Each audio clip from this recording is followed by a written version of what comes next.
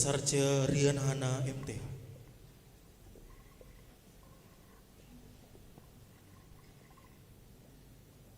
Mari kita berdoa. Kami sungguh bersyukur di hadapan hadirat-Mu Bapa atas kasih karunia Tuhan dalam kehidupan kami. Kalau hari ini ya Tuhan, kami boleh berkumpul bersama-sama di tempat ini, di mana kami sama-sama akan mengadakan ibadah sekaligus ujian. Bersyukur untuk kebaikan Tuhan. Acara pada saat ini adalah ujian, promosi, dan wisuda doktor yang ke-15. Tuhan yang akan memberkati acara ini dari awal, pertengahan, hingga kesudahannya, agar sungguh nama Tuhan dipermuliakan dalam setiap keberadaan kami. Terima kasih Tuhan Yesus, Tuhan memimpin acara ini hingga selesai. Dalam nama Yesus kami menyerahkan ujian, promosi, dan wisuda doktor yang ke-15. Tuhan yang akan memimpin. Haleluya. Amin.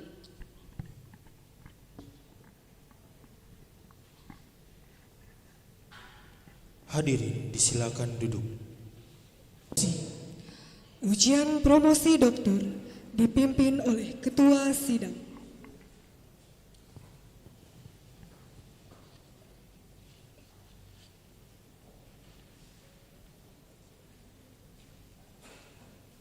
Bapak Ibu sekalian, kita akan menyaksikan ujian promosi oleh promovendus dan juga promovenda, 2 orang promovendus dan 2 orang promovenda pada hari ini dalam kesempatan yang berbahagia ini.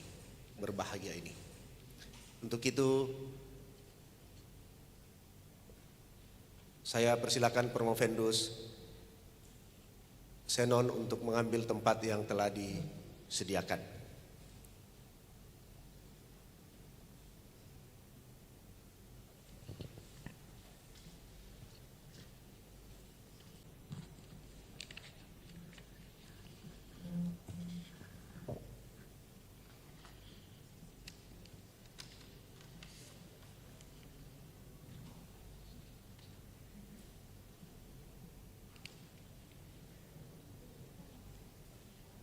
Promovendus Dirgoi sudah ada di tempat, Promovenda Joyce Aneke Rantung dan juga Promovenda Ayah Susanti sudah ada di tempat.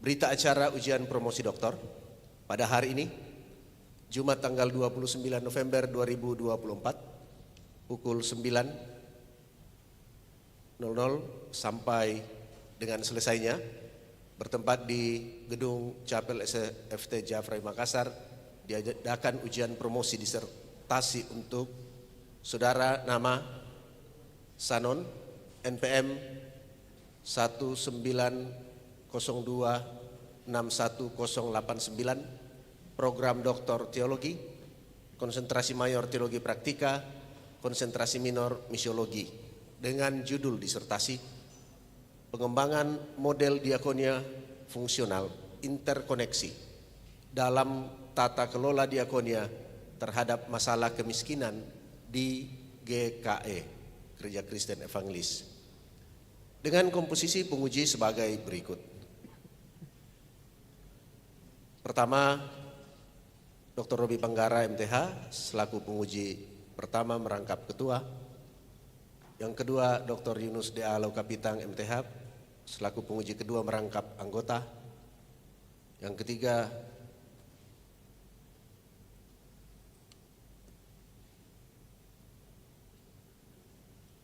Dr. Ivan TH Wisman M.Hum, penguji ketiga merangkap anggota.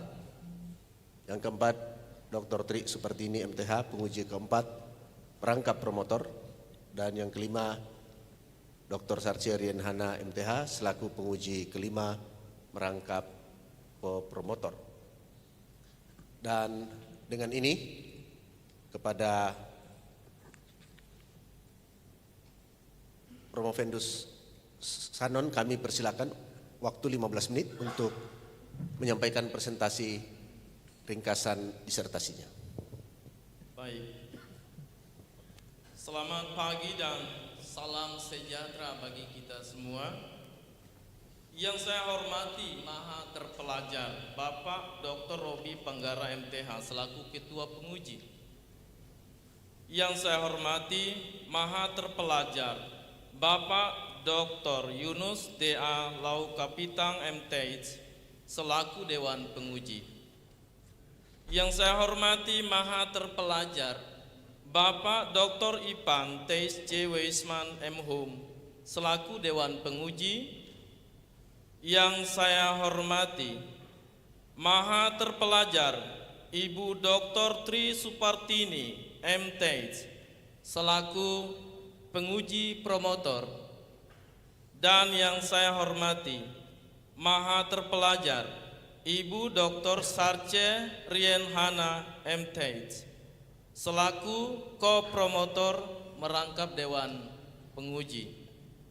Dan yang saya hormati dan saya banggakan para tamu undangan yang sempat hadir di sidang ujian promosi dan wisuda doktor teologi hari ini.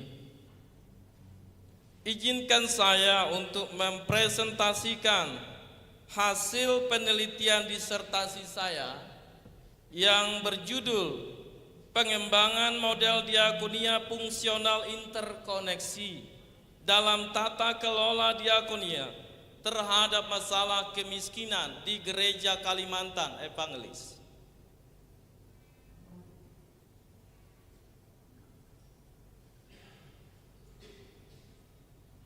Kemiskinan merupakan suatu kenyataan sosial sekaligus menegaskan adanya tanggung jawab sosial gereja yang disebut diakonia.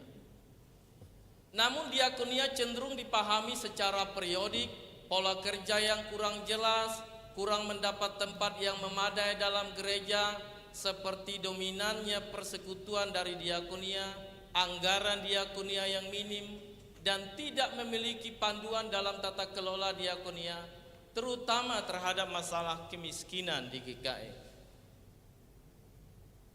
Berangkat dari kenyataan itu, perlu pengembangan model diakonia yang sebelumnya ada 3 model, yakni karitatif, reformatif, dan transformatif. Tujuan penulisan ini mengembangkan model diakonia yang valid, praktis, dan efektif dalam tata kelola diakonia terhadap masalah kemiskinan di GKI.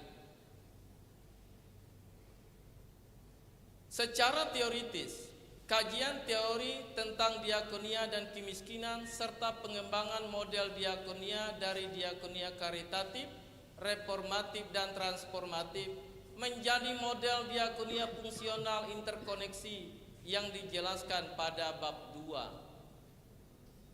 Pada bagian ini ada dasar alkitabiahnya, lalu menjelaskan model diakonia dalam sejarah kekristenan yang ada 3 model di situ. Ada model karitatif, reformatif, dan transformatif. Lalu kemudian model diakonia fungsian R&D, Research and Development. Pertimbangannya berangkat dari kesadaran akan kebutuhan pengguna atas suatu produksi hasil. Produk hasil pengembangan yang memerlukan uji produk untuk mengetahui aspek kevalidan, kepraktisan, dan keefektifannya. Ada 3 langkah penelitian R&D yang saya gunakan, yaitu tahap penelitian awal. Ini digunakan untuk menganalisis kebutuhan konteks, tahap desain pengembangan produk, dan tahap uji produk. Hasil dan pembahasan. Deskripsi hasil penelitian. Hasil pendahuluan, penelitian, hasil studi pendahuluan. Konteks pelayanan dan masalah yang dinamis, kompleks, dan multidimensi memerlukan pendekatan fungsional, sehingga model diakonia perlu dikembangkan. Pejabat gerejawi memerlukan panduan diakonia. Hasil pengembangan diakonia fungsional interkoneksi, produknya berupa buku panduan diakonia fungsional interkoneksi. validasi desain. Desain produk divalidasi oleh promotor, kopromotor, dan 2 orang ahli yang ditunjuk oleh kampus. Hasilnya, desain produk layak digunakan. Ahli 1 memakai pendekatan kualitatif. Ahli 2 memakai pendekatan kualitatif dengan nilai validitas desain 90 dari interval nilai 0 sampai 100.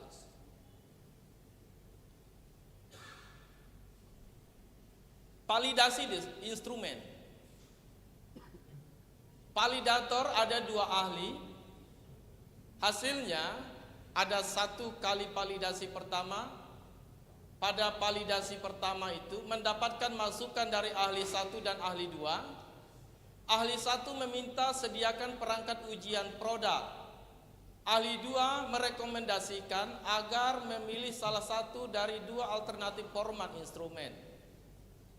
Berdasarkan masukan dari ahli 1 dan 2, dilakukan revisi instrumen penelitian, lalu kemudian divalidasi ulang oleh 2 ahli dengan menyatakan instrumen layak menurut ahli 1 dan 2. Tingkat kelayakan menurut ahli 2, instrumen wawancara 91,7, instrumen observasi 90.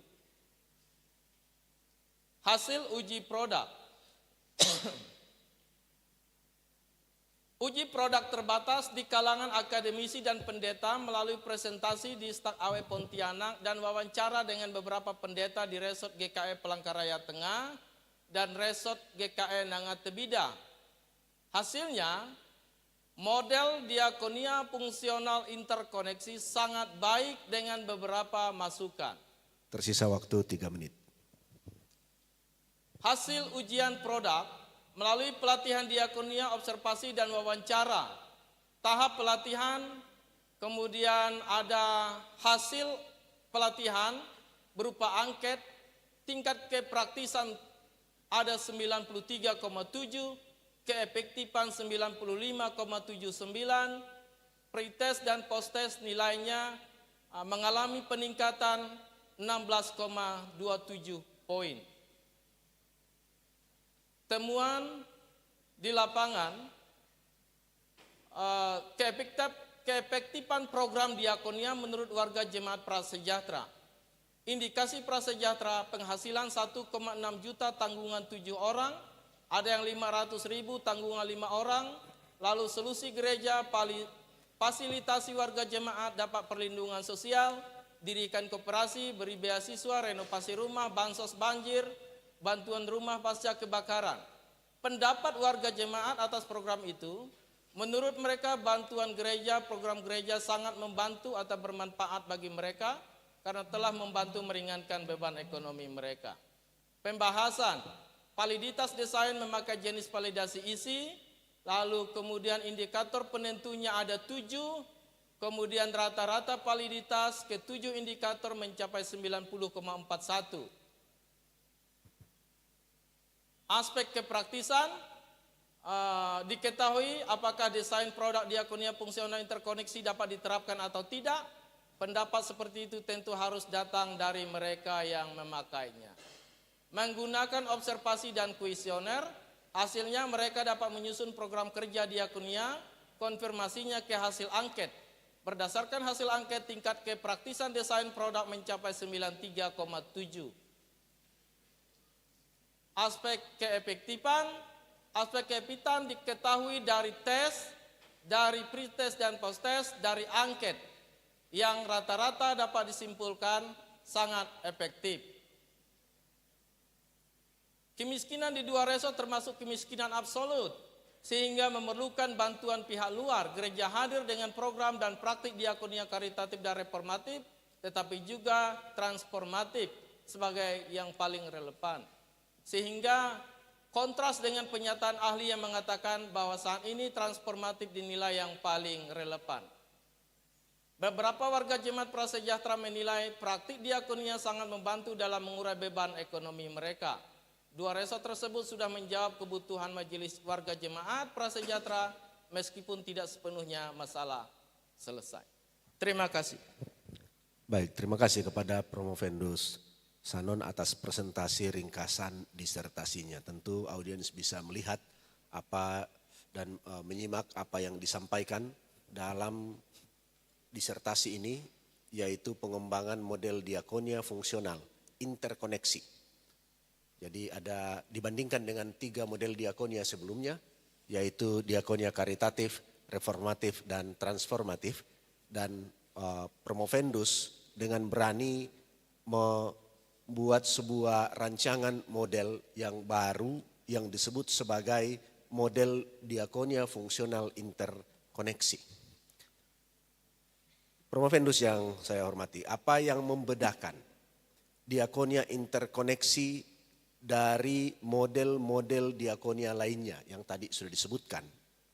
Lalu bagaimana hal ini akan bekerja untuk memberi dampak mengentaskan kemiskinan? Tentu ini hal yang sangat baik, akan disambut gembira karena ini mendukung program pemerintah.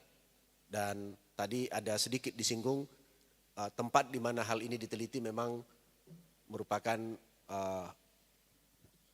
ada dalam konteks kemiskinan absolut. Jadi bisa juga dibandingkan dengan daerah 3T yang merupakan program pemerintah. Sehingga pertanyaan saya pertama adalah bagaimana membedakan diakonia interkoneksi dari model lainnya, tetapi dilanjutkan dengan itu adalah bagaimana hal ini akan bekerja untuk memberi dampak mengentaskan kemiskinan. Tentu dalam skala yang lebih luas, walaupun sudah diuji coba dalam skala yang kecil. Demikian. Baik, terima kasih Ketua Penguji yang maha terpelajar Bapak Dr. Robi Penggara MTIS. Perbedaan mendasarnya adalah terletak pada konsep. Diakonia sebelumnya ketiga model itu cenderung dilihat secara periodik, supaya dia bisa memancing sendiri untuk dapat ikan. Nah, diakonia transformatif itu katanya diakonia yang tidak cukup hanya berikan dan pancing, tapi tidak ada lahan tempat memancing, sehingga diberi lahan. Dan itu disebut dengan diakonia pemberdayaan. Nah, para ahli cenderung melihat ketiga periode itu secara ketiga model itu secara periodik. Lalu sekarang katanya ini diakonia transformatif yang relevan. Termasuk Profesor Jan Aritonang mengatakan itu. Tapi saya mencoba melihat apakah benar demikian? Itu pertanyaan penting saya. Apakah benar bahwa periode saat ini memang hanya transformatif? Saya melihat kasus COVID misalnya. Dalam kasus COVID orang tidak bisa hanya bicara pemberdayaan, saya melihat baru kita bicara transformatif. Itu artinya apa? Bahwa di dalam diakonia itu hal terpenting yang harus dilihat adalah kebutuhan konteks. Itu yang saya sebut dengan diakonia fungsional interkoneksi. Tapi kebutuhan konteks yang kompleks dan dinamis itu membuat gereja tidak bisa bekerja seorang diri. Dia harus melibatkan banyak pihak. Itu yang saya sebut dengan interkoneksi. Ini istilah yang jarang ada di teologi dan ilmu sosial. Umumnya lebih banyak di ilmu internet, Pak. Jadi saya adopsi istilah itu untuk konteks kemitraan. Lalu bagaimana itu diterapkan membantu gereja dalam pengentasan kemiskinan? Konsep itu perlu diturunkan pada tataran aplikatif yang di dalamnya ada pola-pola kerja yang jelas yang saya singkat sebagai KPPR, dan pola itu yang bisa digunakan oleh gereja untuk memetakan apa kebutuhan konteks itu. Setelah itu baru ditentukan analisis masalahnya sehingga dapat pohon masalah, akar masalah. Setelah dapat akar masalah baru kita susun strategi solusinya sehingga diharapkan solusi itu menjawab akar masalah itu. Terima kasih, Pak. Terima kasih Promovendus Sanon. Saya rasa cukup. Saya persilakan kepada penguji yang kedua, Bapak Dr. Yunus Dialog Kapitang MTH. Terima kasih Pak Ketua Penguji, Maha Terpelajar Bapak Dr. Robi Penggara MTH, kepada Promovendus Sanon, terima kasih untuk penjelasan tadi. Memang pemberdayaan selalu menggunakan kata mulai dari apa yang ada padamu, ya. Yang saya mau tanya kepada Pak, untuk membangun interkoneksi, apakah Gereja Kalimantan Evangelikal ini mempunyai data potensi sumber daya alam sehingga dan juga mempunyai pusat pelatihan, ya, mungkin begitu, seperti pemerintah, balai latihan kerja, begitu. Pelatihan untuk usaha kecil menengah yang melengkapi masyarakat miskin dengan teknologi tepat guna untuk mengembangkan potensi yang ada pada mereka, sehingga potensi sumber daya alam ini bisa menjadi produk yang siap dipasarkan sehingga dapat meningkatkan ekonomi umat. Seperti yang Pak tulis dalam disertasi ini, ada contoh jemaat Panenga ya, yang mempunyai usaha keladi, ya. Ya, ada kerupuk yang bisa dibuat dan jadi binaan Kota Palangkaraya. Ya, ini kan kerupuk satu saja, tapi sumber daya alam Kalimantan ini kan banyak, Pak. Yang mau tanya saya itu tadi, apakah sudah ada langkah-langkah yang tadi dilakukan oleh pemerintah gereja atau belum? Dari tulisan Pak ini mungkin mendorong pemerintah gereja untuk ada tim yang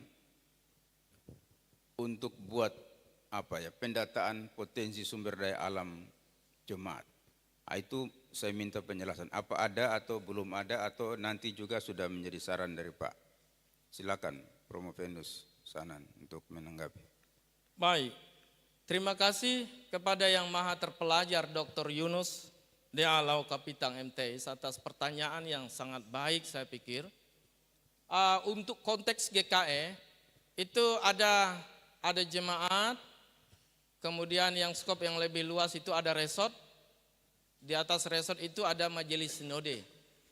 Nah, di majelis sinode itu pelayanan sosial itu dikenal dengan ada yang namanya Departemen Diakonia. Di Departemen Diakonia itu salah satu bidangnya adalah Parpem, partisipasi pembangunan. Di situ pusat-pusat pelatihan biasanya dilakukan sesuai dengan konteks di beberapa resort dan jemaat. Salah satunya yang memang secara konsisten dan terprogram itu namanya workshop GKE. Itu khususnya untuk umumnya pemberdayaan terhadap perempuan, kerajinan tangan di situ, beberapa bentuk kerajinan tangan, lalu jahit menjahit di situ. Itu untuk tingkat sinode. Lalu di tingkat resort juga bervariasi, Pak. Ada resort yang memang punya program pelatihan secara kontinuitas, tapi ada yang tidak. Nah, untuk 2 resort yang saya teliti ini, ada di resort Palangkaraya Tengah, itu ada program pelatihan. Program pelatihan pemberdayaan jemaat yang berorientasi pada penggunaan sumber daya alam untuk peningkatan kebutuhan ekonomi. Salah satunya di jemaat GKI Panenga itu, Pak, ada kelompok usaha namanya kelompok Kelakai. Ya, Jadi Kelakai itu pakis, ya. Pakis itu kemudian diolah sedemikian rupa menjadi kerupuk. Nah, itu bekerja sama dengan pemerintah Kota Palangkaraya. Kemudian ada di jemaat Tunjung Nyahu, itu kelompok usaha jamur tiram, Pak. Jamur tiram di situ, di Tunjung Nyahu itu. Nah, itu beberapa contoh, memang ada pelatihan-pelatihan untuk pemberdayaan ekonomi jemaat. Tapi ada beberapa juga resort yang tidak punya itu. Saya mengidentifikasi resort Nangatibidah belum punya itu. Yang memang secara terprogram ada pelatihan. Terima kasih, Pak. Jadi ada, ya? Ada. GKI ada, oke. Kemarin saya ada kirim kasih Pak satu link pelatihan. Nanti tolong itu bisa untuk ikut pelatihan jemaat, ya. Karena itu pelatihan UKM untuk 2 tahun secara online, sehingga diharapkan ada unit-unit ekonomi produktif yang ada pada jemaat. Yaitu saya sudah sharing kepada Pak Promovenus Pak Sanon, saya harap Pak sharingkan kepada ibu-ibu, bapak-bapak untuk ikut pelatihan itu ya. Terima kasih. Terima Siap. kasih, saya cukup, artinya sudah ada dan tinggal dikembangkan supaya menjadi, hanya Pak tidak bawa untuk kita coba nih. Ya betul. Mohon maaf ya. Ya, saya kembalikan kepada Ketua. Baik, terima kasih kepada Dewan Penguji Bapak Dr. Yunus Dialog Kapitang. Selanjutnya kepada penguji ketiga Bapak Dr. Ivan TH Wisman M.Hum.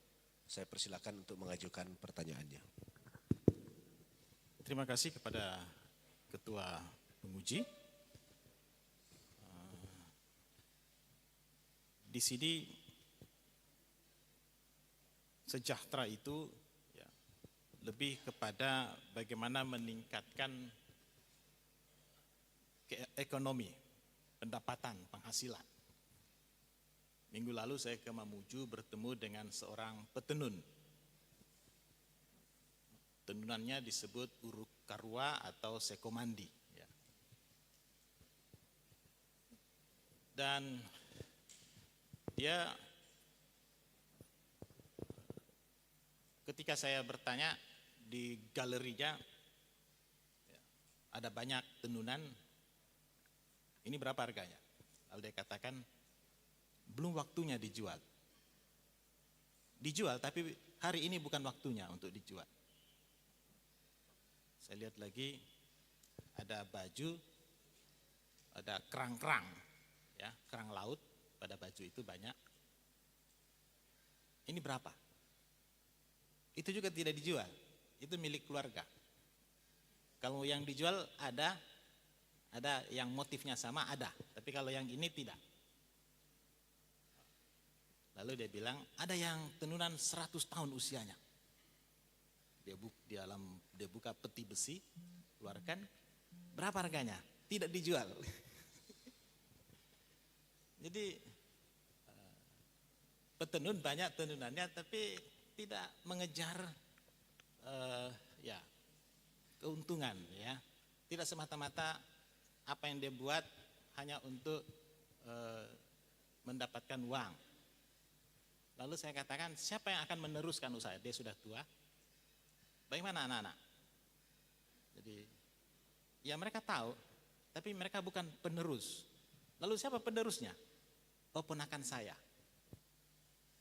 Kenapa bisa?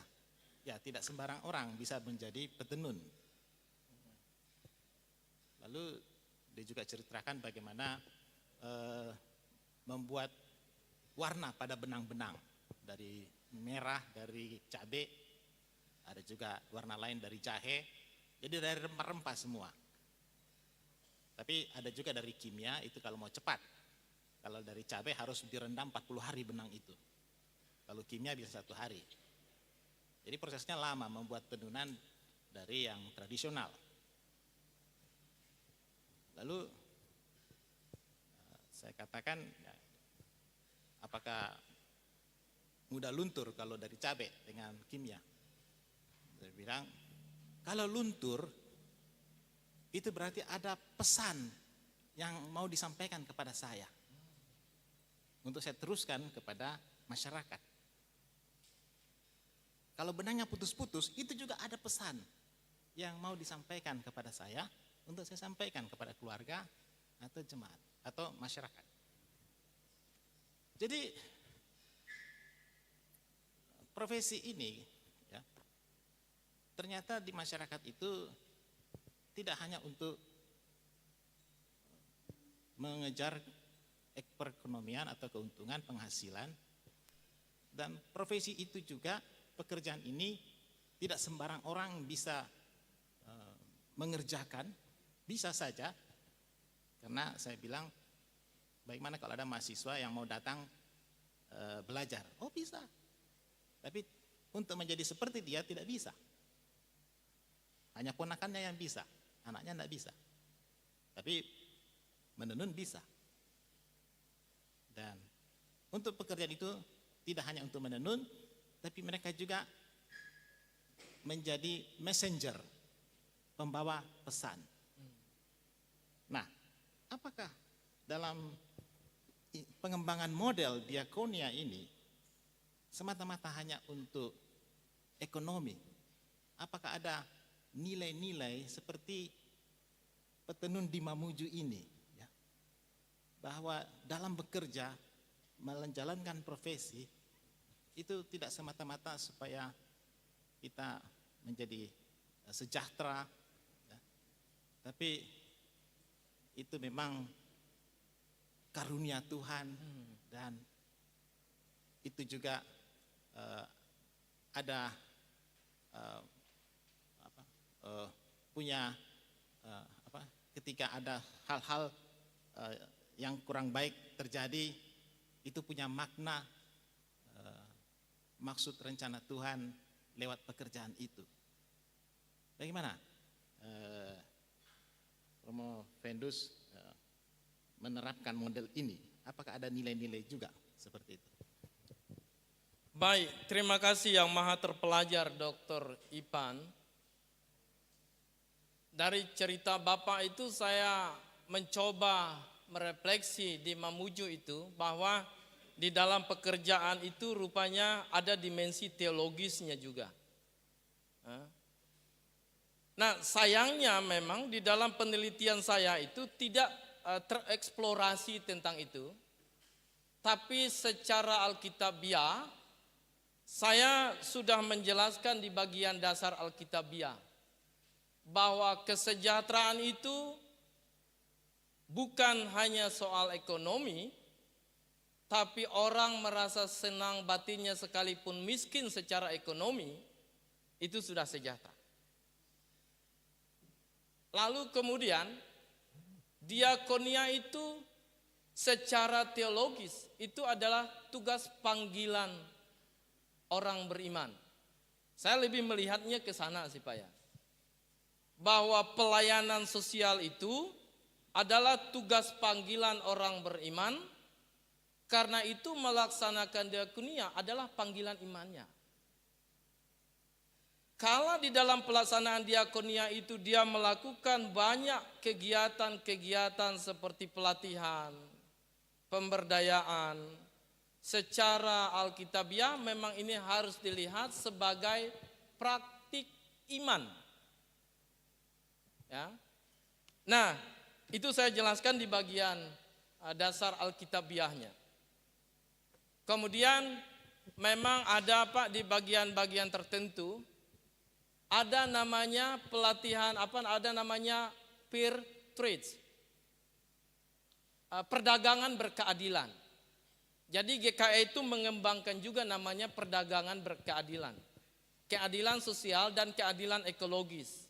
Jadi di dalam usaha diakonia itu, usaha diakonia yang dilakukan oleh gereja itu pertimbangan pertama-tama harus adil terhadap alam. Tidak boleh eksploitasi alam hanya tujuan mengejar ekonomi. Yang kedua, dia harus punya keadilan sosial juga.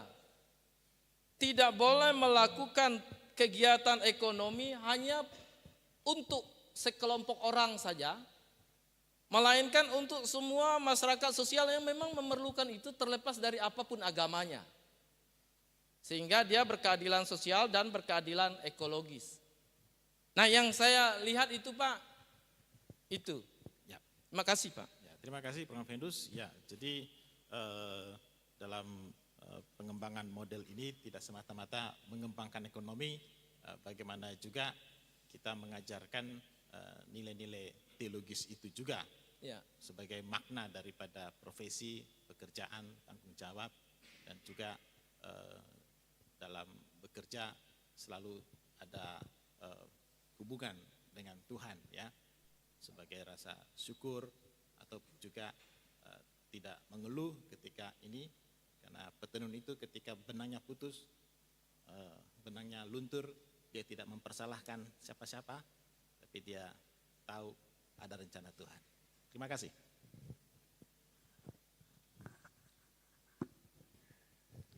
Terima kasih Dewan Penguji, Bapak Dr. Ivan TH J. Wisman M. Hum.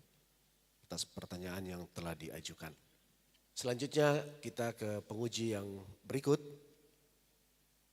Ibu Dr. Sarce Rian Hana MTH, selaku penguji keempat. Disilakan untuk mengajukan pertanyaan. Baik, terima kasih untuk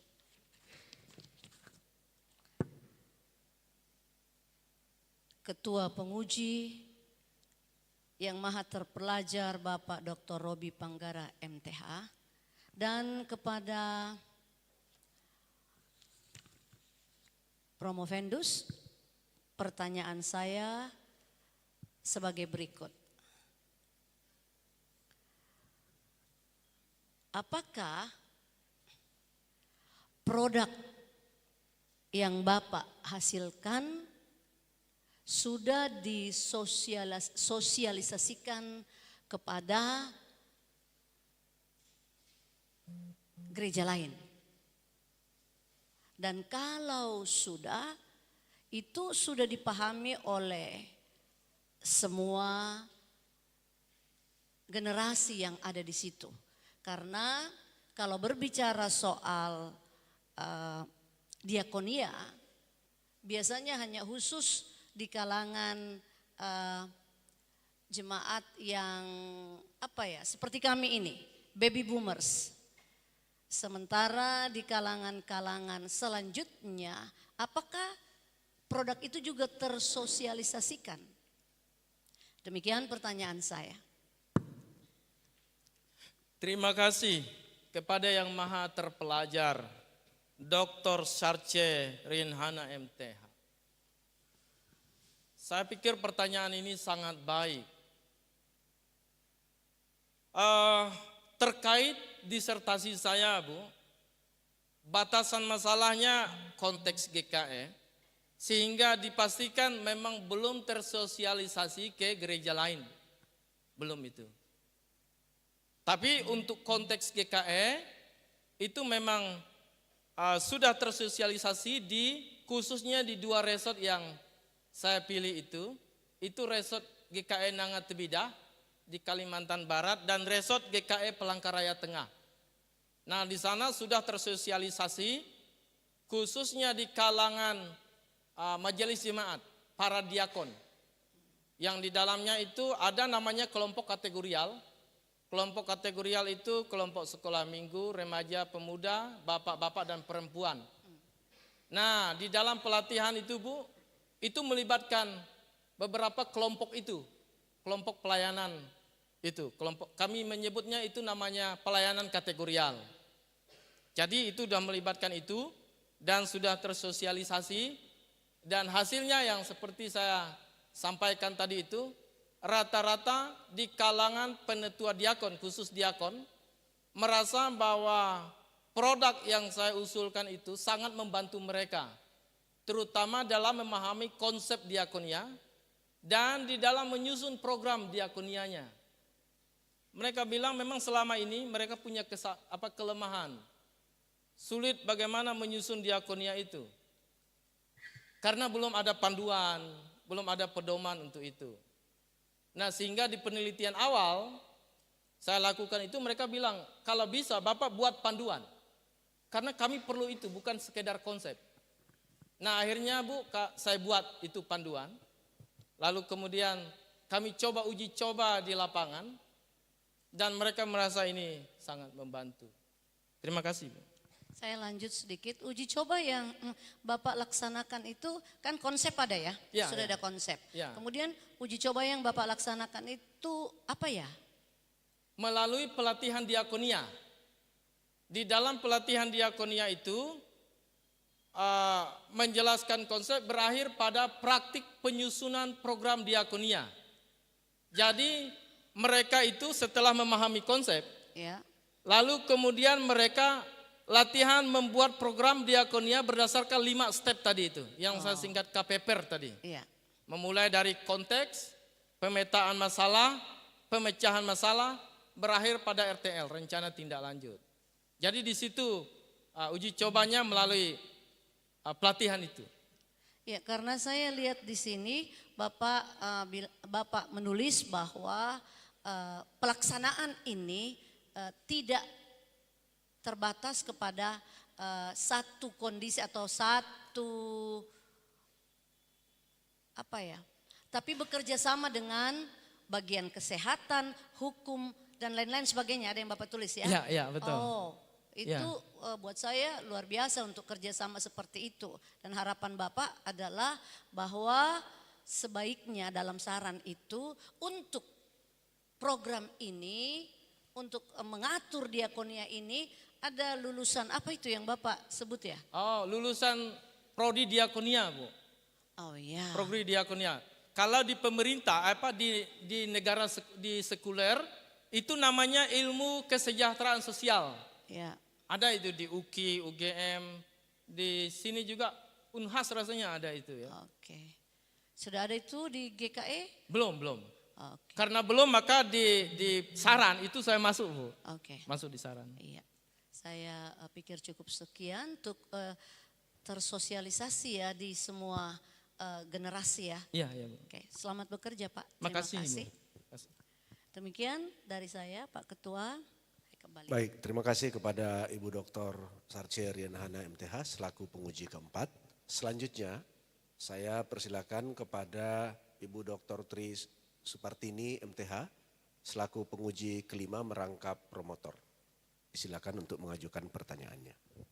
Terima kasih Ketua Penguji yang Maha Terpelajar Bapak Dr. Robi Panggara. Saya melanjutkan untuk pertanyaan. Sekali lagi saya menyampaikan selamat untuk Promovendus Sanon dan juga keluarga. Barangkali ada keluarga yang hadir hari ini. Ada Bapak membawa siapa rombongannya? Yang hadir sekarang ada anak saya, silakan berdiri nak. 2 orang. Istri saya masih di penginapan karena ada anak kecil. Nanti akan hadir untuk foto saja. Baik ya, Kasih. terima kasih ya. Terima kasih untuk anak-anak dan istri yang pasti keluarga besar mendukung semua proses pembelajaran dan semua tugas yang berat ini. Mungkin agak kurang waktunya, pasti terbagi-bagi ya dengan keadaan ini. Nah, pertanyaan saya Pak, ada tadi dijelaskan bahwa model ini dirangkum atau dibuat dalam penelitian ini menjadi sebuah buku panduan. Bolehkah kami semua yang ada di sini diperlihatkan hasil produknya yaitu dengan buku panduan tersebut?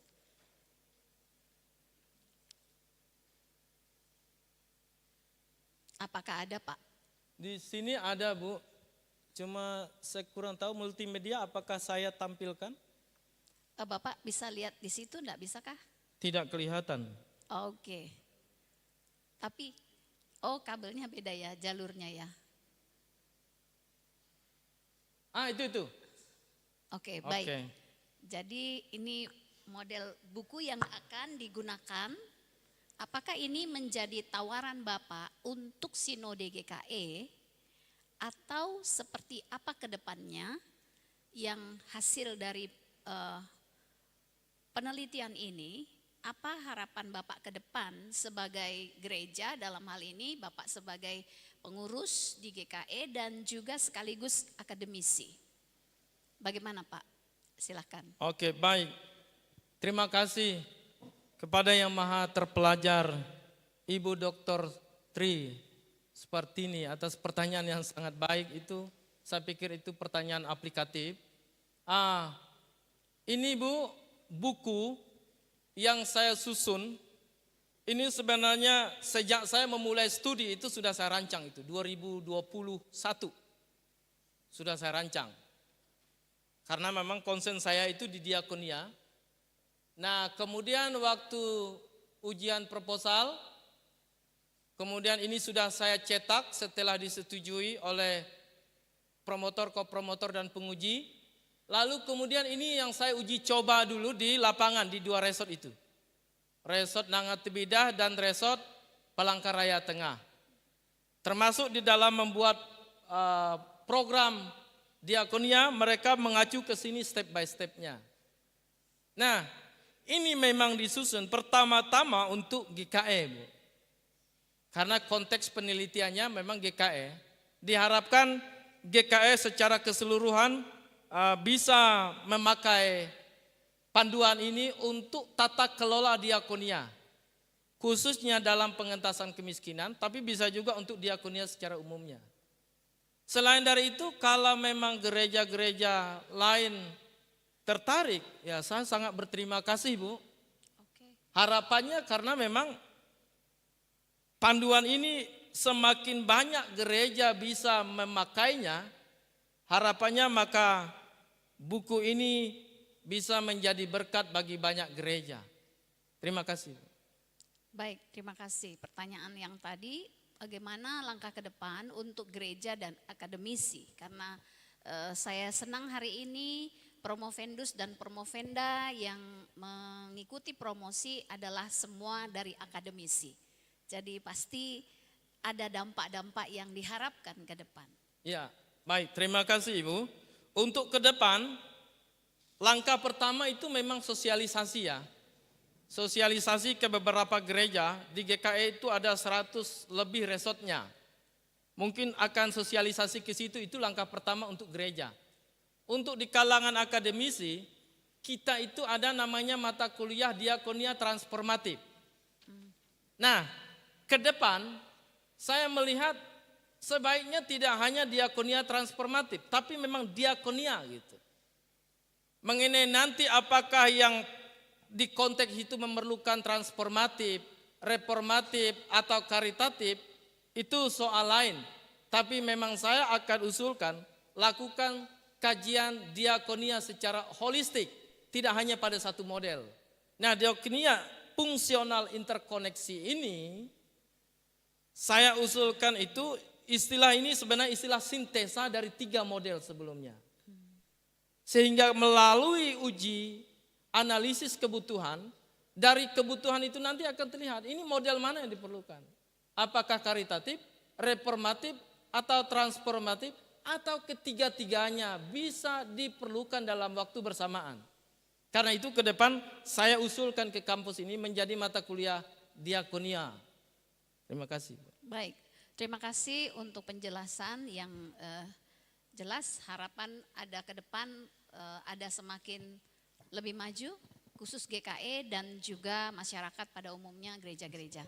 Terima kasih. Saya kembalikan kepada Ketua Penguji. Baik, terima kasih kepada penguji ke-5 merangkap promotor, Ibu Dr. Tri Supertini MTH, dan juga terima kasih kepada Promovendus Sanon atas presentasi dan juga jawaban-jawaban yang boleh diberikan kepada Dewan Penguji dan juga kepada semua yang hadir pada hari ini. Boleh beri tepuk tangan kepada Promovendus Sanon.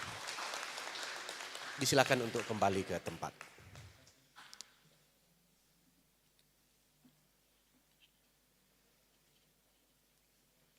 Bapak Ibu sekalian, saya persilakan Promovendus D. Roy Kolibu untuk mengambil tempat yang telah disediakan.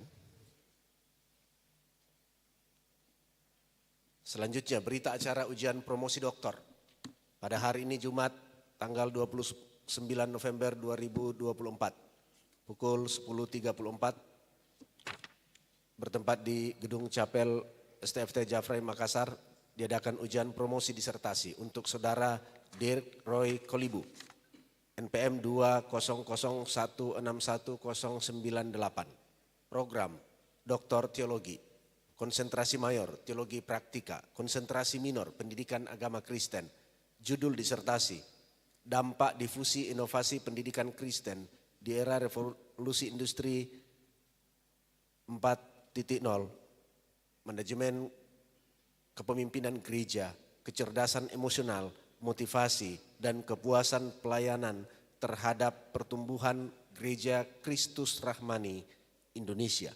Dengan komposisi penguji sebagai berikut. Nama pertama Dr. Sarjerian Hana MTH selaku penguji pertama merangkap ketua. Yang kedua Dr. Robi Panggara MTH, penguji kedua merangkap anggota. Yang ketiga Bapak Dr. Yunus Dialau Kapitang MTH, penguji ketiga merangkap anggota. Yang keempat, Bapak Dr. Ivan TH Wisman M. Hum, penguji keempat merangkap promotor. Dan yang kelima, Ibu Dr. Tri Supartini MTH, penguji kelima merangkap ko-promotor. Saya persilakan kepada Ketua Dewan Penguji Ibu Dr. Sarce Rien Hana MTH.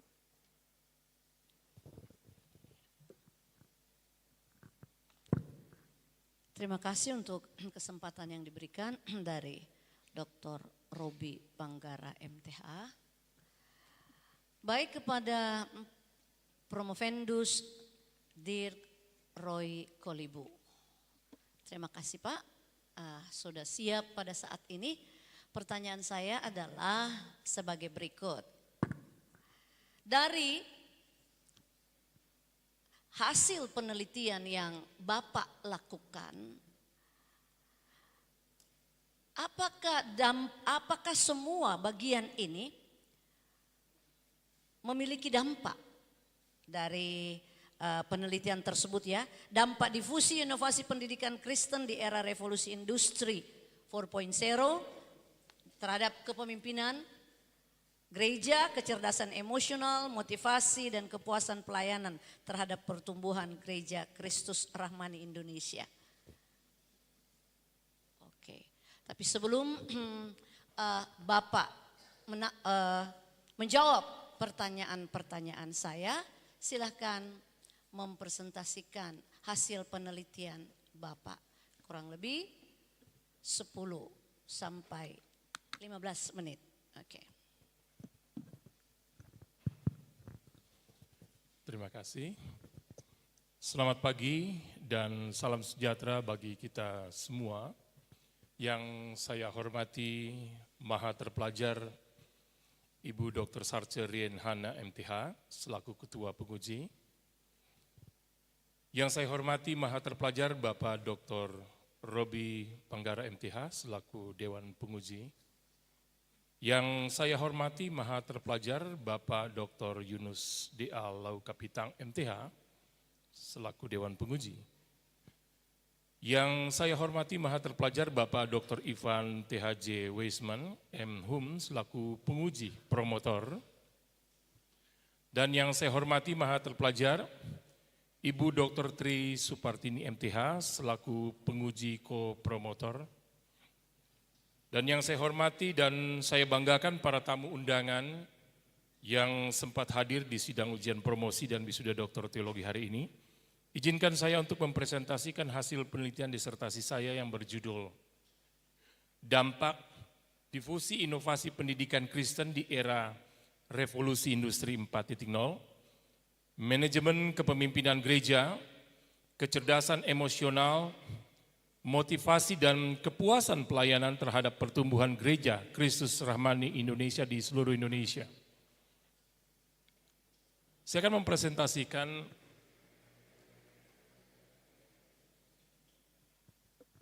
dalam latar belakang masalah saya, di mana pengkajiannya itu, penelitian ini mengeksplorasi pertumbuhan gereja, khususnya dalam aspek spiritualitas jemaat di Gereja Kristus Rahmani Indonesia. Dan berbagai penelitian sudah dilakukan tentang pertumbuhan gereja, di mana Donald McGavran sebagai Bapak Pertumbuhan Gereja, George Hunter III, Peter Wagner, Rick Warren, Christian Swartz, Josh Barna, Mark Dever, dan untuk di Indonesia adalah Bilangan Research Center di Indonesia yang banyak berkontribusi pada pemahaman tentang pertumbuhan gereja. Data-data ini yang saya jadikan sebagai dasar dari penelitian ini dan bagaimana melihat permasalahan yang ada di lapangan. Penelitian ini menganalisis 5 faktor penting, yaitu difusi inovasi pendidikan Kristen di era 4.0, manajemen kepemimpinan gereja, kecerdasan emosional, motivasi pelayanan dan kepuasan pelayanan yang mempengaruhi pertumbuhan gereja di GKRI seluruh Indonesia. Melalui survei nasional melibatkan 67 jemaat lokal di seluruh Indonesia, maka ditemukan bahwa dominasi pertumbuhan gereja bergerak dalam arah yang signifikan. Dan terakhir tujuan penelitian ini menganalisis pengaruh dan kualitas pertumbuhan gereja GKRI. Saya ambil teori dari Donald McGavran, Bapak Pertumbuhan Gereja, di mana dikatakan sebuah disiplin ilmu yang menyelidiki sifat perkembangan, pertumbuhan, penanaman, pelipat gandaan fungsi, dan kesehatan gereja Kristen dengan kaitannya dengan penerapan mandat Allah yang efektif untuk menjadikan semua bangsa muridku. Di sini yang ditekankan adalah bagaimana Donald McGavran itu melihat ada pertumbuhan gereja itu menekankan pertumbuhan secara intensif, kualitasnya, dan secara ekstensif kuantitas. Di situ dilihat yang teliti memiliki hubungan pribadi dengan Tuhan dan seterusnya. Dan untuk kuantitas memiliki hubungan pribadi dengan Tuhan. Untuk teori difusi inovasi pendidikan Kristen era 4.0 saya ambil dari Everett M. Rogers, di mana dikatakan sebagai proses di mana sebuah inovasi dikomunikasikan melalui saluran tertentu dari waktu ke waktu di antara para anggota sistem sosial, yang merupakan penyebaran ide baru dari sumber penemuan atau kreasi kepada pengguna akhir atau yang mengadopsinya. Nah di sini kajiannya adalah kompetensi, entrepreneurship, serta teknologi pendidikan. Untuk teori manajemen kepemimpinan gereja saya ambil dari Bapak Manajemen yaitu Peter F. Drucker, di mana dikatakan kepemimpinan yang efektif bukanlah tentang berpidato atau disukai, kepemimpinan ditentukan oleh hasil, bukan atribut. Ada 4 hal yang dikaji pendeta sebagai pemimpin di gereja. Pendeta adalah manajer, pendeta sebagai pelaksana administrasi di gereja, dan pendeta juga sebagai perencana program. Untuk kecerdasan emosional, saya ambil dari Daniel Goleman, di mana dikatakan kecerdasan emosional atau emotional intelligence merujuk kepada kemampuan mengenai emosional diri sendiri dan orang lain, juga kemampuan motivasi diri sendiri dan kemampuan mengelola emosi dengan baik pada diri sendiri dan dalam hubungannya dengan orang lain. Untuk kajiannya adalah dicari di sini adalah dimensi intrapribadi dan dimensi intrapribadi. Sedangkan motivasi pelayanan saya ambil dari Fred Lutyens. Dikatakan proses motivasi itu dimulai dengan kebutuhan fisik atau psikologis yang mengaktifkan perilaku dan dorongan yang ditujukan kepada sasaran. Ada 2 hal penting dalam motivasi pelayanan, itu dimensi intrinsik dan dimensi ekstrinsik, maaf ada kesalahan ketik. Yang terakhir adalah kepuasan pelayanan, saya ambil dari John Locke, di mana kepuasan pelayanan adalah suatu keadaan yang menyenangkan sebagai akibat dari pengalaman atau penilaian pelayanan. Kepuasan pelayanan adalah suatu akibat dari persepsi tentang bagaimana baiknya pelayanan memberikan sesuatu yang berarti. Di sini ada banyak hal yang dikaji, perasaan bangga dalam melayani Tuhan, perasaan sukacita dalam melayani Tuhan, perasaan bahwa hidupnya dalam jaminan Allah, perasaan terhadap tantangan dalam melayani, penghargaan Allah yang dirasakan, dan persembahan kasih yang dinikmati, pengawasan pelayanan, keterlibatan dalam jenjang promosi, dan pengakuan lingkungan pelayanan sebagai pelayan Tuhan. Metode yang saya gunakan adalah rancangan penelitian metode campuran atau explanatory sequential mixed method design. Data kuantitatif digunakan sebagai cara memperoleh data yang terukur berupa data deskriptif, komparatif, dan asosiatif dengan analisis tematik. Sedangkan data kualitatif digunakan untuk membuktikan, memperdalam, memperluas, memperlemah, dan menggugurkan data kuantitatif yang telah diperoleh. Pendekatan dilakukan secara gabungan dengan tujuan untuk memberikan pemahaman yang lebih baik. Variabel penelitian saya adalah variabel terikatnya pertumbuhan spiritual kaum muda gede. Maaf, ini ada belum diganti.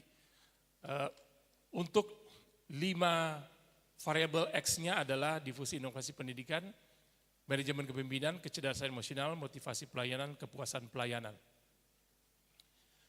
Hasil dan pembahasan untuk kuantitatifnya, difusi inovasi pendidikan Kristen tidak berpengaruh terhadap pertumbuhan gereja GKRI di seluruh Indonesia. Manajemen kepemimpinan gereja tidak berpengaruh terhadap pertumbuhan gereja. Kecerdasan emosional tidak berpengaruh terhadap pertumbuhan gereja. Motivasi pelayanan berpengaruh positif terhadap pertumbuhan gereja.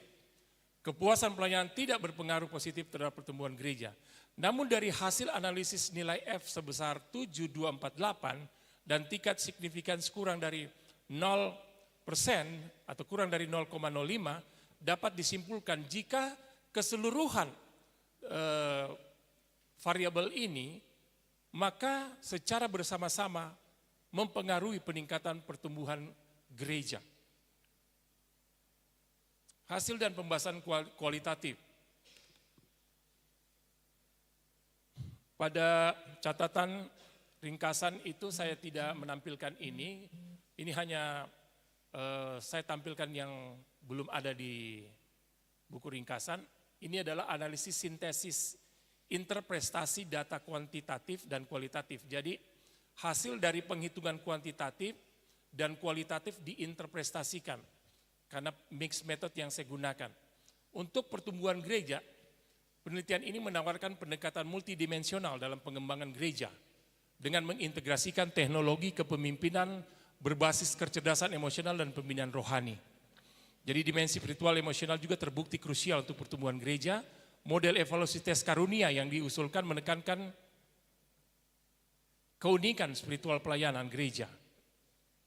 Hasil dan pembahasan kualitatif untuk difusi inovasi itu mengintegrasikan data kualitatif dan kuantitatif untuk memberikan gambaran yang lebih mendalam, di mana data kuantitatif menunjukkan bahwa difusi inovasi pendidikan Kristen belum memiliki pengaruh signifikan terhadap pertumbuhan gereja. Namun kalau kita melihat dari data kualitatif mengungkapkan bahwa memang kendala utama bukan terletak pada potensi teknologi tetapi pada bagaimana minimnya pemahaman dan keterampilan dalam mengintegrasikan Promovendus, teknologi. 3 menit lagi.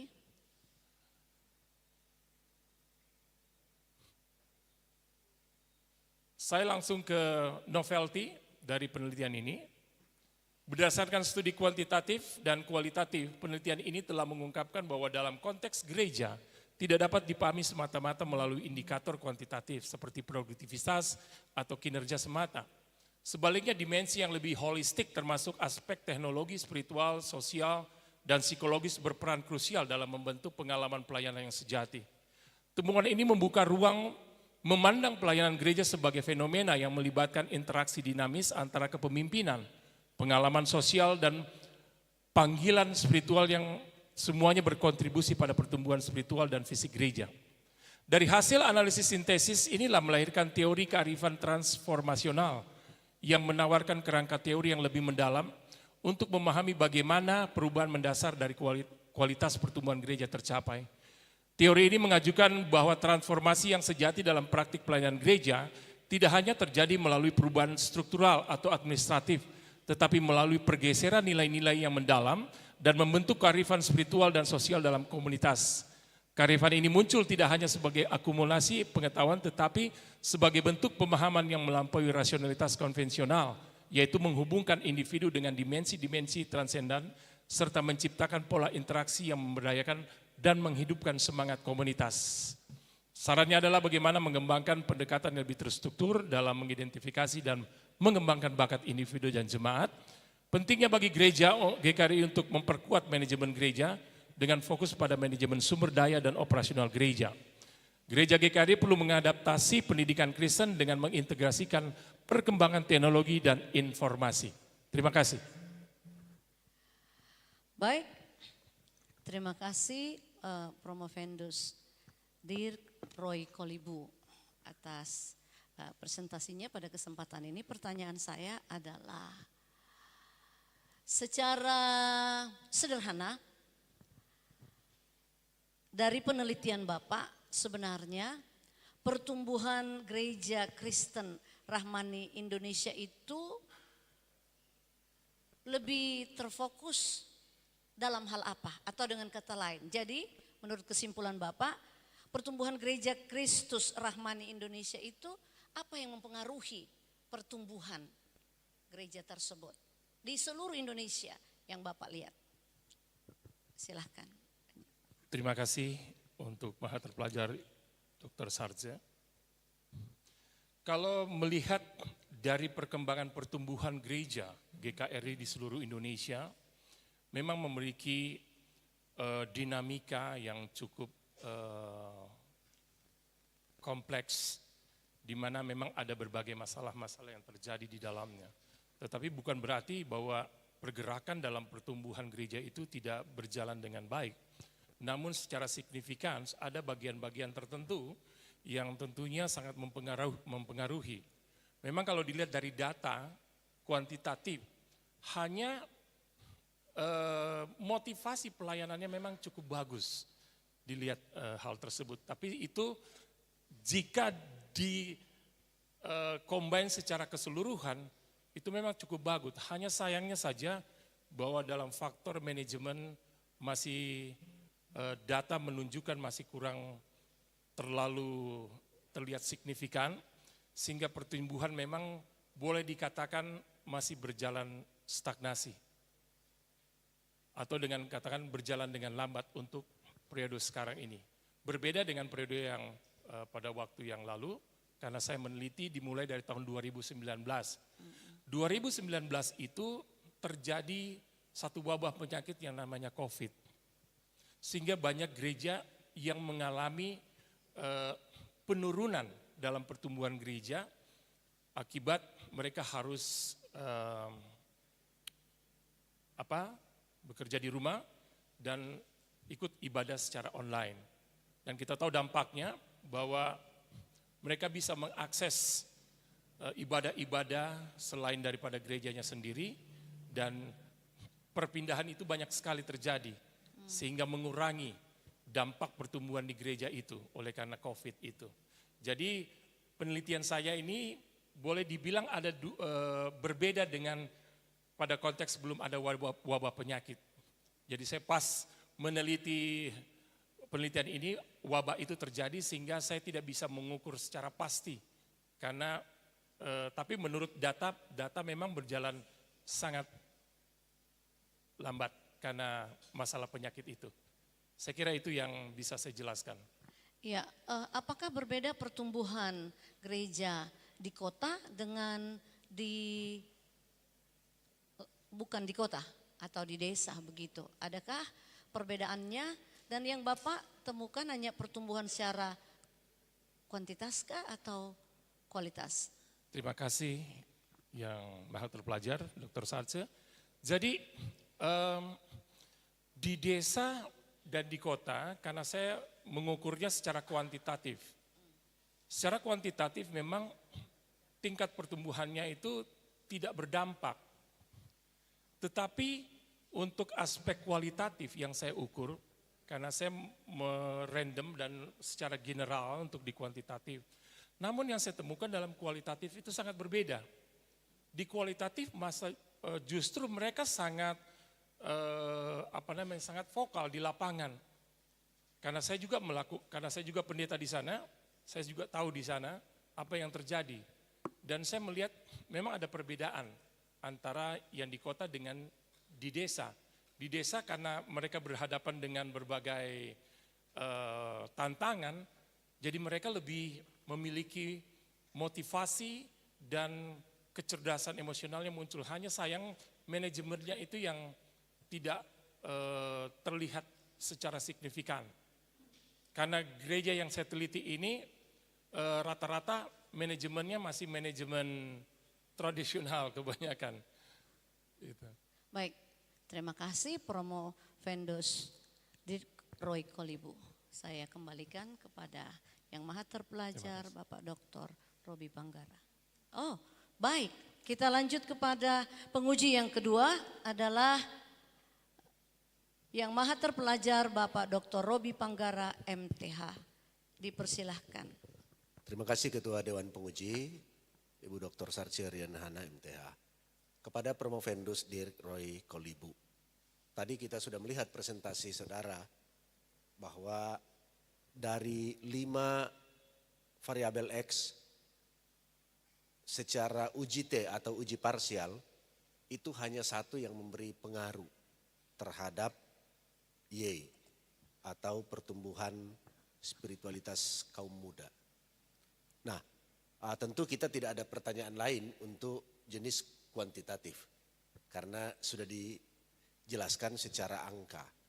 Tetapi karena ini menggunakan mixed methods, ada teknik lainnya yaitu kualitatif. Sehingga pertanyaan saya demikian. Ketika melihat angka-angka itu secara kuantitatif, tetapi kemudian masih diikuti dengan langkah kualitatif, bagaimana Promovendus sendiri melihat keterkaitan kelima variabel X itu, Karena kalau uji F-nya, uji simultannya itu memberi pengaruh. Sehingga dalam hal ini bagaimana dijelaskan secara kualitatif supaya 4 variabel ini tidak dihilangkan nantinya. Ya kan? Kan melalui uji T kan tidak perlu difusi inovasi, tidak perlu manajemen kepemimpinan karena memang tidak mempengaruhi. Tidak perlu kecerdasan emosional, tidak perlu kepuasan pelayanan. Nah kan bisa saja dibuang akibat dari uji T. Tetapi uji F-nya menunjukkan bahwa kalau secara simultan kan ada. Nah, sehingga ini menjadi pertanyaan saya, dengan kualitatif research yang dilakukan, bagaimana Promovendus sendiri melihat keterkaitan variabel ini untuk memberi sumbangsi pertumbuhan terhadap variabel Y-nya dalam hal kualitatifnya. Karena sudah dilakukan juga ya. Oke, itu saja pertanyaan saya. Terima kasih. Ya, tadi saya sudah menjelaskan hasil dan pembahasan dari analisis sintesis interpretasi data kuantitatif dan kualitatif. Nah, pendekatan multidimensional yang saya jelaskan dalam PPT ini, itu adalah bagaimana menggambarkan bagaimana gereja dapat berfungsi sebagai entitas holistik dan itu bagaimana melibatkan dimensi kehidupan manusia seperti emosional, spiritual, teknologi, dan manajerial. Data kuantitatif memang cukup bagus di lapangan, tapi secara keseluruhan itu untuk menginterpretasi data kuantitatif yang secara angka kurang bagus. Di kualitatif bagus Pak. Ternyata waktu diteliti, diwawancara maksud saya, mereka memiliki multidimensional yang saya katakan ini dalam pembangunan itu mengintegrasikan walaupun teknologi kurang bagus, tetapi bagaimana dimensi spiritual dan emosional jemaat itu terbukti sangat memberikan dampak pada pertumbuhan gereja sekalipun lambat. Tetapi mereka juga melihat banyak peluang-peluang yang terjadi di lapangan. Peluang-peluang itu mereka manfaatkan untuk dijadikan sebuah batu loncatan bagaimana bisa bertumbuh secara kualitas. Jadi dengan kata lain saya simpulkan, gereja GKRI ini secara kuantitas memang lambat, tetapi secara kualitas mereka bagus dalam wawancara tersebut karena di hasil dan pembahasan ini pertumbuhan gereja ini adalah bagaimana melihat dari kelima variabel itu ditinjau secara kualitatif. Jadi secara kualitatif itu model evaluatif tes karunia mereka tekankan di situ untuk keunikan spiritual pelayanan gereja. Nah ini mereka mendukung pelayanan mereka. Sehingga dalam aspek kualitasnya itu ditekankan dengan bagaimana pemahaman-pemahaman teologi mereka itu sangat bagus. Karena hampir rata-rata juga di sana para pelayannya memiliki kompetensi atau sekolah dan mereka sudah terlatih juga di dalam pelayanan sehingga bagaimana beradaptasi atau bersosialisasi di lapangan itu sangat kelihatan di sana. Itu dari hasil wawancara yang terlihat di bab 4 itu analisisnya dan hasilnya yang seperti saya katakan di sini bahwa secara kualitas mereka cukup meningkat atau baik. Kalau secara kuantitas berjalan sangat lambat. Terima kasih. Terima kasih Promovendus. Jadi dari apa yang Promovendus ceritakan itu dikaitkan dengan kualitas. Kualitas yang maksudnya adalah kualitas pertumbuhan rohani jemaat. Tetapi tadi disebutkan bahwa itu terkait dengan kompetensi. Nah, apakah itu juga disarankan? Karena juga terkait bahwa ini justru ada kaitannya dengan kompetensi para pelayan begitu ya, yang mungkin di sini tidak dimasukkan sebagai variabel. Nah, memang yang saya tanyakan adalah bagaimana Promovendus sendiri melihat secara kualitatif dalam hal metode yang digunakan terhadap 5 variabel ini sebenarnya, ya, bukan pertumbuhan kualitatif jemaatnya, tetapi bagaimana secara kualitatif Promovendus melihat hubungan 5 variabel ini, meskipun secara kuantitatif memang sudah jelas hanya ada satu yang memberi pengaruh jika secara parsial, tetapi secara simultan bersama-sama itu tetap diperlukan, karena itu tadi saya di sini kan ada tokoh-tokoh gereja, jangan sampai kemudian kita merasa oh ini dibuang aja gitu ya, habiskan energi urus 4 variabel lain ini, ternyata kan tidak ada pengaruhnya. Tetapi Promovendus sendiri dalam penelitiannya melihat bahwa sebenarnya secara kualitatif, ketika dilihat secara kualitatif ini tidak boleh dibuang karena masih tetap punya kaitan dalam memberikan pengaruh terhadap pertumbuhan. Tetapi secara kualitatifnya, nah kualitatifnya ini hanya bisa Bapak deskripsikan. Memang secara angka tidak ditunjukkan. Bisa secara singkat Pak untuk hal itu? Baik, terima kasih terpelajar Bapak Dr. Robi Penggara. Ya, jadi metode yang saya gunakan itu dalam pertumbuhan gereja, saya sudah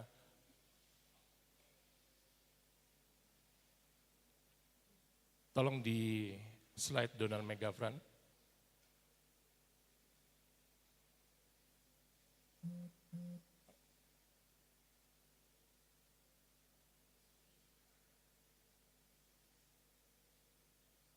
Sorry, tidak bisa jalan. Ya, baik. Mohon maaf.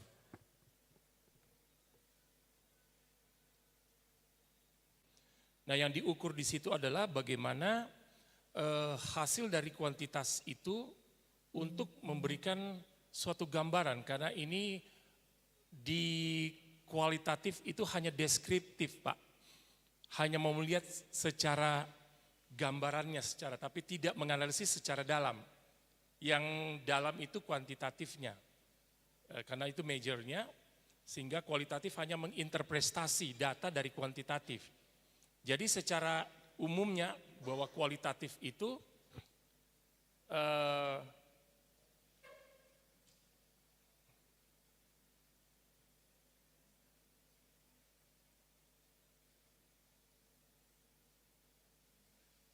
yang Bapak tanya pertumbuhan gereja, yang hanya mau dilihat bagaimana hubungan-hubungan pribadinya. Kualitatif itu adalah salah satu hal yang menginterpretasi data kuantitatif sebagai gambaran dalam dimensional pertumbuhan gereja, bahwa ditemukan di lapangan GKRI itu bertumbuh secara kualitatif, tetapi tidak secara kuantitatif. Baik, terima kasih Promovendus. Paling tidak bagi kita yang hadir bahwa tadi sudah disampaikan, jangan dibuang ya para tokoh gereja. 4 variabel ini memang di uji T itu secara parsial satu-satu memang tidak kelihatan, tetapi secara simultan tetap berpengaruh. Nah, memang itu artinya perlu metode lain atau juga mungkin nanti perlu penelitian yang lain untuk melihat lagi secara signifikan. Tidak memang dalam penelitian ini, tapi paling tidak itu bisa ditemukan bahwa jangan dibuang. Paling tidak itu poin saya, jangan sampai ini dibuang Pak, karena ini tidak ada pengaruhnya, buang aja gitu ya. Tapi bayangkan kalau manajerialnya ini dibuang, pasti akan sangat sulit bagi gereja tanpa kemampuan kepemimpinan manajerial juga. Terima kasih Promovendus, saya kembalikan kepada Ketua Dewan Penguji. Baik, kita lanjutkan kepada penguji yang berikutnya, penguji yang ketiga, yang maha terpelajar Bapak Dr. Yunus D.A. Laukapitang MTH, dipersilahkan untuk menguji. Terima kasih Ketua Penguji Ibu Dr. Sarjerian Hana MTH, Promovendus Dirk Roy Kolibu. Pak Dirk, ini pertanyaan sebenarnya saling berkaitan, tapi saya mau Pak menjawab singkat saja. Apa implementasi praktis tulisan ini bagi pertumbuhan gereja Kristen Rahmani Indonesia dan gereja Kristen secara umum dalam konteks Indonesia yang diberikan dalam melalui kajian ini Pak? Terima kasih Yang Maha Terpelajar Dr. Yunus Laukapitang. implementasi dari temuan saya atau teori yang saya dapatkan di lapangan, saya sebutkan teori kearifan transformasional pada masyarakat, yaitu bagaimana kita melihat di sini adalah teori kearifan transformasional yang tidak hanya berbasis pada solusi pragmatis, tetapi juga melalui kerangka epistemologis dan ontologis yang tentunya merupakan sebuah kajian keilmuan yang perlu kita renungkan juga, di mana kontekstualisasi kearifan transformasional melalui model holistik ini, gereja berfungsi sebagai entitas yang menyesuaikan diri terhadap konteks sosial budaya yang bagaimana menjembatani kearifan lokal dengan tantangan global. Jadi kontekstualisasi ini melibatkan penelitian itu partisipatif, transformatif. Apa itu? Bagaimana mengidentifikasi nilai-nilai lokal yang relevan. Kadang gereja melupakan nilai-nilai kearifan dan lebih mengutamakan budaya-budaya yang datang dari luar.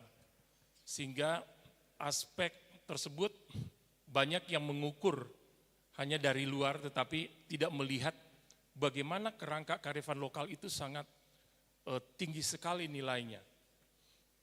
Sehingga diperlukan yang namanya adaptasi teologi, ya. Dan di sini ditekankan tentang bagaimana gereja itu harus melihat kearifan lokal itu sebagai transformasional. Mereka melakukan penetrasi ke dalamnya itu bagaimana mengangkat sebuah budaya lokal dengan tidak menyepelekan. Ya, seperti tadi Pak Dr. Ponggara mengatakan sebenarnya tidak dibuang, hanya kadang-kadang gereja ya tidak lagi memperhatikan aspek-aspek tersebut. Sebenarnya aspek tersebut sangat mempengaruhi pertumbuhan gereja dari manajemennya. Karena studi saya tentang manajemen kepemimpinan gereja pernah saya lakukan dalam beberapa waktu yang lalu dalam 5 sinode, bahwa pertumbuhan gereja itu banyak berpengaruh pada manajemennya. Karena manajemen yang dilakukan oleh gereja-gereja yang bertumbuh itu menekatkan aspek-aspek di mana mereka melihat kearifan lokal itu sebagai satu potensi, satu kekuatan gereja yang harus dieksploitasi. Tetapi karena budaya-budaya luar yang mempengaruhi ini, sehingga banyak gereja yang hanya terfokus kepada budaya-budaya yang sebenarnya tidak mengangkat budaya lokal itu dan akhirnya tidak memberikan suatu ketahanan atau yang saya sebut bahwa kearifan dan mudah terpengaruh. Apalagi dengan teknologi yang sekarang muncul menurut Profesor Harari bahwa adanya agama data. Banyak sekarang anak-anak generasi milenial, mereka lebih percaya YouTube daripada gembalanya. Gembala mereka adalah YouTube. Dan mereka lebih konsen di sana. Dan mereka bisa menilai bahwa pendetanya yang lain kok lebih bagus dari pendeta. Jadi saya bilang kearifan lokal dalam transformasional ini sangat penting ditekankan. Jadi itu yang saya bisa jawab. Terima kasih, ya Maha Terpelajar. Ya, terima kasih Pak Promovendus Roy Korlibu. Artinya bahwa pertumbuhan gereja di Indonesia maupun di gereja Kristus Ramani adalah harus dikembangkan pertumbuhan gereja yang kontekstual, ya. Ya. Baik. Baik, betul. Ini yang Pak mau kembangkan. Saya pikir saya cukup, saya kembalikan kepada Ketua Dewan Penguji. Baik, kita lanjut kepada penguji keempat yang Maha Terpelajar Bapak Dr. Ivan Weisman M. Hum. Dipersilahkan. Terima kasih Ketua Penguji yang Maha Terpelajar Ibu Dr. Sarcerin Hana MTH. Kepada Promovendus ya, pada saran-saran di situ ya, menyebutkan gereja GKRI perlu mengembangkan pendekatan yang lebih terstruktur, mengidentifikasi, mengembangkan bakat individu jemaat. Gereja GKRI memperkuat manajemen gereja. GKRI mengadaptasi pendidikan Kristen dengan mengintegrasikan perkembangan teknologi. Ya. GKRI memahami kompleksitas motivasi pelayanan, mengembangkan strategi, mendukung motivasi intrinsik, dan seterusnya. Ya. Nah, jadi bagaimana meyakinkan bahwa inilah yang harus dilakukan oleh GKRI secara khusus dan gereja-gereja secara umum, ya, dengan berdasarkan penelitian terhadap beberapa pendeta ini, ya, yang diukur itu pendeta dan korelasi beberapa variabel dari data angket itu, ya. Jadi bagaimana ya, kalau melihat saran ini lalu melihat apa yang dikerjakan, bagaimana supaya GKRI bisa meyakinkan bahwa memang ini yang harus dia lakukan, ya. Sementara kalau lihat yang diteliti itu kan pendeta dan korelasinya saja, ya. Bagaimana menghubungkan itu, ya. Terima kasih Yang Maha Terpelajar Dr. Ivan Wisman. Kebetulan saya duduk sebagai anggota MPS di Gereja GKRI. Dan selama 4 tahun dalam perjalanan pelayanan saya di sana, kami sudah berusaha untuk melakukan berbagai pengembangan yang terstruktur. Dan sampai saat ini kami sudah melakukan berbagai program-program dan pengukuran-pengukuran untuk lebih mengidentifikasi dan mengembangkan bakat-bakat individual dalam jemaat juga itu kami lakukan. Bagaimana implementatif tes karunia menjadi satu hal yang perlu sebagai, kalau dilihat dari bukunya Donald McGavran dan Peter Wagner, bahwa bagaimana memobilisasi jemaat itu harus dilakukan tes karunia. Manajemen gereja sekarang ini bagus dengan teori-teori yang saya rasa cukup bagus, tetapi banyak yang tidak berfokus kepada karunia jemaat. Nah, sebuah buku yang saya tulis dalam disertasi saya yaitu Christian Sword, di mana dia meneliti 2000 gereja di seluruh dunia, bahwa salah satu hal pertumbuhan gereja itu terletak pada bagaimana karunia dalam gereja itu. Nah, gereja-gereja yang bertumbuh adalah gereja yang melakukan tes-tes karunia itu dan menempatkan di mana para pelayan-pelayan itu dengan tepat, sehingga bisa dapat memobilisasi pergerakan pertumbuhan gereja tersebut. Nah, kami sudah melakukan hal tersebut. Memang banyak kendala dalam gereja GKRI, tetapi bahwa program-program ini belum secara 100%, karena saya masih melakukan hal tersebut bersama rekan-rekan di MPS, dan kami masih menunggu banyak hasil-hasil yang tentunya menjadi laporan pertanggungjawaban dalam MPS itu. Tetapi yang Bapak tanyakan bahwa kami sudah melakukan itu, Pak, dan bagaimana GKRI itu mengadaptasi juga berbagai program-program, mensintesiskan dengan berbagai kalangan dan pelayanan-pelayanan di luar untuk bagaimana membantu program-program ini terwujud. Nah, jadi kalau ditanya untuk 100%-nya saya tidak bisa menjawab hal tersebut secara pasti, tetapi masih berjalan program tersebut untuk dianalisis selanjutnya. Karena masa jabatan ini 5 tahun, sehingga belum bisa disimpulkan secara keseluruhan di mana pertumbuhan itu sudah mencapai tujuan yang diharapkan. Terima kasih. Ya, jadi perlu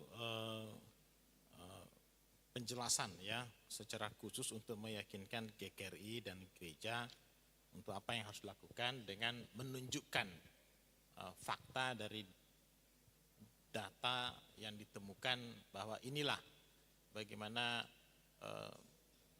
para gembala itu dalam mengupayakan inovasi-inovasi seperti ini datanya, ya. Sekian persen masih belum mau berinovasi, sekian persen masih mau tetap tidak ada perubahan, ya, mempertahankan status quo, ya, seperti itu, ya. Sehingga oleh sebab itu ini yang itu kekurangan, tapi juga di samping itu dari segi kecerdasan ada persentasenya lebih besar, ya, untuk emosionalnya dan ini.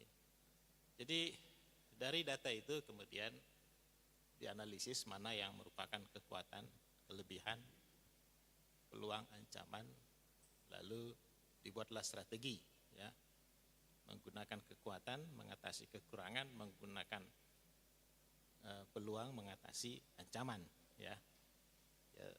Jadi dengan begitu saran ini lebih jelas, ya, daripada sekedar gereja harus buat ini. Tapi bagaimana caranya? Ya ada kekuatannya, ya. Mungkin dari kecerdasan emosinya ada kekuatan gereja di situ, ya, karena sudah banyak upaya-upaya dalam menolong jemaat mencerdaskan kecerdasan, mengembangkan kecerdasan emosi, ya. Ya, tapi bagaimana soal masih banyak gembala yang lebih suka status quo daripada inovasi, ya.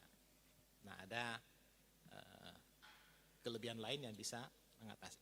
Jadi begitulah, ya, untuk saran ini, ya, perlu menggunakan, ya, variabel-variabel yang sudah diteliti, ya, menunjukkan data-data itu lagi, ya, secara ringkas dan mulai menganalisis dan menyusun strategi untuk setiap saran-sarannya, ya, supaya lebih jelas, ya, apa yang harus dibuat oleh GKRI dan gereja. Terima kasih. Terima kasih, Yang Maha Terpelajar. Penguji. Ya, demikianlah penguji keempat yang Maha Terpelajar Bapak Dr. Ivan Weisman M. Hum selaku penguji promotor. Selanjutnya kita ke penguji yang kelima, adalah penguji yang Maha Terpelajar Ibu Dr. Tri Supartini MTH selaku penguji co-promotor. Dipersilahkan. Terima kasih Ketua Penguji yang Maha Terpelajar Ibu Dr. Sarcerian Hana untuk kesempatannya. Saya mau lebih kepada aplikatif dengan hasil penelitian ini yang menunjukkan tadi sudah sangat dijelaskan bahwa secara kuantitatif memang belum ada beberapa banyak, bahkan ada usulan supaya itu jangan dibuang.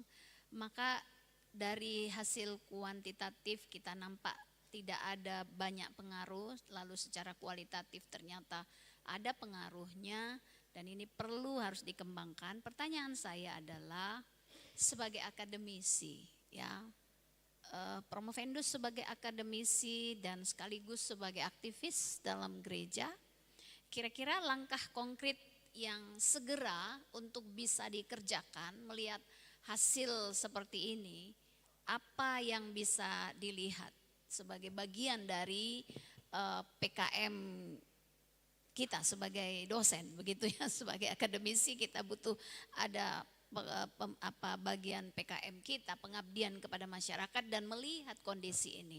Apa kira-kira langkah-langkah konkret yang bisa segera dilaksanakan? Silakan. Terima kasih Yang Maha Terpelajar Dr. Tri Supartini. Saya lebih senang dan mengacu kepada manajemen kepemimpinan gereja. Kenapa demikian? Karena saya melihat bahwa banyak gereja-gereja yang bertumbuh itu oleh karena manajemen yang sangat teratur dan baik dilaksanakan. Saya kira untuk GKRI konteks sekarang ini adalah yang perlu dibenahi adalah manajemen gereja. Itu yang pertama itu adalah melihat bahwa pendeta bukan hanya sebagai pengkhotbah saja. Gereja-gereja yang bertumbuh di 5 sinode yang pernah saya teliti, bahwa yang bertumbuh mereka adalah bagaimana mereka bisa memanage. Mereka sebagai pemimpin tetapi juga mereka adalah manajer, bisa mengatur gereja tersebut. Tetapi bukan hanya sampai di situ saja, bahwa pendeta ataupun juga boleh dikatakan sebagai gembala, mereka juga harus tahu bagaimana mengadmin program-program yang ada. Ada yang hanya manajemennya bagus tetapi dia tidak bisa mengadmin. Dia hanya memakai orang kalau punya kapasitas untuk membayar para expert atau juga ahli-ahli. Tetapi sebenarnya dalam konteks ini bahwa pendeta itu sebagai manajer juga sebagai admin dan dia bisa mengatur segala sesuatunya, baik dalam keuangan dan juga bagaimana mengatur aspek program-program yang dimiliki oleh gereja tersebut. Karena banyak gereja, terutama di GKRI, ada program-program yang tidak berjalan. Oleh karena banyak manajemen yang tidak berjalan dan tidak dipahami, dan juga administrasinya yang kurang terlalu tertata dengan baik. Gereja-gereja yang bertumbuh adalah bagaimana gereja yang memiliki manajemen yang baik dan juga administrasi yang baik. Dan memiliki administrator yang tentunya sangat baik. Tapi pertanyaannya timbul, Bu. Bagaimana yang di desa-desa, mereka yang sangat sederhana? Saya rasa dalam hal ini, Peter F. Drucker kan sudah mengatakan bahwa sebenarnya kepemimpinan itu ditentukan oleh hasil bukan atribut. Gereja-gereja yang bertumbuh juga banyak yang tidak melakukan hal tersebut tapi mereka juga bertumbuh. Karena pertumbuhan itu kan tidak dilihat dari aspek kuantitas, dilihat juga dari aspek kualitasnya. Nah, untuk mengatasi hal tersebut, pendeta juga harus bisa sebagai perencana program, dan ada satu yang tidak nampak sini karena terlalu panjang, pendeta juga dia harus sebagai pendidik atau seorang guru. Jadi itulah yang membuat bagaimana komposisi di gereja itu mereka harus dibina. Program itu tidak hanya dilemparkan saja begitu kepada para pelayan, tapi gembala juga dia harus bisa memanage bagaimana para pengajar di sana, para pendidik, untuk bagaimana kualitas pemahaman teologi daripada jemaat itu harus mumpuni. Karena aspek pertumbuhan gereja itu dilihat juga dari aspek iman dan ilmu.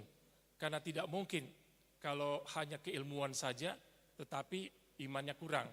Teologi penting juga. Oleh karena itu teologi harus diimbangi dengan keilmuan. Nah, oleh karena itu kelima aspek inilah saya rasa sebuah langkah yang cocok untuk dilakukan. Karena membentuk karakter, kecerdasan emosi, motivasi dan lain-lain itu semua bagaimana pembentukan pertama itu adalah bagaimana kita memanage gereja tersebut sehingga mendapatkan makanan rohani yang baik dengan program-program yang baik, dididik dengan program yang baik, dan itu akan menghasilkan sebuah pertumbuhan kualitas. Terima kasih. Baik, terima kasih. Harapan saya dengan hasil penelitian ini dan dengan pertanyaan tadi, Bapak Promovendus bisa memikirkan langkah ke depan untuk penelitian lanjut apa yang bisa dikerjakan kalau dikatakan manajemen dan pendidikan harus saling berkolaborasi demi pertumbuhan gereja, dan saya menunggu penelitian berikut yang lebih aplikatif kepada penemuan-penemuan untuk mengembangkan pertumbuhan gereja di jemaat GKRI. Terima kasih, Pak. Terima kasih yang waktu pelajar Dr. Tri Supartini. Terima kasih untuk Ibu Dr. Tri Supartini MTH selaku penguji kopromotor. Dan terima kasih juga untuk Promovendus Roy Kolibu yang sudah mempresentasikan hasil penelitiannya. Saya kembalikan. Terima kasih Ketua Dewan Penguji, Ibu Dr. Sarce Rian Hana sudah memimpin, dan dipersilakan kita beri tepuk tangan dulu untuk Promovendus Dir Roy Kolibu. Disilakan kembali ke tempat duduk.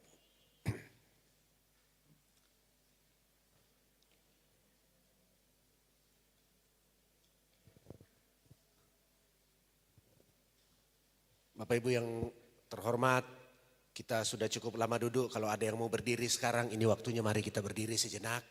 Ya, tentu kita juga menghargai, mungkin ada yang sudah cukup lelah, cukup letih untuk duduk ya.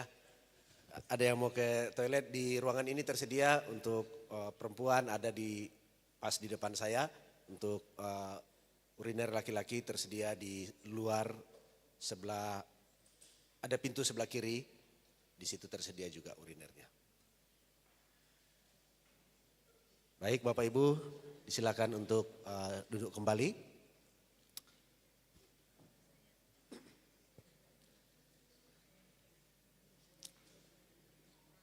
Kita lanjutkan. Saya persilakan Promovenda Joyce Aneke Rantung untuk mengambil tempat di depan.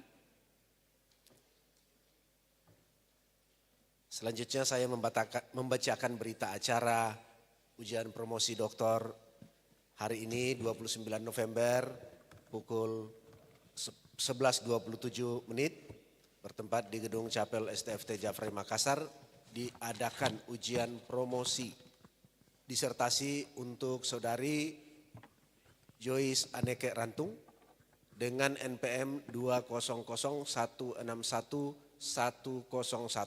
program Doktor Teologi, konsentrasi mayor Teologi Praktika, konsentrasi minor Pendidikan Agama Kristen dengan judul disertasi Implementasi Moderasi Beragama dalam Kurikulum 2013 Pendidikan Agama Kristen dan Kurikulum Katekisasi pada konteks masyarakat multikultural.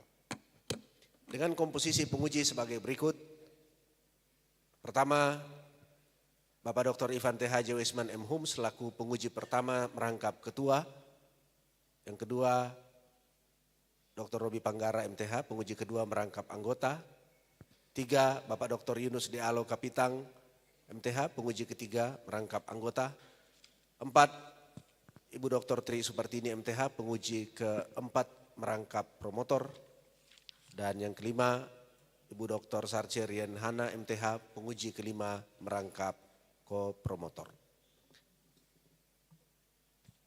Saya persilakan kepada Ketua Dewan Penguji, Bapak Dr. Ivan TH Jewisman untuk melanjutkan. Tentunya akan didahului dengan presentasi juga nanti 15 menit oleh Promovenda. Silakan Pak Dr. Ivan. Terima kasih Yang Maha Terpelajar Bapak Dr. Robi Panggara MTH. Untuk itu kami mempersilahkan Promovenda Joyce Aneke Rantung untuk mempresentasikan ringkasan disertasinya. Silakan. Baik, terima kasih. Shalom, selamat siang dan salam sejahtera bagi kita semua. Yang saya hormati Maha Terpelajar Bapak Dr. Ivan TH Jewisman, Magister Hukum, selaku Ketua Dewan Penguji. Yang saya hormati Maha Terpelajar Bapak Dr. Robi Panggara, Magister Teologia, selaku Dewan Penguji. Yang saya hormati Maha Terpelajar Bapak Dr. Yunus D.A. Laukapitang, Magister Teologia, selaku Dewan Penguji. Yang saya hormati Maha Terpelajar Ibu Dr. Tri Supartini, Magister Teologia, selaku penguji promotor. Yang saya hormati Maha Terpelajar Ibu Dr. Sarce Rian Hana, Magister Teologia, selaku penguji ko-promotor. Dan yang saya hormati dan saya banggakan para tamu undangan yang sempat hadir di sidang ujian promosi dan wisuda Doktor Teologi hari ini. Izinkanlah saya untuk mempresentasikan hasil penelitian disertasi saya yang berjudul Implementasi Moderasi Beragama dalam Kurikulum 2013 Pendidikan Agama Kristen dan Kurikulum Katekisasi pada konteks masyarakat multikultural. Sebagai latar belakang, saya mengawali bahwa penduduk Indonesia dari Sabang sampai Merauke itu terdiri dari berbagai agama, suku, ras, bahasa, dan berbagai golongan masyarakat. Dan ini menjadi kekayaan bagi bangsa kita. Namun, kemajmukan tidak selalu juga memberi kebanggaan bagi banyak orang, karena kemajmukan juga sering menjadi pemicu konflik yang justru ini timbul di dalam kemajmukan, yakni konflik dengan menggunakan simbol-simbol etnis, agama, dan ras. Bahkan temuan dari Wahid Institute misalnya memberi petunjuk bahwa sekolah mestinya diberi perhatian serius berkaitan dengan persoalan intoleransi dan kekerasan, tetapi ada penelitian dari 306 siswa dengan mereka membuat semacam ada permainan yang di situ ada pernyataan-pernyataan di mana didapatkan bahwa yang tak setuju mengucapkan hari raya keagamaan orang lain seperti mengucapkan selamat Natal itu ada sekitar 27% dan ragu-ragu itu 28%. Dan juga siswa-siswi yang akan membalas tindakan perusakan rumah ibadah itu sebanyak 15%, ragu-ragu 27%. Sementara mereka yang tak mau menjenguk teman yang berbeda agama, baik yang sakit itu ada 3% dan ragu-ragu ada 3%. Pendidikan itu di semua jenjang dan ruang itu seyogyanya berperan untuk memfasilitasi, menginspirasi dan memberi dorongan bagi peserta didik dan masyarakat pada umumnya. Namun khusus untuk pendidikan agama di sekolah, menurut Daniel Stefanus yang dilaksanakan selama ini masih berpusat pada hal-hal yang bersifat simbolik, ritualistik, dan legal formalistik. Muncul pula juga dalam penelitian Center for Religious and Cross-Cultural Studies dari Universitas Gadjah Mada, Yogyakarta, di mana dalam penelitian ini ditemukan beberapa persoalan dengan isi dan penerapan kurikulum 2013. Yang pertama, terlalu besar muatan dogma, dan kemudian yang kedua minimnya refleksi dan semangat menghargai perbedaan, yang ketiga terbatasnya interaksi antar agama, di mana laporan tersebut memberikan suatu kesimpulan di antaranya adalah dalam konteks masyarakat yang majemuk, banyak studi telah membuktikan bahwa model pengajaran agama yang hanya fokus pada agamanya saja. Dan ini semakin menutup ruang bagi terbentuknya komunikasi antar pemeluk agama yang berbeda. Pendidikan agama yang menutup diri terhadap wawasan keragaman dapat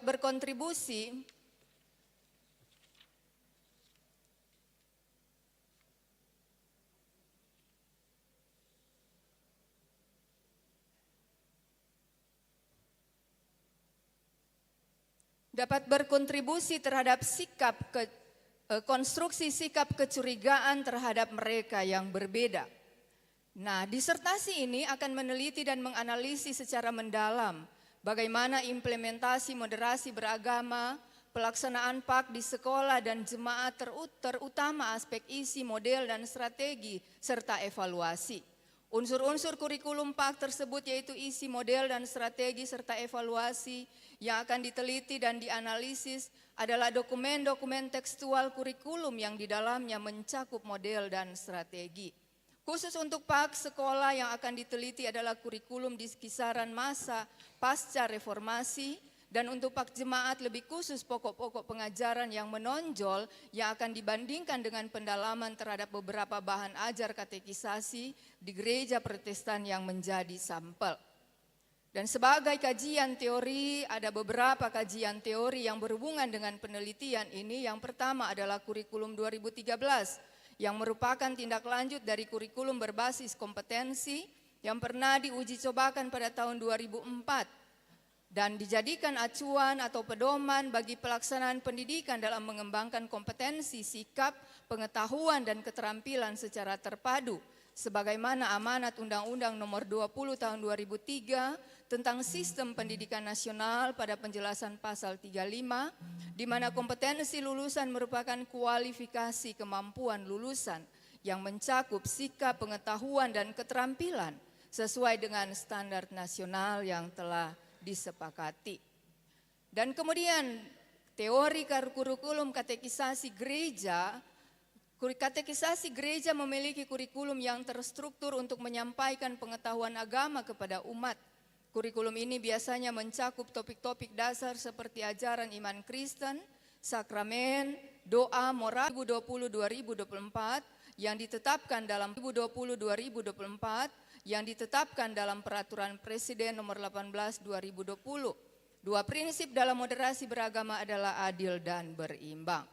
Kemudian konteks masyarakat multikultural dapat diartikan sebagai fakta atau kenyataan objektif kultural dapat diartikan sebagai fakta atau kenyataan objektif keberagaman atau keanekaragaman budaya atau culture dalam suatu masyarakat.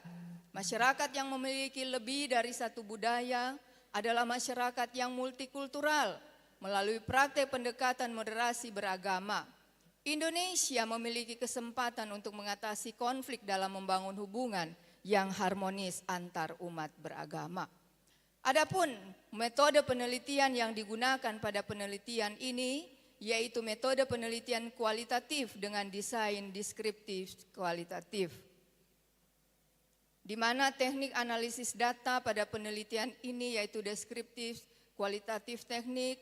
Semua data penelitian yang diambil melalui pedoman wawancara, lembar observasi, dan lembar checklist yang akan dideskripsikan dalam bentuk kalimat-kalimat deskriptif. Ada 3 tahapan yang harus dikerjakan dalam menganalisis data penelitian kualitatif menurut Miles dan Huberman, yaitu reduksi data, paparan data, dan juga penarikan kesimpulan serta verifikasi. Hasil dan pembahasan. Yang pertama adalah implementasi kurikulum moderasi beragama dalam kurikulum 2013 PAK dalam kehidupan masyarakat multikultural. Ada beberapa poin dalam penelitian ini. Yang pertama adalah moderasi beragama, di dalamnya ada komitmen kebangsaan, toleransi, anti kekerasan, budaya perdamaian, akomodatif terhadap kebudayaan lokal. Di mana dalam penelitian ini guru dan siswa PAK menyebutkan manfaat dari moderasi beragama seperti memperkuat komitmen kebangsaan dan meningkatkan toleransi dan saling menghormati antar umat beragama. Kemudian dalam kurikulum 2013 ada pokok-pokoknya, di sana ada sarana transformasi kekuatan spiritual, sarana pembentuk karakter, sarana pembentuk keterampilan sosial, di mana didapatkan bahwa penilaian moderasi beragama harus dilakukan secara komprehensif dengan memperhatikan aspek kognitif, afektif, dan psikomotorik. Prosedur penilaian dapat disesuaikan dengan jenjang pendidikan dan karakteristik peserta didik. Kemudian selanjutnya hasil dari implementasi kurikulum moderasi beragama dalam kurikulum katekisasi SIDI dalam kehidupan masyarakat multikultural. Sebagaimana tadi juga moderasi beragama, kemudian ada kurikulum katekisasi SIDI, kemudian hasil dan pembahasan dalam implementasi moderasi beragama dalam kurikulum 2013 PAK di Sekolah SMA Negeri 13 Jakarta Utara. Dalam penelitian terhadap implementasi moderasi beragama dalam kurikulum ini menunjukkan pertama bahwa di sekolah itu sudah menunjukkan moderasi beragama yang terimplementasi dalam pembelajaran PAK. Kemudian yang kedua, meskipun moderasi beragama sudah menjadi bagian dari kurikulum 2013 atau telah terintegrasikan sebagai prinsip dan elemen pokok dalam materi pembelajaran, tetapi implementasinya di lapangan masih memerlukan perhatian dan upaya berkelanjutan. Berdasarkan penelitian ini, maka penulis menemukan sebuah konsep prototipe model pengembangan kurikulum moderasi beragama untuk sekolah, dan kemudian juga dalam implementasi moderasi beragama dalam kurikulum katekisasi gereja HKBP Jatiwaringin. Nah, dalam penelitian ini peneliti juga atau penulis menemukan juga prototipe model pengembangan kurikulum moderasi beragama untuk gereja, yakni katekisasi CD. Demikianlah hasil presentasi saya. Terima kasih. Terima kasih pada Promovenda Joyce Anneke Rantung. Jadi mengenai model implementasi moderasi beragama dalam kurikulum 2013 dan juga kurikulum katekisasi. Nah, untuk mengimplementasinya tentu menggunakan metode-metode, ya. Ada berbagai metode yang dipakai untuk memperkenalkan mengenai moderasi beragama dan kepada siswa dan peserta katekisasi mengenai masyarakat multikultur. Ya tentu kalau untuk siswa beda ya di sekolah dengan di gereja ya, karena untuk katekisasi pada masyarakat multikultur di gereja, apakah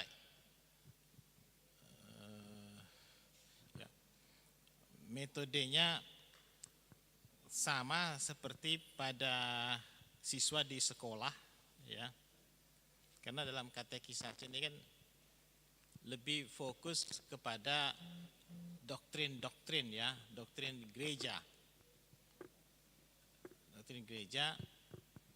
ya. Kalau di siswa di sekolah walaupun itu agama Kristen tetapi lebih fokus kepada bagaimana siswa di sekolah itu berbaur dengan yang berbeda secara agama ya. Tapi kalau di katekisasi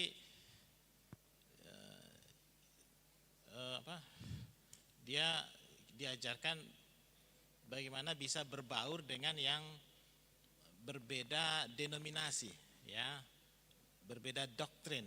Nah, jadi apa metode-metode yang digunakan untuk katekisasi memperkenalkan multikultur yang berbeda doktrin itu, dan tentu modelnya juga kalau di siswa itu moderasi dengan yang berbeda agama ya. Yang satu di sekolah beda agama, kalau di katekisasi lebih kepada yang berbeda doktrin atau denominasi. Ya, metodenya atau materi-materinya seperti apa? Silakan. Ya baik, terima kasih Yang Maha Terpelajar Bapak Dr. Ivan Weisman. Ya memang dalam kurikulum itu selain ada isi pembelajaran, tentu saja ada strategi atau ada metode-metode yang seharusnya dilakukan ya.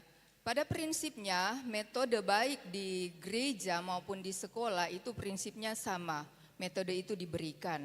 Entah misalkan di sekolah mereka berhadapan juga dengan perbedaan-perbedaan soal agama atau perbedaan soal ras dan budaya. Nah hal itu juga ada di gereja.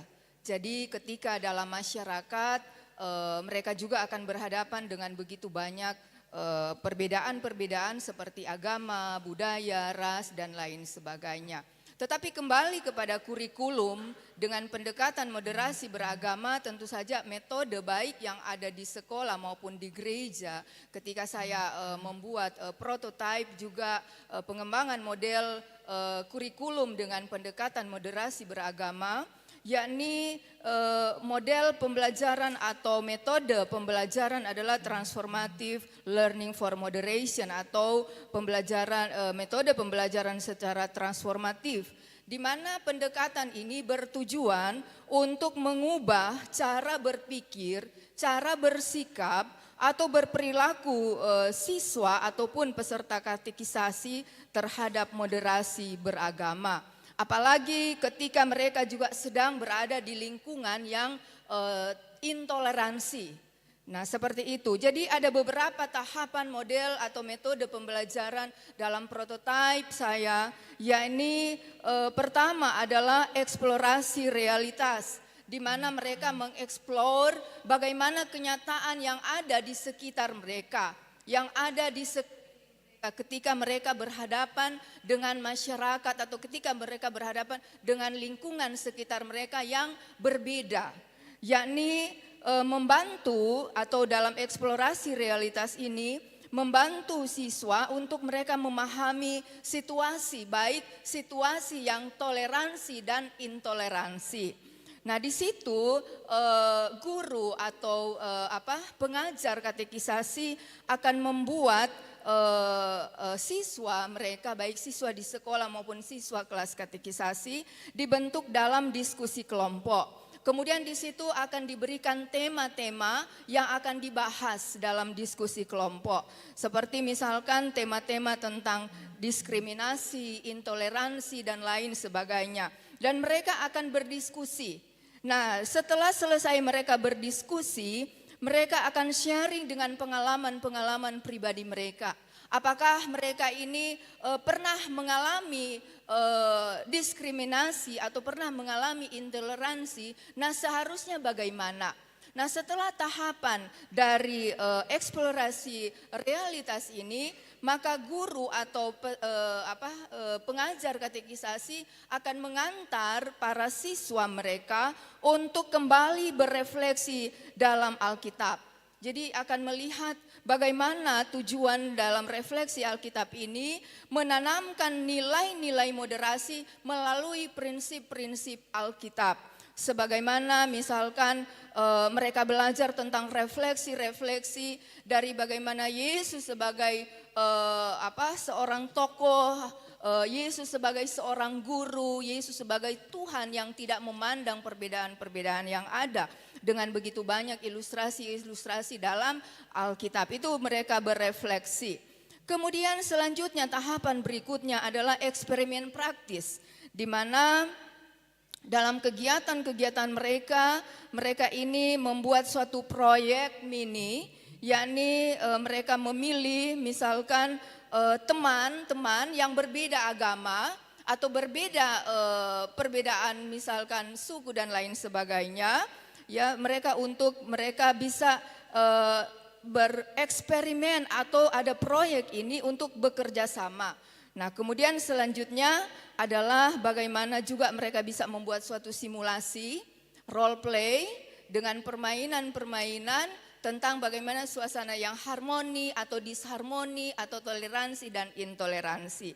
Dan terakhir adalah bagaimana penguatan komunitas, yaitu mereka berefleksi dan juga dalam kegiatan sosial multikultural atau kerjasama mereka walaupun mereka berbeda dalam soal agama, keyakinan, suku dan berbagai hal. Demikian. Ya jadi kalau lihat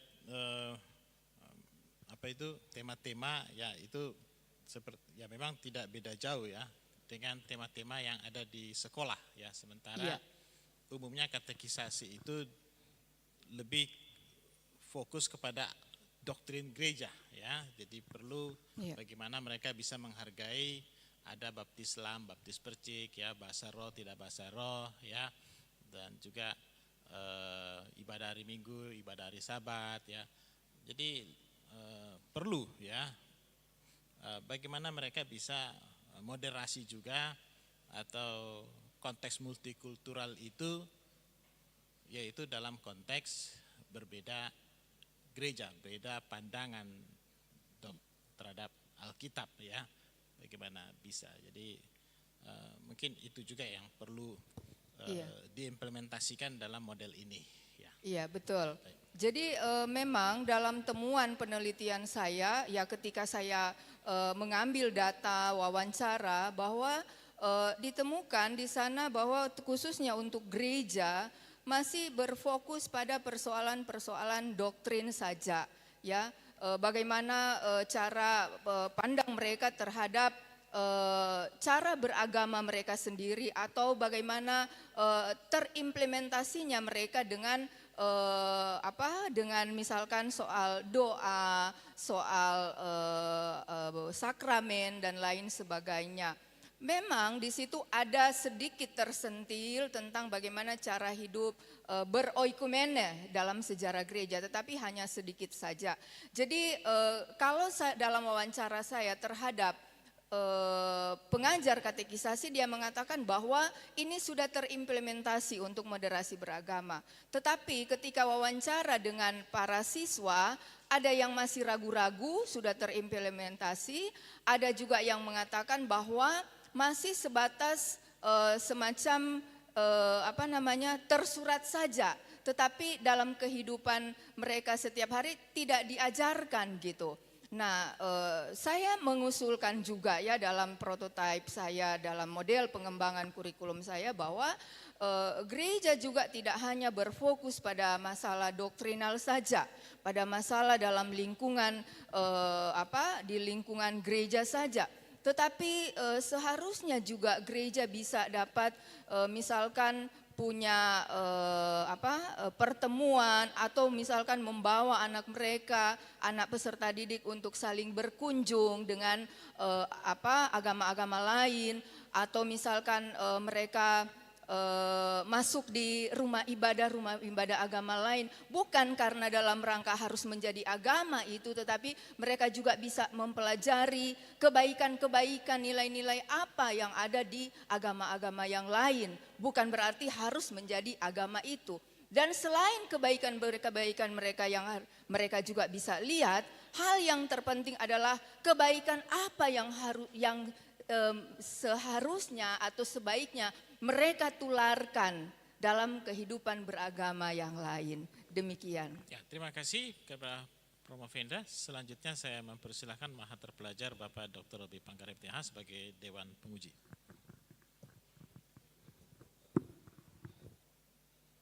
Terima kasih kepada Ketua Dewan Penguji yang Maha Terpelajar Bapak Dr. Ivan Wisman M. Hum.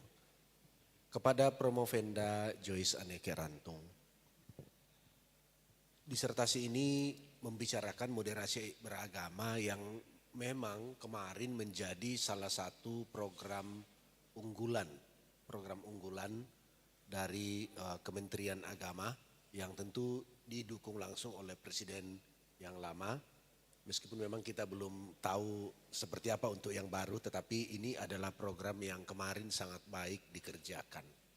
Nah, untuk hal ini baik sekali, tapi kemudian disebutkan bahwa akan dilaksanakan di 2 tempat. Pertama di sekolah, kedua di gereja. Untuk di gereja tidak ada masalah karena ini bersifat usulan, ketika sinode lain nanti menerima tinggal diadaptasikan ke dalam kurikulum katekisasinya. Seperti itu ya. Nah, yang saya lihat masalah adalah di pendidikan dalam hal ini kurikulum nasional. Ada 2 hal. Pertama, bahwa ini masih ditulis dalam bentuk kurikulum K13 2013. Sementara sekarang sudah menggunakan kurikulum Merdeka. Sehingga apakah Promovenda juga sudah memikirkan bagaimana hal ini bisa diterapkan juga atau diimplementasikan ke dalam kurikulum Merdeka yang memang sedang diberlakukan sekarang, meskipun dalam pemerintahan yang baru kita juga belum tahu berapa lama kurikulum Merdeka ini, apakah ada program baru dari Kementerian Pendidikan yang baru atau seperti apa. Yang itu yang saya ingin tanya, bagaimana untuk diadaptasikan ke kurikulum Merdeka. Yang kedua adalah karena ini menyangkut pemerintah, harus berdasarkan keputusan pemerintah. Bagaimana Promovenda melihat peluang ataupun tindakan-tindakan apa yang akan dilakukan secara praktis agar ini bisa benar-benar masuk dalam kurikulum pendidikan sebagaimana maksud dari penulisan ini. Terima kasih. Ya, baik, terima kasih yang saya hormati Maha Terpelajar Bapak Dr. Robi Panggara. Jadi baik kurikulum 2013 maupun kurikulum Merdeka itu memiliki beberapa persamaan, khususnya terkait dengan moderasi beragama. Karena keduanya mengacu pada prinsip-prinsip pendidikan yang mendorong penguatan nilai-nilai karakter, keberagaman, dan harmoni sosial. Seperti yang pertama adalah penguatan nilai-nilai karakter, itu menekankan pada persoalan toleransi, pada gotong royong dan integritas. Nah, relevansi terhadap moderasi beragama dua kurikulum ini, baik kurikulum 2013 maupun kurikulum Merdeka, itu mencakup kompetensi yang mengajarkan siswa untuk dia hidup rukun dalam keberagaman dengan memahami pentingnya toleransi dan kasih sebagai nilai-nilai yang universal. Kemudian yang kedua adalah pendekatan holistik dalam pembelajaran. Baik dalam kurikulum 2013 dan juga kurikulum Merdeka itu menggunakan pendekatan holistik untuk membangun kecerdasan intelektual, emosional, sosial, dan spiritual dari siswa. Di mana dalam kurikulum 2013 ini menekankan bagaimana keterpaduan antara mata pelajaran yang satu dengan mata pelajaran yang lain yang secara terintegrasi untuk mengembangkan suatu sikap spiritual, sosial, pengetahuan, dan juga keterampilan siswa. Dan juga kurikulum Merdeka mendorong pembelajaran yang mendalam dan bermakna, dan berfokus pada kemerdekaan siswa dalam mengeksplorasi isu-isu relevan termasuk keberagaman agama. Kemudian yang ketiga adalah kompetensi dasar dan juga profil pelajar Pancasila. Dalam kurikulum 2013 memiliki suatu kompetensi inti dan kompetensi dasar. Sedangkan kurikulum Merdeka itu mengusung profil pelajar Pancasila. Walaupun ini merupakan kedua istilah yang berbeda, tetapi intinya bahwa ini merupakan satu tujuan yang sama, di mana membentuk siswa yang beriman dan bertakwa kepada Tuhan Yang Maha Esa.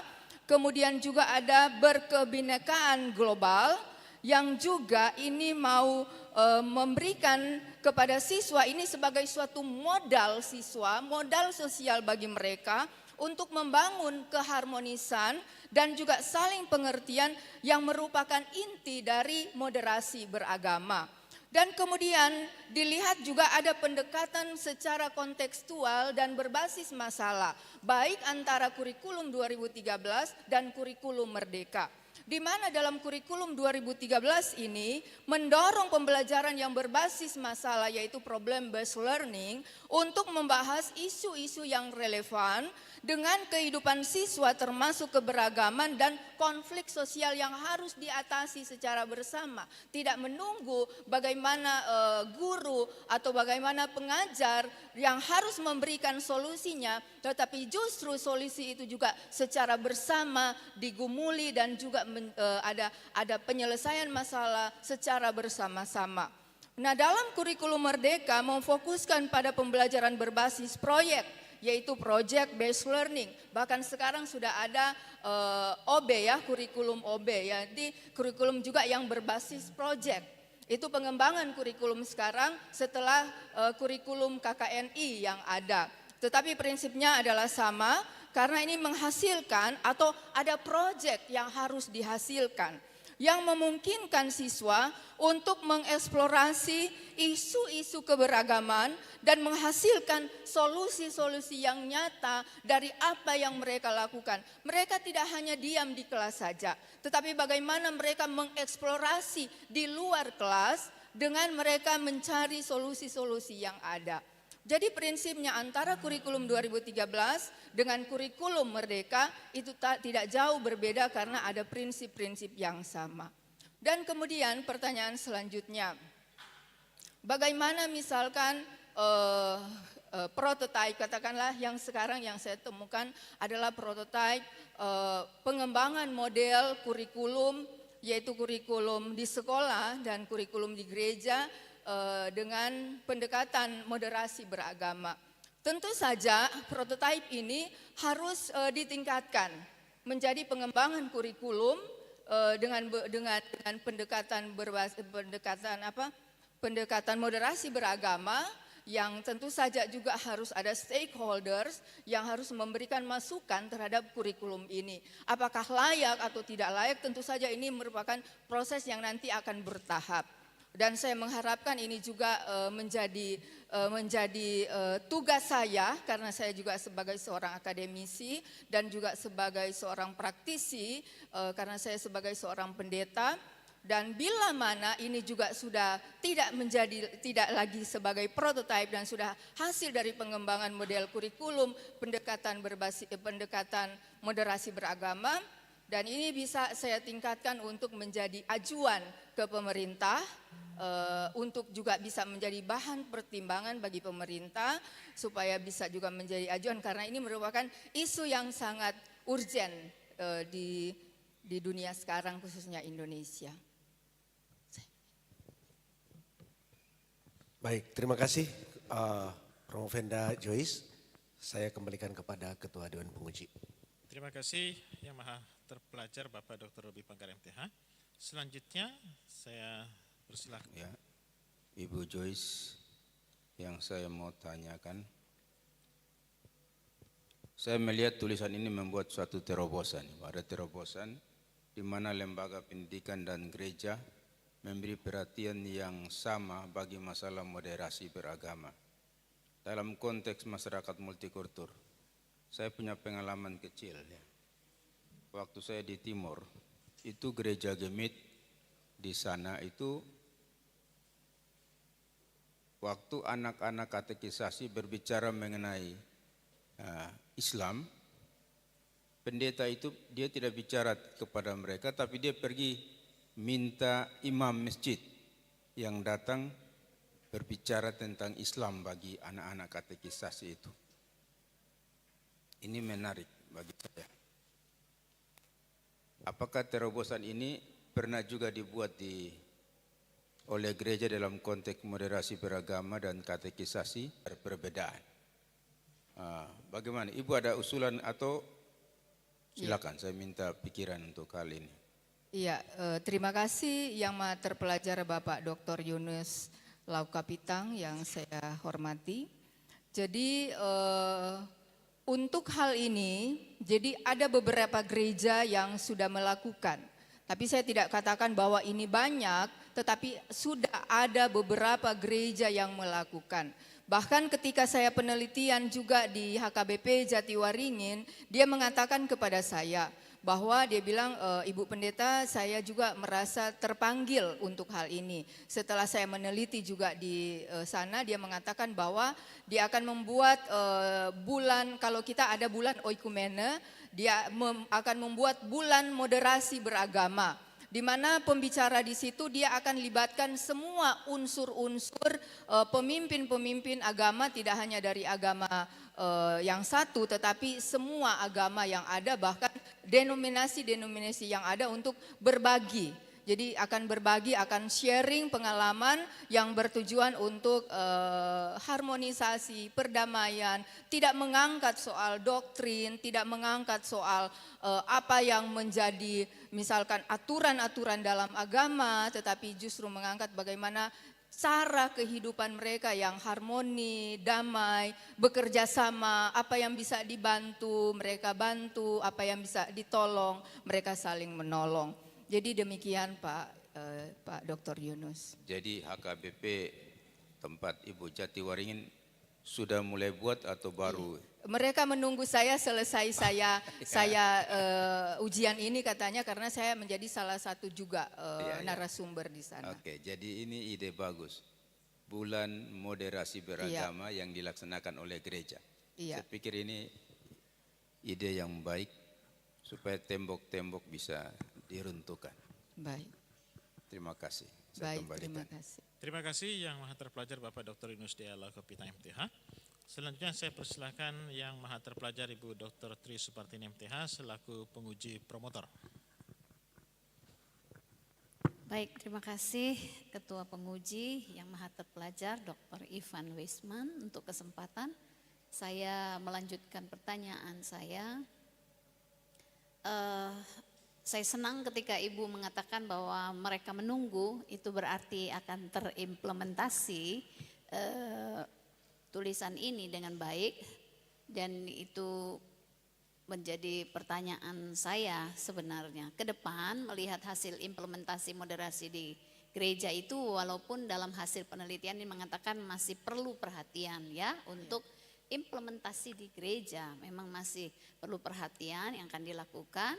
Jadi bagaimana untuk menolong gereja mengingat prototipe yang Ibu sudah susun itu, kira-kira praktisnya prototipe itu akan diapakan dan dibagaimanakan ke depan? Iya. Silakan. Oke, baik, terima kasih yang saya hormati Yang Maha Terpelajar Ibu Dr. Tri Supartini selaku penguji promotor saya. Jadi prototipe ini akan saya lanjutkan menjadi yang seperti yang saya sampaikan tadi, yaitu model pengembangan kurikulum yang tadi saya katakan bahwa ini nanti akan dalam tindak lanjut untuk meminta ahli untuk bisa memberikan masukan-masukan terhadap pengembangan model kurikulum pendekatan moderasi beragama ini. Dan ini menjadi harapan saya karena ada dua hal yang melekat kepada diri saya, bukan hanya sebagai juga peneliti moderasi beragama, tetapi saya sebagai seorang akademisi, sebagai seorang dosen dan juga sebagai seorang pendeta. Nah, saya akan melanjutkan ini menjadi satu buku model kurikulum. Dan ini akan saya harapkan ini sangat berkontribusi bagi masyarakat luas bangsa Indonesia. Dan juga sudah ada beberapa juga seperti HKBP Jatiwaringin yang meminta saya untuk menjadi salah satu narasumber untuk saya mau sosialisasikan, implementasikan kurikulum ini kepada mereka. Karena terus terang dalam penelitian saya bahwa gereja, dan saya lihat bukan hanya gereja HKBP Jatiwaringin saja yang saya teliti dengan kurikulum mereka, tetapi masih banyak juga gereja-gereja yang lain bagaimana untuk pembuatan model kurikulum ini belum terlalu seperti kurikulum yang memang dalam tahapan-tahapan. Sehingga ini menjadi beban saya untuk dalam pendekatan moderasi beragama. Demikian Ibu Dr. Tri. Baik, terima kasih untuk harapan ke depan. Berarti kita masih menunggu penelitian-penelitian selanjutnya.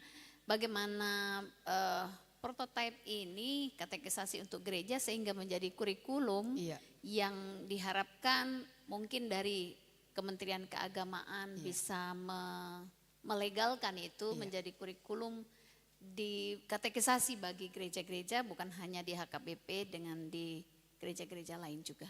Jadi kami menunggu Ibu. Baik. Terima kasih. Terima kasih Ibu. Terima kasih Yang Maha Terpelajar Ibu Dr. Tri Supartini MTH. Selanjutnya saya mempersilahkan Yang Maha Terpelajar Ibu Dr. Sarce Rinhana MTH selaku penguji kopromotor.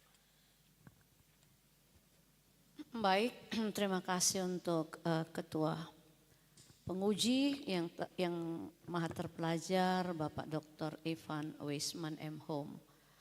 Kepada Promovenda Joyce Anneke Rantung, saya senang ketika Ibu menyatakan bahwa sudah ada yang ini gereja ya, gereja. Kalau sekolah kan memang ada ya, dihubungkan dengan apa yang Bapak yang Maha Terpelajar Bapak Robi Panggara tadi juga mengatakan bahwa gimana di kurikulum Merdeka, dan Ibu sudah menjawab. Jadi sekarang yang saya mau adalah kira-kira profil Pancasila yang ada di kurikulum Merdeka itu di bagian-bagian apa? Apakah itu terpilih atau secara keseluruhan profil Pancasila ketika Ibu diminta nanti untuk membawa materi,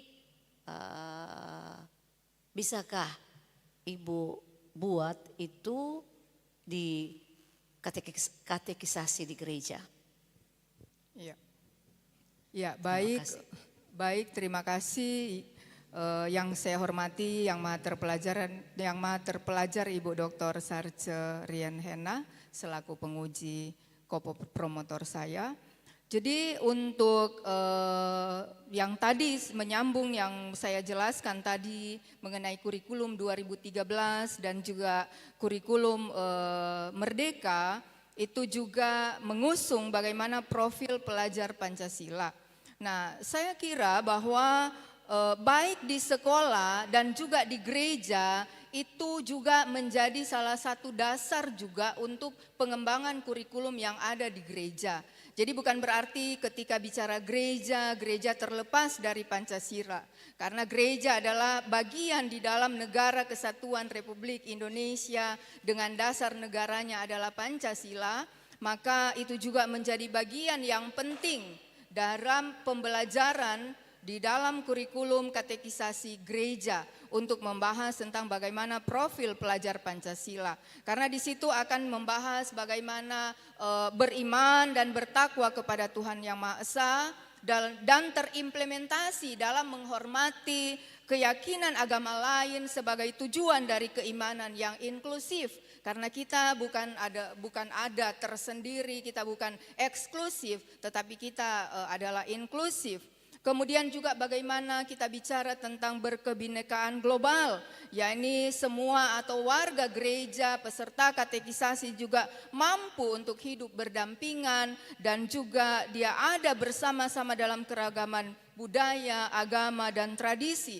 Sehingga kita tidak harus mengatakan tidak ada profil pelajar Pancasila, tetapi justru itu adalah bagian yang fundamental dalam kurikulum katekisasi gereja yang harus diajarkan dan terimplementasi dalam kehidupan sehari-hari.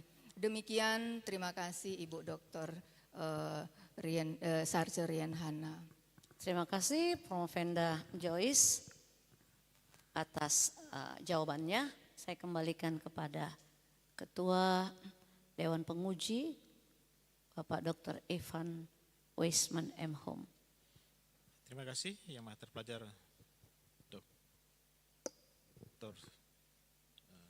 Sarce Rian Hana MTH.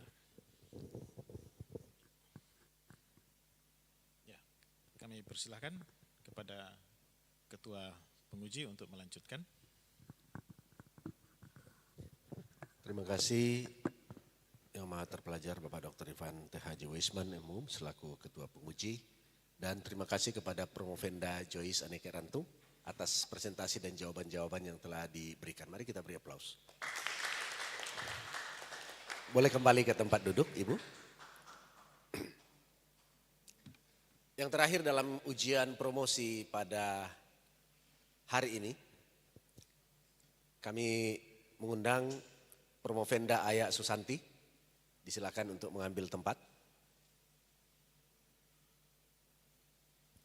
Berita acara ujian promosi doktor hari ini 29 November pukul 12.15 bertempat di Gedung Capel STFT Jafrai Makassar diadakan ujian promosi disertasi untuk saudari Aya Susanti NPM 200261105. Program Doktor Teologi, konsentrasi mayor Teologi Praktika, konsentrasi minor Teologi Biblika. Dengan judul disertasi, kajian gramatikal historis tentang pelayanan Yesus terhadap pemberdayaan kaum perempuan dan implikasinya bagi pelayanan perempuan masa kini. Dengan komposisi penguji sebagai berikut. Pertama, Bapak Dr. Yunus D.A. Laukapitang, MTH, selaku penguji pertama merangkap ketua penguji. Yang kedua, Ibu Dr. Tri Supartini MTH, penguji kedua merangkap anggota. 3, Ibu Dr. Sarce Rian Hana MTH, penguji ketiga merangkap anggota. Keempat, Bapak Christopher James Luthi PhD, penguji keempat merangkap promotor. Dan yang kelima, Bapak Dr. Robi Panggara MTH, penguji kelima merangkap kopromotor. Dengan ini saya serahkan kepada Bapak Dr. Yunus D.A. Laukapitang selaku Ketua Dewan Penguji. Tentu memberi kesempatan kepada Promovenda untuk menyampaikan presentasi. Baik, kepada Promovenda Aya Susanti, sebelum pertanyaan-pertanyaan disampaikan, Ibu diberi kesempatan untuk menyampaikan ringkasan disertasinya dalam 5-10 menit ya. Silakan. Selamat siang dan salam sejahtera bagi kita semuanya. Yang saya hormati Maha Terpelajar Bapak Dr. Yunus D.A. Laukapitang MTH selaku Ketua Penguji. Yang kedua, yang saya hormati Mahaterpelajar Ibu Dr. Tri Supartini MTH selaku Dewan Penguji. Yang ketiga, yang saya hormati Mahaterpelajar Ibu Dr. Sarce Rian Hana MTH yang saya kasihi selaku Dewan Penguji. Yang keempat, yang saya hormati Mahaterpelajar Bapak Christopher James Luthi PhD selaku penguji promotor. Yang kelima, yang saya hormati Mahaterpelajar Bapak Dr. Robi Panggara MTH selaku penguji kopromotor. Dan yang saya hormati dan saya banggakan para tamu undangan yang sempat hadir di siang ujian promosi dan wisuda Doktor Teologi hari ini. Izinkan saya untuk mempresentasikan hasil penelitian disertasi saya yang berjudul Kajian Gramatikal Historis tentang Pelayanan Yesus terhadap Pemberdayaan Kaum Perempuan dan Implikasinya bagi Pelayanan Perempuan Masa Kini. Pemberdayaan perempuan adalah topik yang tetap masih sangat relevan untuk dikaji di masa kini. Pembahasan topik ini masih terdapat banyak kontroversi baik dari kalangan pemimpin gereja maupun akademisi. Melalui kajian ini, peneliti berasumsi dapat memberi masukan kepada pembahasan kontroversial tersebut yang dapat dilihat melalui pelayanan Yesus semasa hidupnya di dunia. Yesus mengumpulkan murid-muridnya dari berbagai lapisan masyarakat untuk membentuk persekutuan yang memiliki tujuan yang pasti ketika ia mewartakan firman Allah. Yesus menunjukkan melalui caranya melakukan tugas ini bahwa perilaku patriarki bukanlah berasal dari Allah. Yesus menyambut orang-orang marginal di antara murid-muridnya, termasuk orang yang miskin, orang yang tidak memiliki tanah, orang yang diasingkan, dan orang yang berdosa. Gagasan serupa dari Mas Rukha yang dikutip oleh Rudolf berpendapat bahwa dengan mengambil pendekatan gender dan pengembangan, gerakan perempuan akan lebih terstruktur dan memperhatikan kelompok-kelompok tertindas selain perempuan. Yesus Kristus adalah satu-satunya profil dari keturunan perempuan yang secara berotoritas dan revolusioner telah membebaskan kaum perempuan dari struktur penindasan dan yang juga telah memberdayakan kaum perempuan menjadi instrumen berkat-Nya di sepanjang masa. Pokok masalah, bagaimana profil Yesus memberdayakan kaum perempuan, bagaimana Yesus dalam pelayanannya memberdayakan kaum perempuan, bagaimana mengimplikasikan pemberdayaan kaum perempuan terhadap pelayanan kaum perempuan masa kini, manfaat penelitian ini untuk pengetahuan ilmiah tentang nilai-nilai teologis dan juga implikasi teologisnya. Teori gramatikal historis. Pendekatan gramatikal historis bertujuan untuk memahami kata-kata Alkitabiah seperti yang dimaksud oleh penulis asli manusia. Selain menganalisis pilihan kata, sintaksis, tata bahasa, dan genre sastra, teknik ini juga terlibat dalam studi perbandingan sejarah dengan dunia kuno.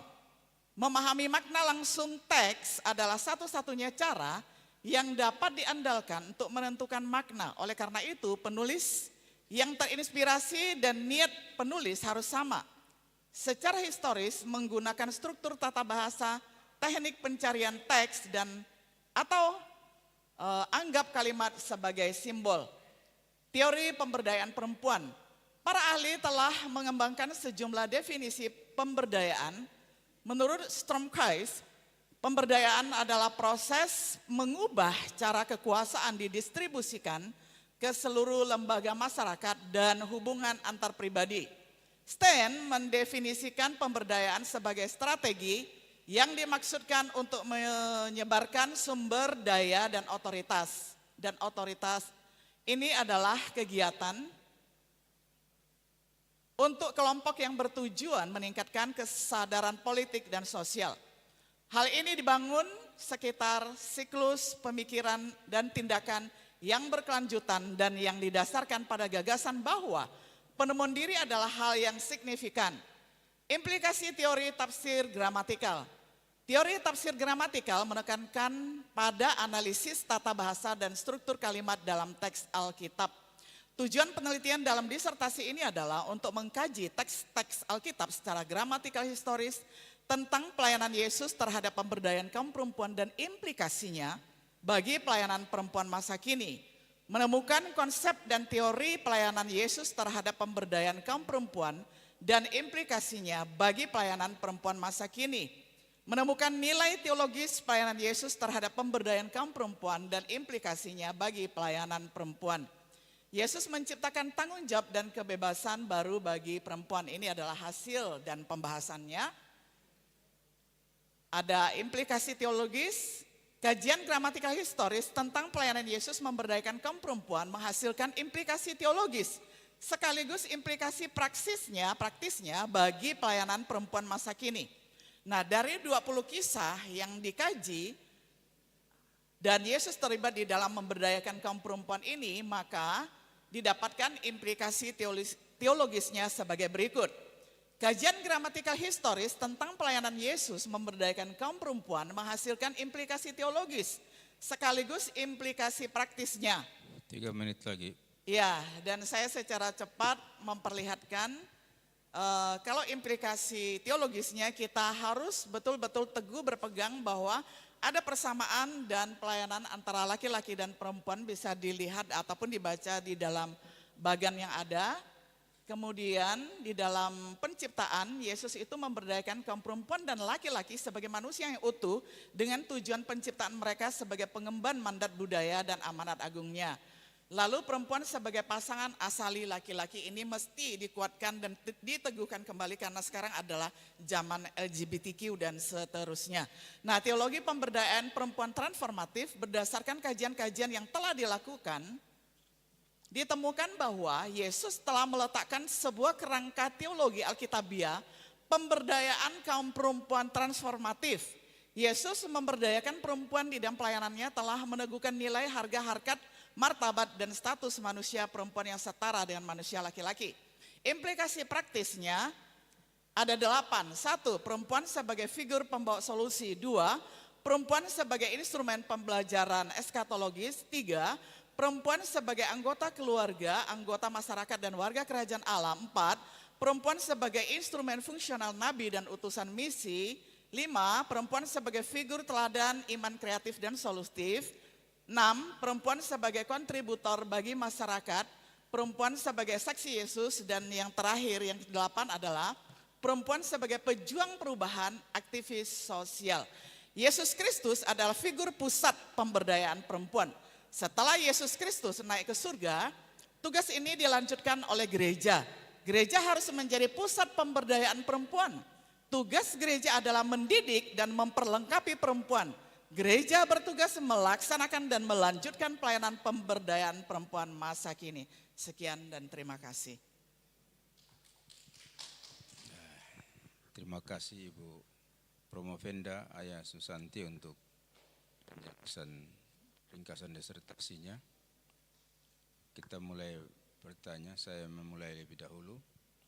Seperti tadi yang disampaikan oleh Promovenda, gereja adalah tubuh Kristus, refleksi dari Kristus yang hadir di dunia ini.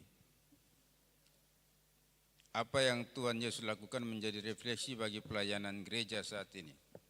1 Yohanes 2 ayat 6, kita perlu hidup seperti Kristus hidup.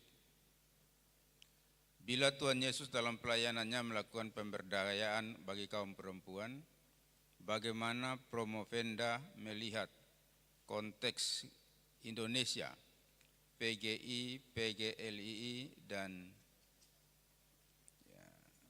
organisasi gereja aras nasional lainnya menangani salah satu isu dari 17 isu dalam Sustainable Development Goals. Salah satu isunya adalah kesetaraan gender. Bagaimana hubungan pemberdayaan kaum perempuan dalam menjawab masalah kesetaraan gender dalam masyarakat dan pelayanan gereja.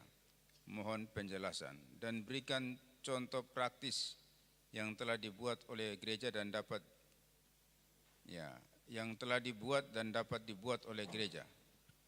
Terima kasih. Silakan. Terima kasih. Yang saya hormati Mater Pelajar Bapak Dr. Yunus Laukapitang. Memang kalau kita melihat organisasi gereja sekarang sudah banyak sekali dalam tanda kutip memberdayakan kaum perempuan ya, dengan keputusan-keputusan di dalam sidang yang besar, mereka memutuskan akan melibatkan kaum perempuan di dalam mengambil keputusan dan juga sebagai pelaksana praktis di dalam berbagai program yang penting. Dan kemudian kaitannya dengan gereja yang memberdayakan kaum perempuan, itu saya lihat sudah banyak perkembangan ya, terutama di Indonesia.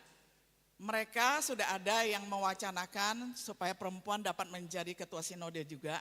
Kalau dosen sudah banyak ya, termasuk alma mater kita yang terkasih di sini sudah banyak. Hanya ketua sinodenya masih bisa dihitung dengan jari, ya itu salah satunya. Tetapi sudah mulai ada wacana sampai ke sana. Dan kemudian sampai ke titik gereja lokal sudah banyak yang menjadi figur-figur teladan ya. Menciptakan program yang bagus, kemudian melibatkan jemaat untuk ikut di dalam pelatihan-pelatihan. Saya rasa seperti itu, Bapak Dr. Yunus Laukapitang yang saya hormati. Ya, terima kasih Promovenda. Ada satu sedikit lagi. Ini ada pekerja migran Ibu. Tidak disangkal banyak kaum perempuan menjadi isu menarik ya. Perdagangan orang. Ini daerah-daerah Kristen ini. Kadang tiap tahun ada peti mati yang dikirim. Ya ini menjadi masalah. Bagaimana Ibu melihat ini, pemberdayaan kaum perempuan dikaitkan dengan pekerja migran? Ya, Bapak Dr. Yunus Laukapitang yang saya hormati, memang ini pertanyaan yang sangat krusial dan penting karena memang kenyataannya seperti itu. Bahkan kalau kita perhatikan ya katakanlah ya di Provinsi NTT itu setiap tahun banyak terjadi kasus human trafficking ataupun woman trafficking dan kemudian juga pekerja imigran yang dipulangkan atau dalam keadaan dimasukkan ke dalam peti begitu. Itu miris sekali ya dan membuat kita berpikir-pikir apakah mereka ini tidak melihat perempuan itu sebagai seorang manusia ya. Bahkan yang melakukan ini banyak sekali melanggar hak asasi manusia. Nah, yang sempat saya pikirkan dan refleksikan adalah itulah tugas dan tanggung jawab kita semuanya. Bukan saya saja sebagai seorang perempuan yang menyeru-nyerukan hal ini, tetapi juga semua akademisi, semua pemimpin gereja, semua hamba Tuhan pria yang melayani secara cross gender itu berkepentingan dan juga memberikan kontribusi yang sangat penting untuk menyetop hal yang sangat ironi seperti ini. Demikian Bapak Dr. Yunus Laukapitang yang saya hormati. Terima kasih Ibu untuk penyampaiannya. Saya lanjut kepada Dewan Penguji yang maha terpelajar Ibu Dr. Tri Supartini MT. Pada Ibu dipersilakan. Terima kasih Ketua Penguji yang maha terpelajar Dr. Yunus Laukapitang. Saya melanjutkan pertanyaan saya kepada Promovenda Aya Susanti. Di dalam tulisan ini telah banyak implikasi praktis dari hasil kajian gramatikal, sudah dijelaskan tentang aplikasi praktis dan di dalam contoh-contoh aplikasi praktis saya melihat memang ini yang sudah ada nyata.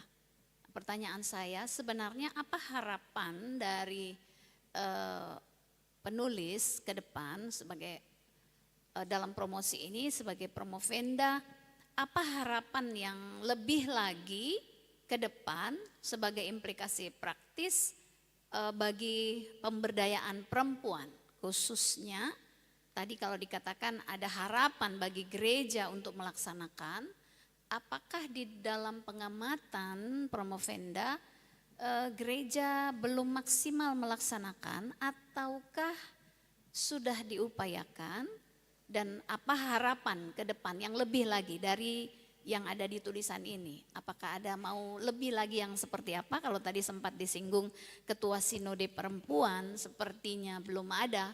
Apakah itu menjadi harapan atau ada yang lain? Silakan. Ya, terima kasih yang saya hormati maha terpelajar Ibu Dr. Tri Supartini. Terima kasih untuk pertanyaan yang sangat menarik.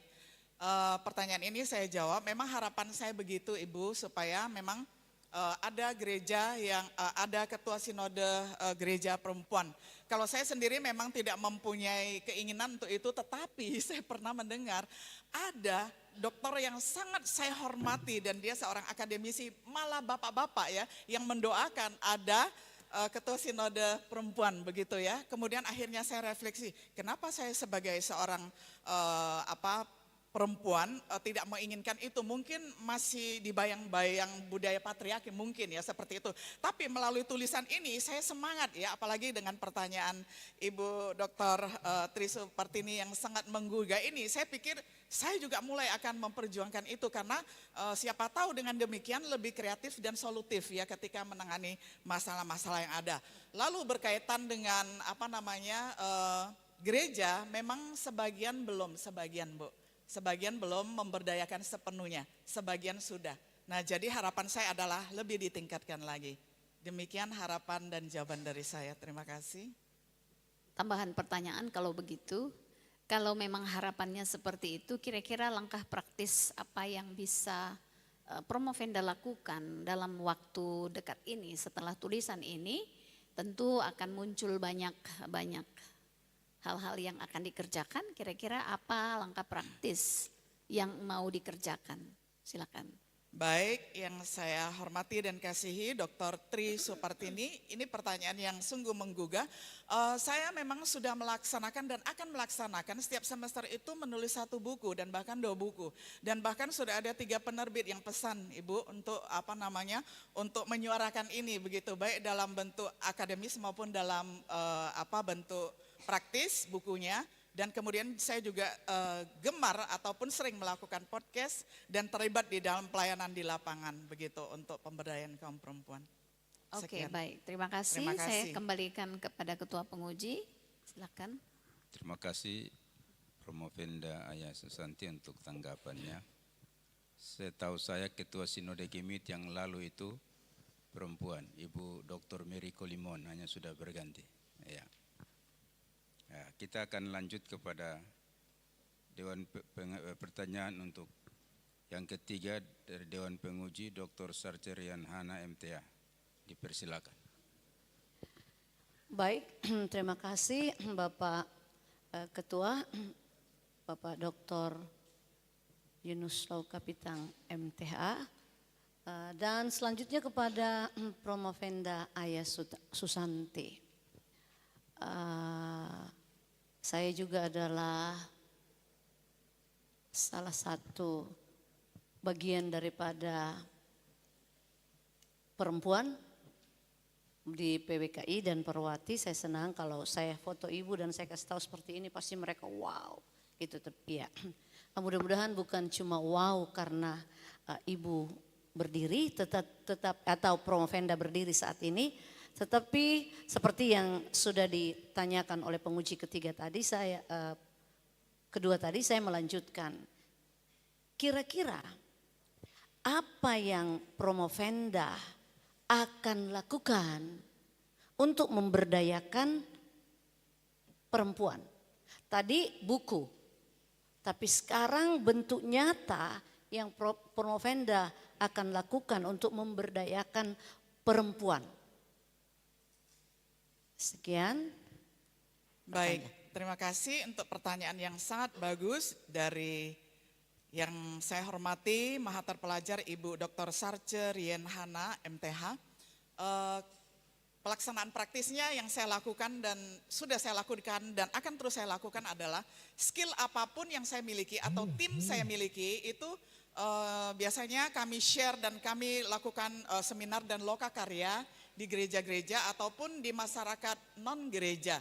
Misalnya pelatihan, pembuatan obat herbal kelor misalnya. Itu saya bisa lakukan ya. Dan tim saya bisa lakukan sehingga mereka bisa memperbaiki ekonomi dan bahkan kesehatan mereka. Itu salah satu ya.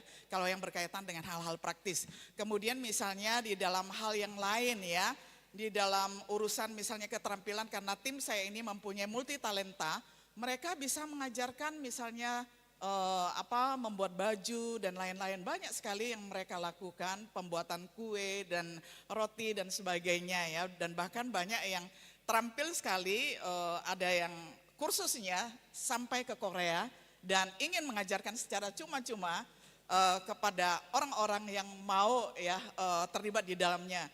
Dan cici saya ini hadir ya, dia datang dari Singapura dan dia mendengarkan saya ya, seperti itu. Terima kasih.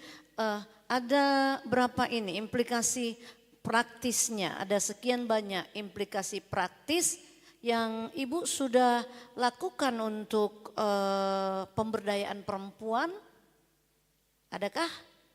Implikasi praktisnya, oh ada ya. Iya. Misalnya sebagai warga kerajaan Allah ya, dan juga tentu warga masyarakat. Ya itu misalnya baru-baru ini ya sebelum berangkat kan kita melakukan pilkada begitu ya. Jadi semuanya memakai himbauan bahwa kita adalah warga negara yang baik dan juga warga kerajaan Allah yang baik. Nah itu biasanya ada kerjasama-kerjasama yang sangat baik untuk mengingatkan bahwa tugas kita sebagai warga negara yang baik adalah kita ya memberikan suara kita, dan sebagai warga negara surgawi kita juga dapat bekerja sama bergandengan tangan untuk menjangkau lebih banyak jiwa lagi supaya mereka juga menjadi WNI dan juga WNS begitu ya. Warga negara Indonesia yang baik dan juga warga negara surgawi, mencari jiwa maksudnya. Oke. Terima kasih, berarti sudah terimplementasi ya. Sudah. Oke. Terima kasih Ibu Terima Doktor. kasih untuk Promovenda Ayah Susanti. Saya kembalikan kepada Ketua Penguji, Terima Bapak kasih. Dr. Yunus Laukapit. Dewan Penguji ketiga yang maha terpelajar Ibu Dr. Sarjarian Hana MTH yang telah menyampaikan pertanyaan dan juga jawaban dari Promovenda Ayah Susanti. Kita akan masuk kepada penguji keempat selaku penguji promotor yang maha terpelajar Bapak Christopher James Luti PhD. Kepada Pak Christopher James Luti PhD dipersilakan. Silakan Pak. Terima kasih Pak. Shalom Ibu. Shalom Bapak. Saya ada dua pertanyaan. Yang pertama agak singkat. Jika kita membahas peran perempuan dan lain sebagainya, saya kira semua orang yang punya otak akan mengatakan bahwa laki-laki dan perempuan setara. Tapi di dalam gereja ada dua pandangan besar. Komplementarianisme yang mengatakan bahwa laki-laki dan perempuan setara, ini ada di dalam tulisan Ibu, laki-laki perempuan setara, tapi punya peran yang berbeda. Atau egalitarianisme, laki-laki dan perempuan setara dan punya peran yang sama juga. Sebagai hasil penelitian Ibu, hasil penelitianmu lebih cenderung kepada posisi yang mana di antara dua itu? Silakan. Ya, saya jawab yang pertama ya, pertanyaan dari yang saya hormati, yang maha terpelajar Bapak Christopher James Luti, PhD. Terima kasih untuk pertanyaannya. Kalau saya di dalam penelitian ini lebih cenderung kepada aliran komplementari ya, karena Tuhan memang menciptakan manusia laki-laki dan perempuan itu sangat unik ya, sehingga ada perbedaan peran ya, walaupun memang sama-sama martabatnya dikasih oleh Tuhan, harganya sama, harkatnya sama, tetapi peran sama, karena dari bentuk tubuh saja sudah berbeda, namanya juga gendernya berbeda, jadi pasti ada tanggung jawab yang berbeda mulai dari rumah tangga, gereja dan masyarakat. Seperti itu. Begitu. Kalau begitu, bolehkah Ibu memberi lebih banyak penjelasan tentang peran perempuan yang berbeda dari peran laki-laki, khususnya di dalam gereja? Kita fokus pada gereja. Baik, ya baik. Yang saya hormati Bapak Christopher James Luti yang saya hormati. Contoh kalau di dalam gereja itu peran yang berbeda itu adalah tentu saja berkaitan dengan fisik ya. Karena perempuan bagaimanapun juga dia tidak sekuat laki-laki kalau secara fisik ya. Jadi misalnya kalau sudah mulai Natal ya dan kita butuh orang yang manjat-manjat untuk ngecat misalnya, pasti tidak kita sarankan ibu-ibu yang melakukan ya, pasti itu bapak-bapak yang lakukan begitu ya. Dan kemudian kalau misalnya konsumsi biasanya ibu-ibu terampil, walaupun bapak-bapak banyak yang luar biasa juga ya menyajikan sesuatu, tetapi biasanya lebih dipercayakan kepada ibu-ibu. Ini contoh yang sudah menjadi tradisi dari tahun ke tahun, apalagi sudah menjelang Natal seperti itu. Demikian Pak Christopher James Luthi yang saya hormati. Baik, terima kasih. Saya lanjut.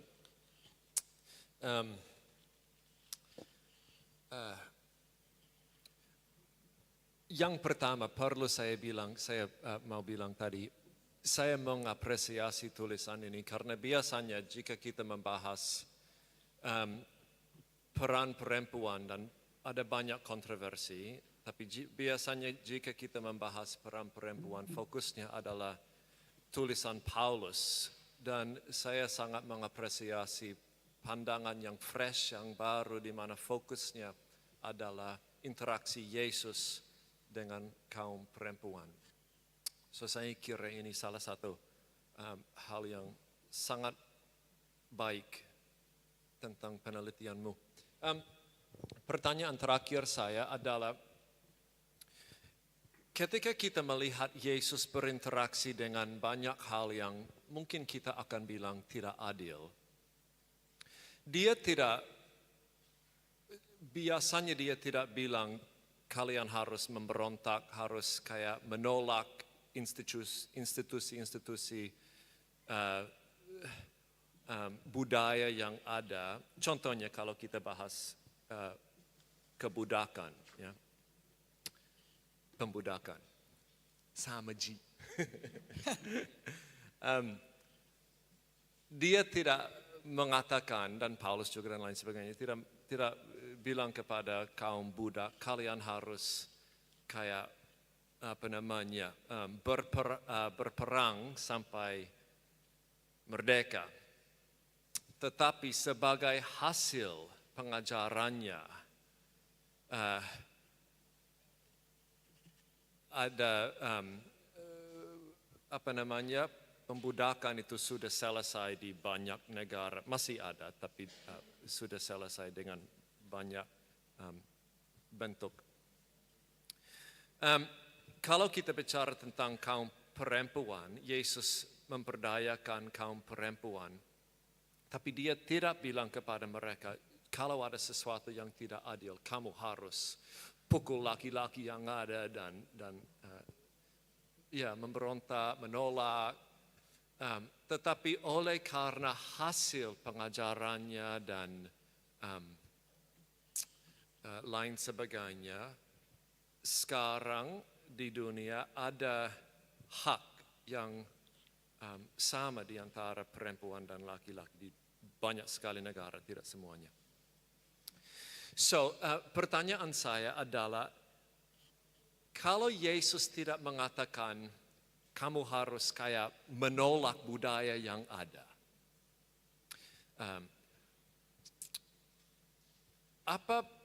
adakah kayak prinsip yang Ibu temukan di dalam penelitianmu yang mungkin dapat menolong kaum perempuan dan mungkin kita semua, tapi khususnya kaum perempuan, jika mereka mengalami sebuah, bisa dibilang, yang menurut mereka diskriminasi, hal yang tidak baik dan lain sebagainya, adakah kayak prinsip yang bisa menolong mereka dalam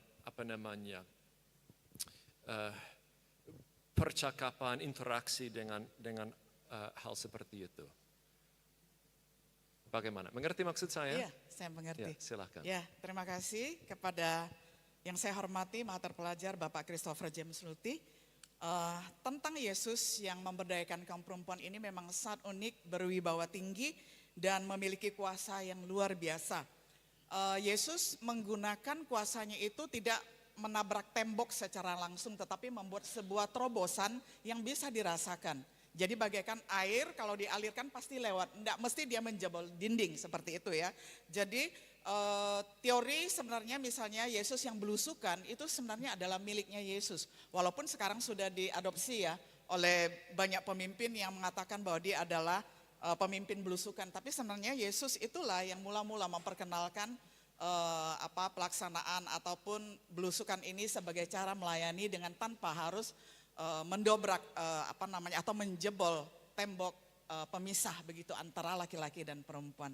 Saya rasa seperti itu. Baik, terima kasih Ibu. Terima kasih Bapak. Saya kembalikan. Baik, terima kasih penguji keempat yang mater pelajar Bapak Christopher James Luti untuk pertanyaannya dan juga tanggapan dari Promovenda Ayah Susanti. Kita masuk kepada penguji kelima selaku penguji ko-promotor yang mater pelajar Bapak Dr. Roy Panggara MTA. Terima kasih Ketua Dewan Penguji. Kepada Promovenda Ayah Susanti, Ya Pak. saya ingin kembali ke laptop. Ya, ya Pak. Dari tadi kita bicara tentang judul ini, menarik karena ini memang salah satu isu yang belakangan cukup gemar dibicarakan.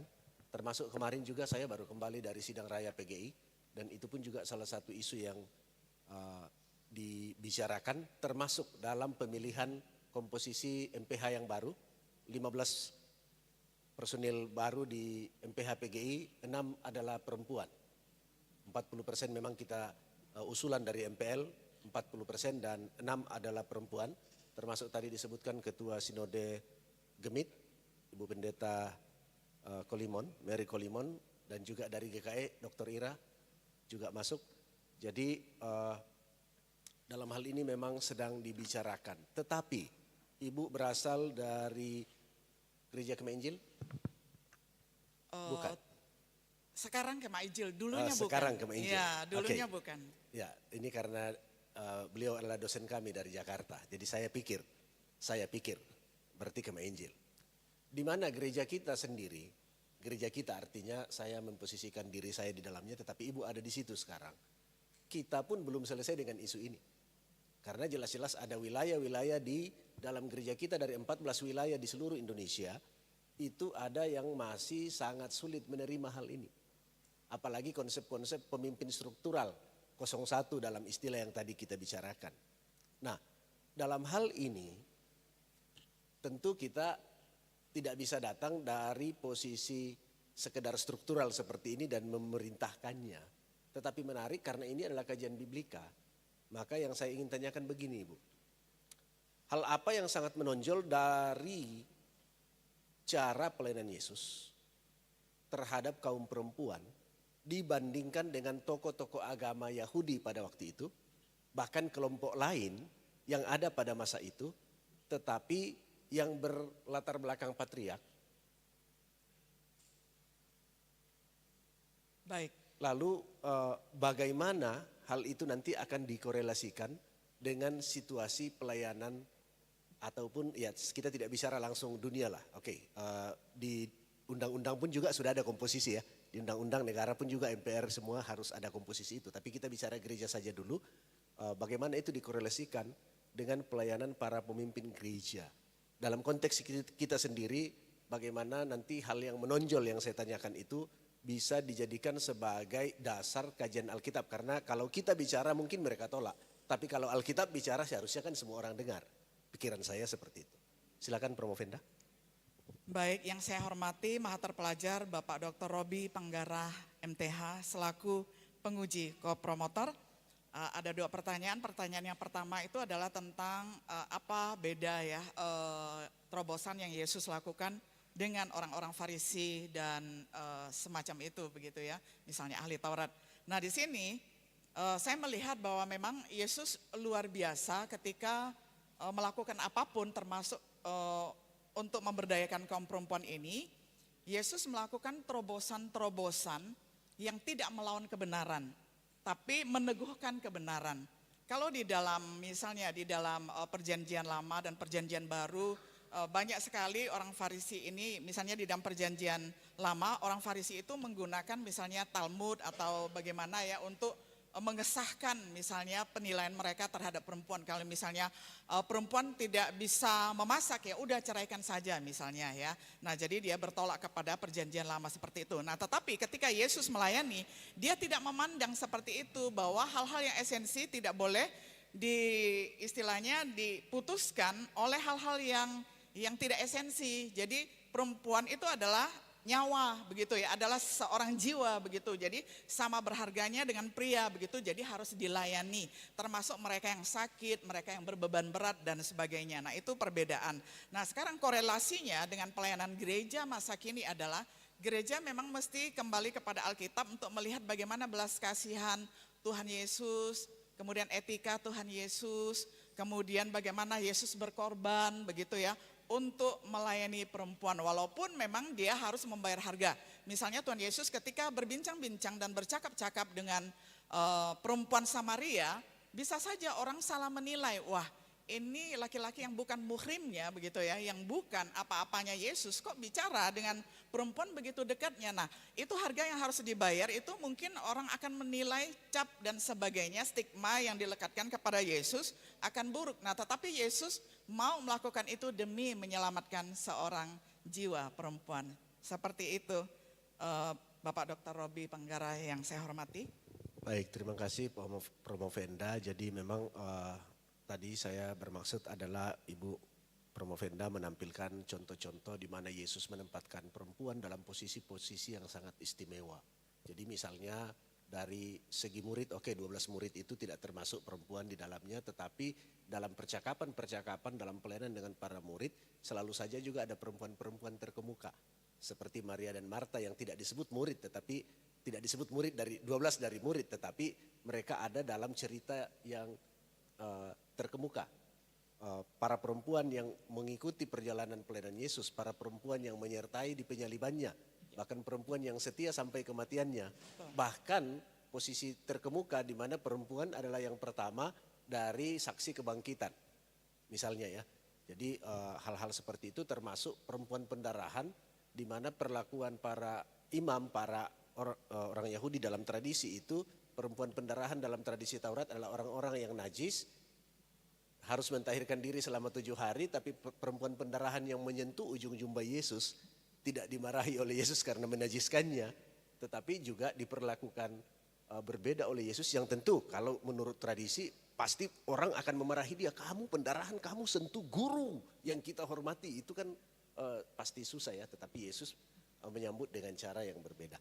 Namun saya kira ini karena orang-orang tidak membaca, saya sebut tadi kembali ke laptop Bu, maksud saya adalah memberikan ini informasi ini saya kira Ibu sudah menulis dengan sangat baik, Promovendo menulis dengan sangat baik, tetapi saya kira informasi ini perlu kita sampaikan kepada audiens juga untuk mendapatkan informasi bahwa inilah yang dimaksudkan dengan melihat bagaimana historis tentang pelayanan Yesus terhadap pemberdayaan kaum perempuan dalam Alkitab, di mana hal itu seharusnya menjadi sebuah cerminan dari tindakan pelayanan gereja hari ini, minimal orang Kristen dalam sosialisasi kita, termasuk sampai kepada sosial kemasyarakatan yang umum.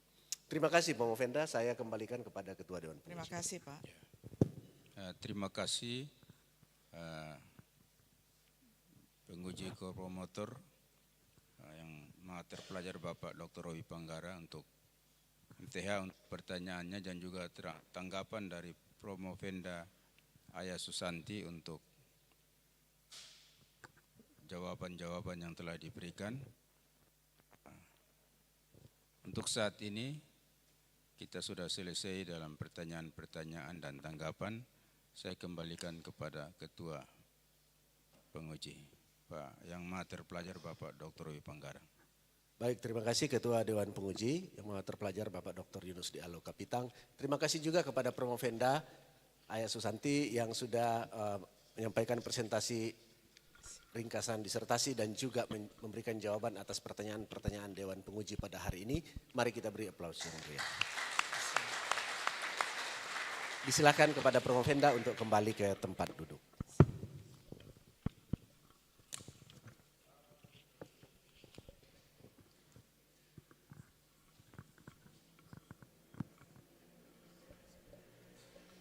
Perampungan nilai. Kita akan masuk dalam perampungan nilai dan istirahat makan siang. Doa makan akan dibawakan oleh Christopher James Luti, PhD. Mari kita berdoa.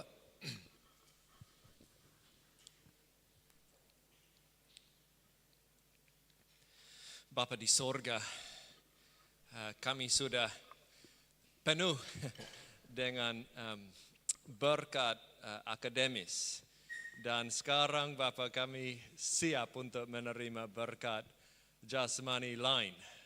So Bapak kami minta supaya Engkau memberkati makanan yang akan kami nikmati, supaya kami semua dapat kekuatan baru, supaya kami bisa hidup untuk Engkau dengan baik.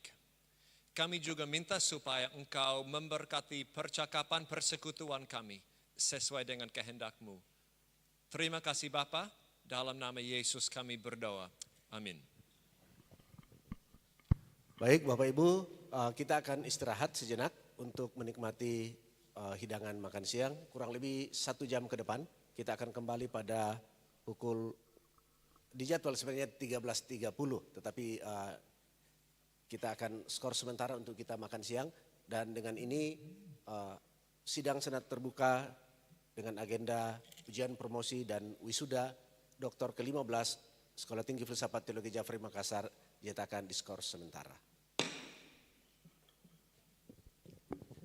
Ketua Sidang, Ketua Senat Sekolah Tinggi Filsafat Teologi Jafrey Makassar, Direktur Program Pasca Sarjana, Promotor, Ko-Promotor, Dewan Penguji meninggalkan ruangan. Hadirin disilakan berdiri.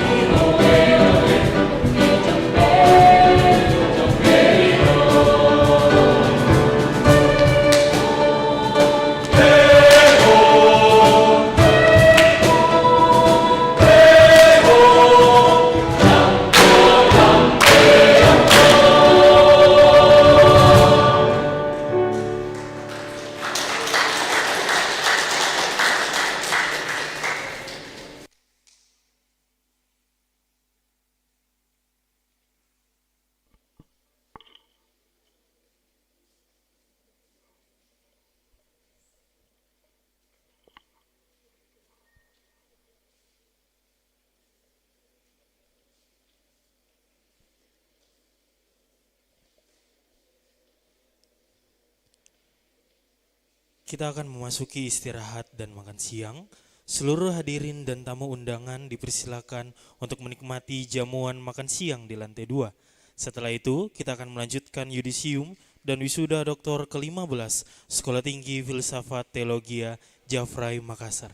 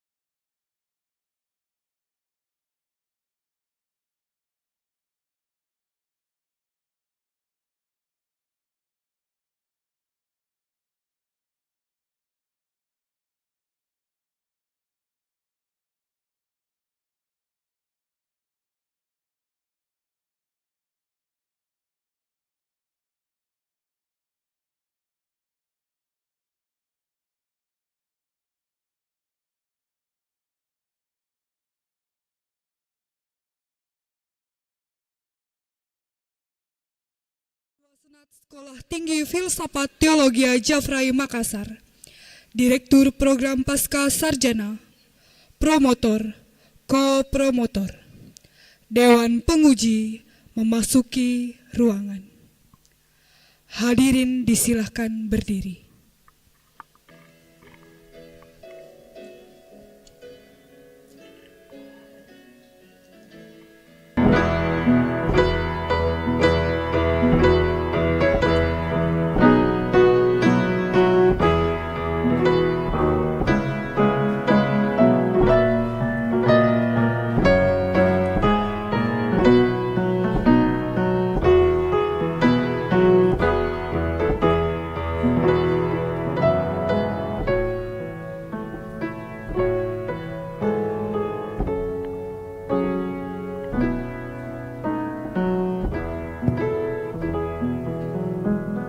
Hadirin disilakan duduk.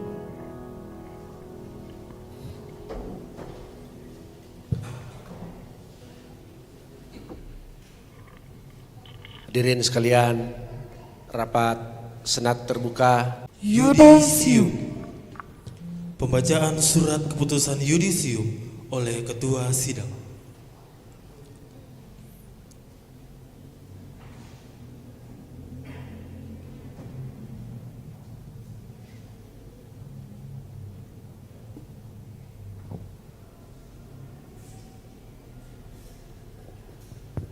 Hadirin sekalian, saya akan membacakan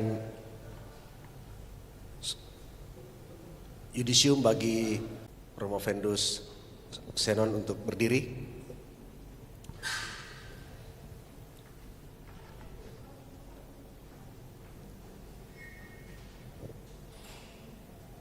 Dalam rangka wisuda dan promosi untuk mencapai gelar doktor dalam bidang ilmu teologi, Saudara Sanon NPM 190261089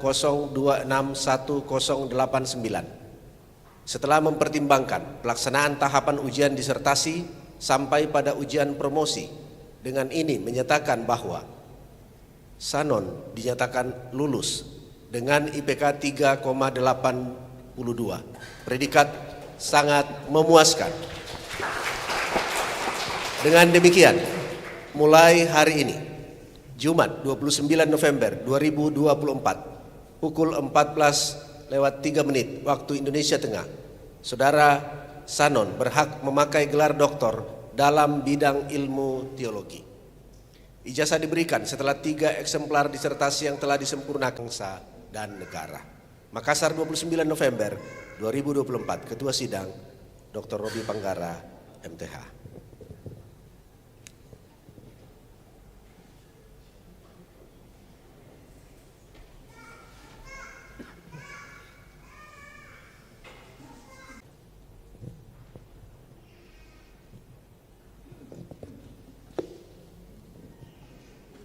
Berikutnya saya persilakan Promovendus Dirk Roy Kolibu.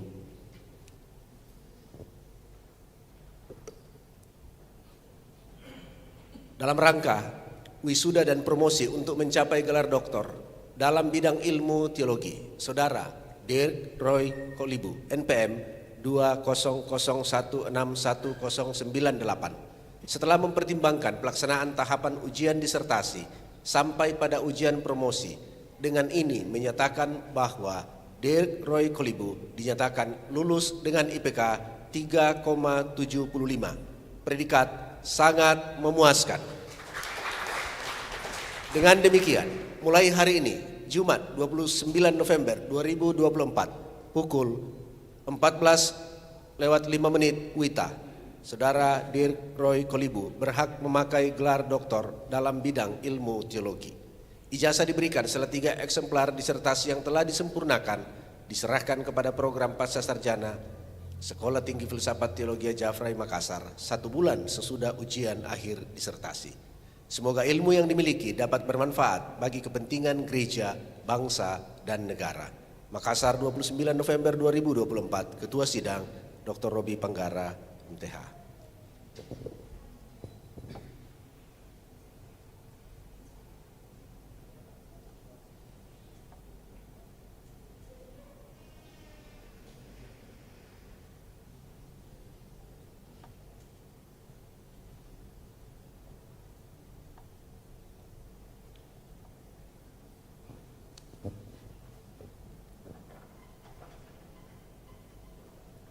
Berikut disilakan kepada Promovenda Joyce Aneke Rantung.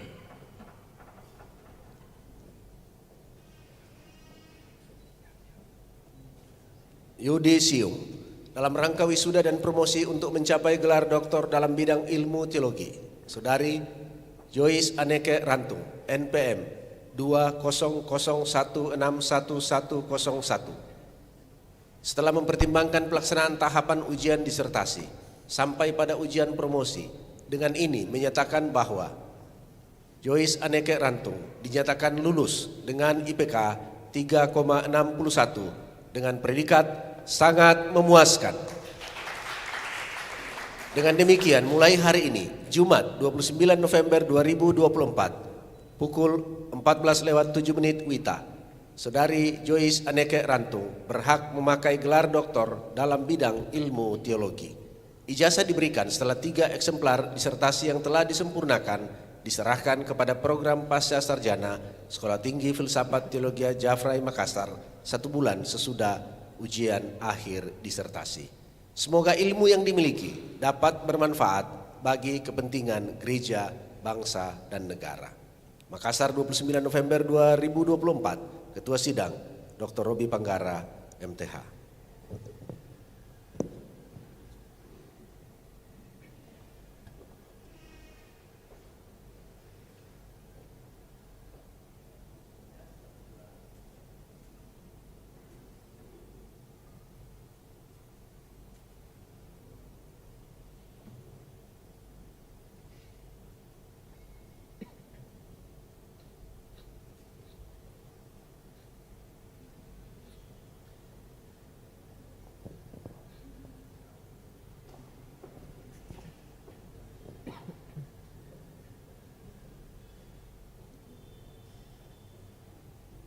Berikutnya dipersilakan kepada Promovenda Aya Susanti mengambil tempat.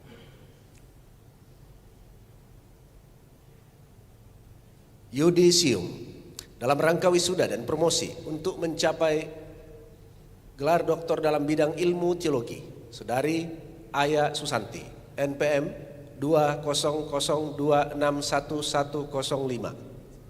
Setelah mempertimbangkan pelaksanaan tahapan ujian disertasi sampai pada ujian promosi, dengan ini menyatakan bahwa Aya Susanti dinyatakan lulus dengan IPK 3,89, predikat magna cum laude.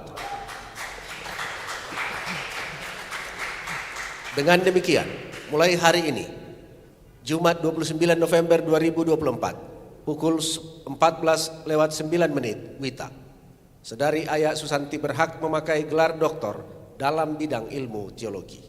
Ijazah diberikan setelah 3 eksemplar disertasi yang telah disempurnakan diserahkan kepada program pasca sarjana Sekolah Tinggi Filsafat Teologi Jafrai Makassar 1 bulan sesudah ujian akhir disertasi. Semoga ilmu yang dimiliki dapat bermanfaat bagi kepentingan gereja, bangsa, dan negara. Makassar 29 November 2024, Ketua Sidang Dr. Robi Panggara, MTH.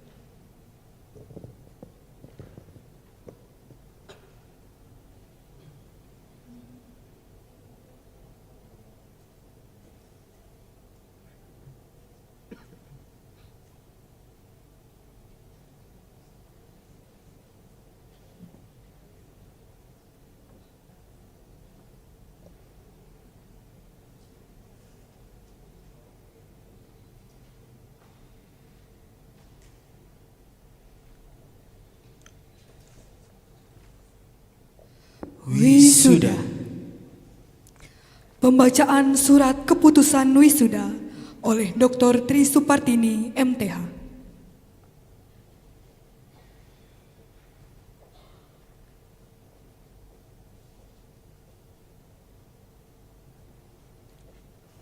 Surat keputusan nomor 15 garing SK Gatarwis garing DR garing PPS garing datar STFTJ garing 11 Romawi garing 2024 tentang penetapan mahasiswa yang diwisuda pada hari Jumat 29 November 2024. Penetapan mahasiswa yang diwisuda pada hari Jumat November 2024, Direktur Program Pasca Sarjana Sekolah Tinggi Filsafat Teologi Jafrai Makassar menimbang bahwa mahasiswa yang telah menyelesaikan satu jenjang program pendidikan di Sekolah Tinggi Filsafat Teologi Jafrai Makassar perlu diwisuda. Mengingat 1. Undang-Undang Nomor 20 Tahun 2003 tentang Sistem Pendidikan Nasional, 2. Kemendiknas Nomor 178/U/2001 tentang gelar dan lulusan perguruan. 3. Surat Keputusan Ban PT Nomor 367/SK/Ban PT/Akred/PT/4 Romawi/2021 tentang nilai dan peringkat akreditasi institusi perguruan tinggi Ban PT pada tanggal 27 April 2022. 4. Surat Keputusan Dirjen Bimas Kristen Kementerian Agama RI tentang pemberian izin penyelenggaraan program Stratum 3 Doktor Teologi nomor 21 tahun 2020. 5. Surat Keputusan Ban PT nomor 1903/SK/Ban PT/Akred/D/Romawi 3 2022 tentang peringkat akreditasi baik sekali untuk program Doktor Teologi Sekolah Tinggi Filsafat Teologi Jafrai Makassar.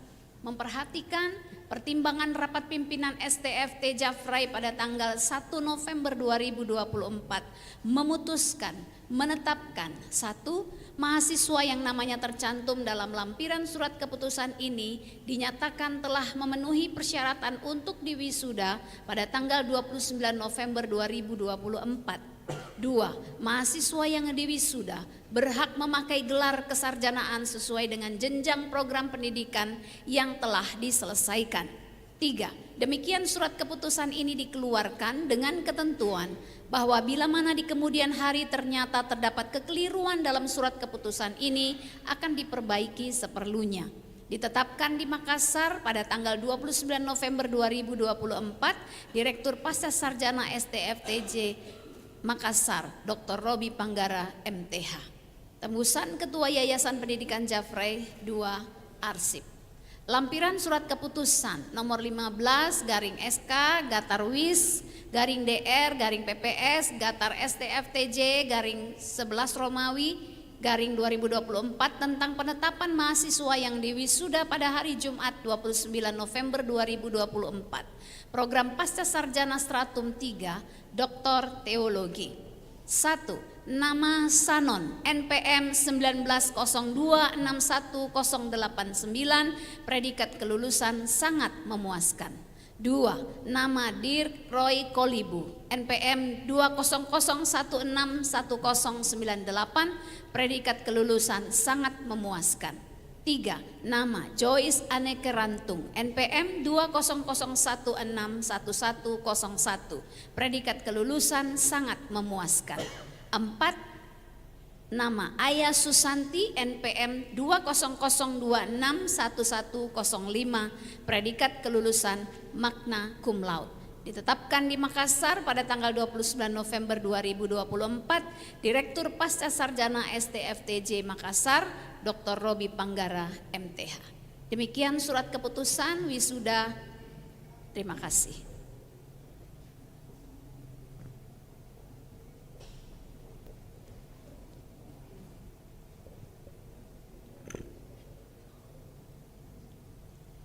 Penyematan toga, hut, medali, topi, serta ijazah. Seluruh Dewan Penguji dipersilakan mengambil tempat di depan.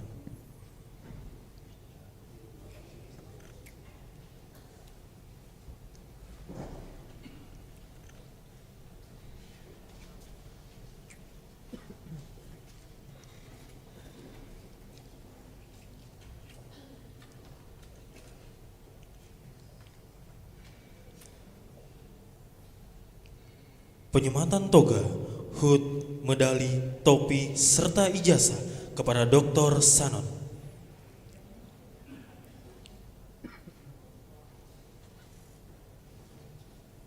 Penyematan toga oleh Dr. Ivan THJ Wisman MHum.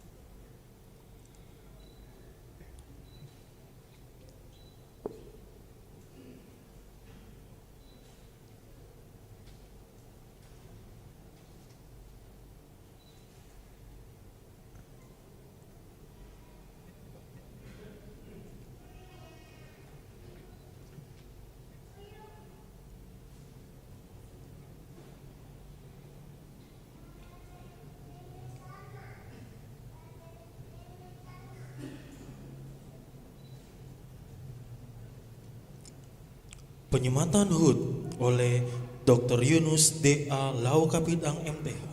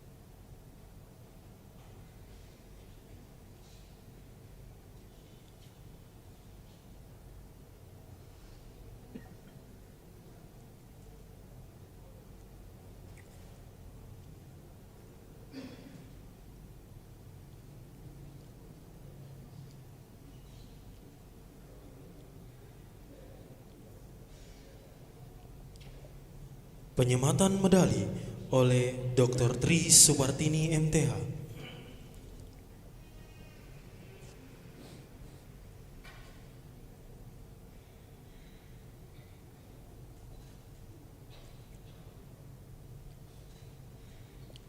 Penyematan topi oleh Dr. Sarja Rianhana MTH.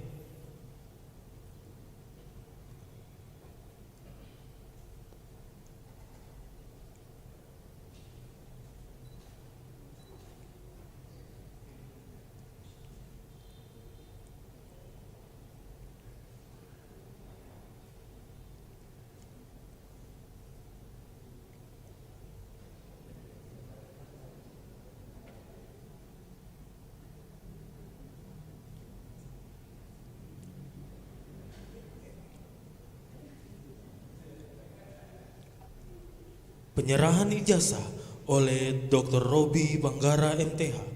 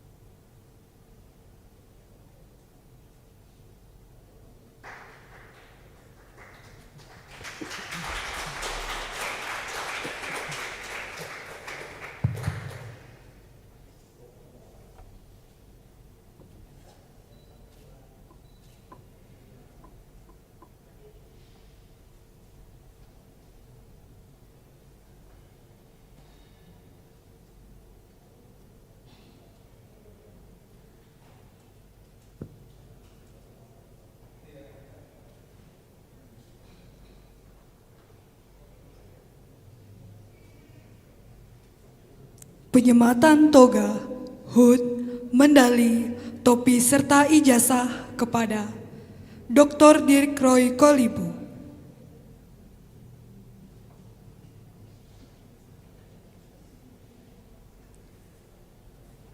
Penyematan toga oleh Christopher James Luti, PhD.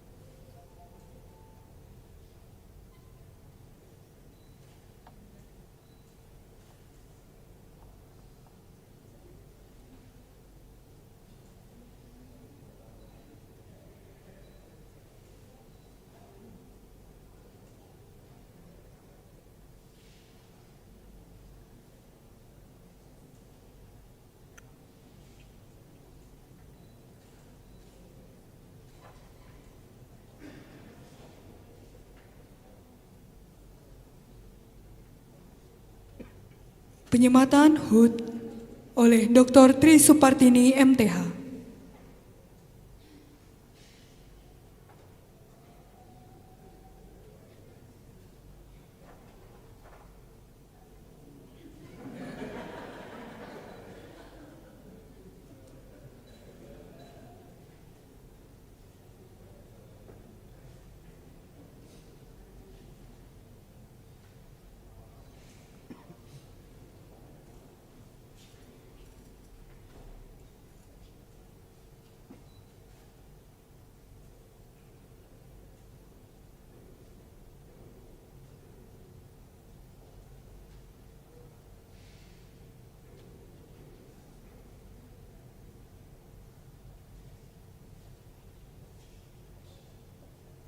Penyematan medali oleh Dr. Sarce Rien Hana MTH.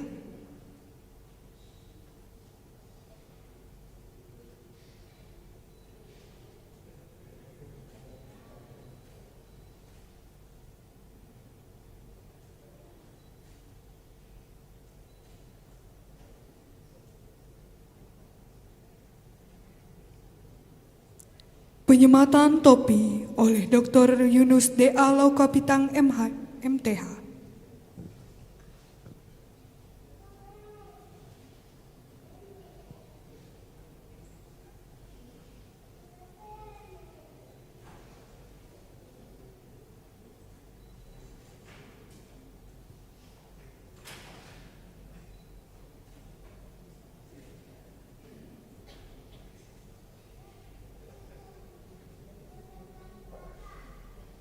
Penyerahan ijazah oleh Dr. Robi Panggara MTH.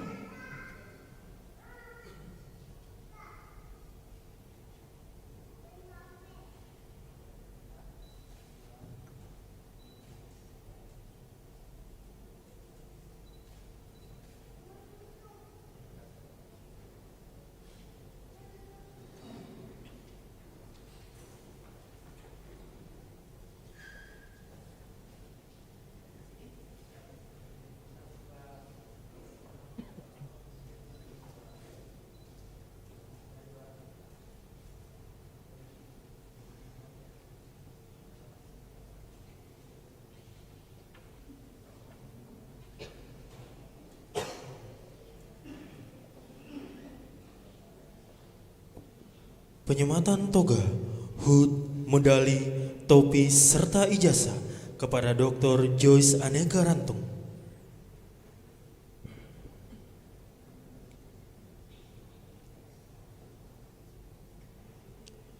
Penyematan toga oleh Dr. Tri Supartini MTH.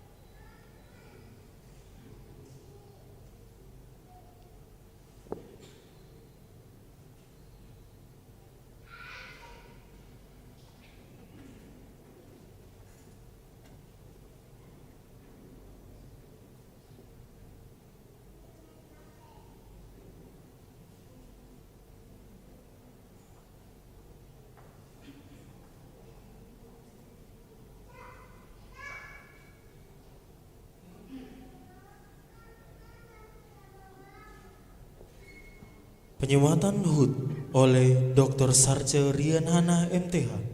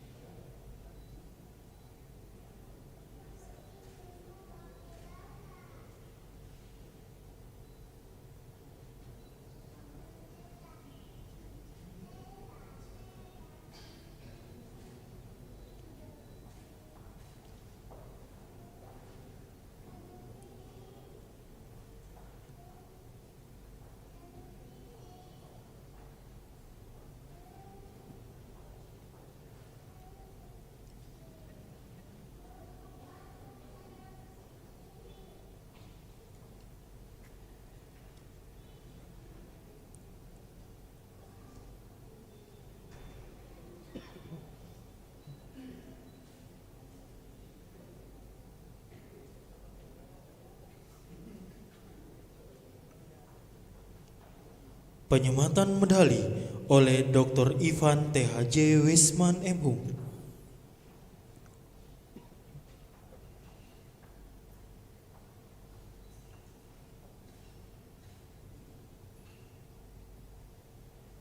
Penyematan topi oleh Dr. Yunus D. Al-Haukapitang MTH.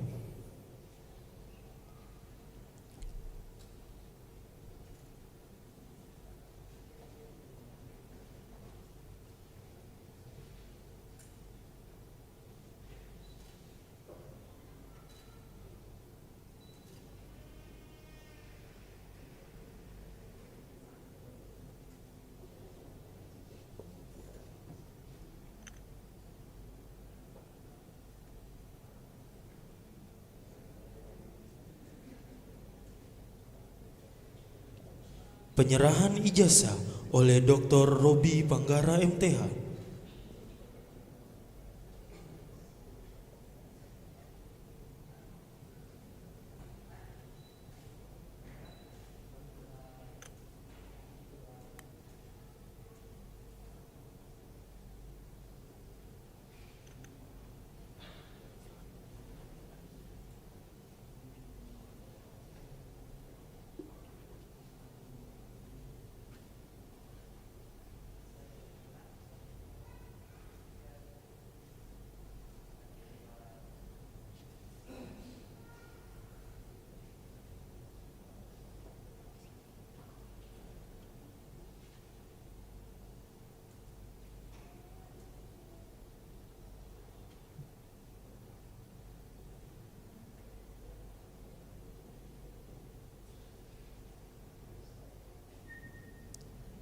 Penyematan toga, hood, medali, topi, serta ijazah kepada Dr. Aya Susanti.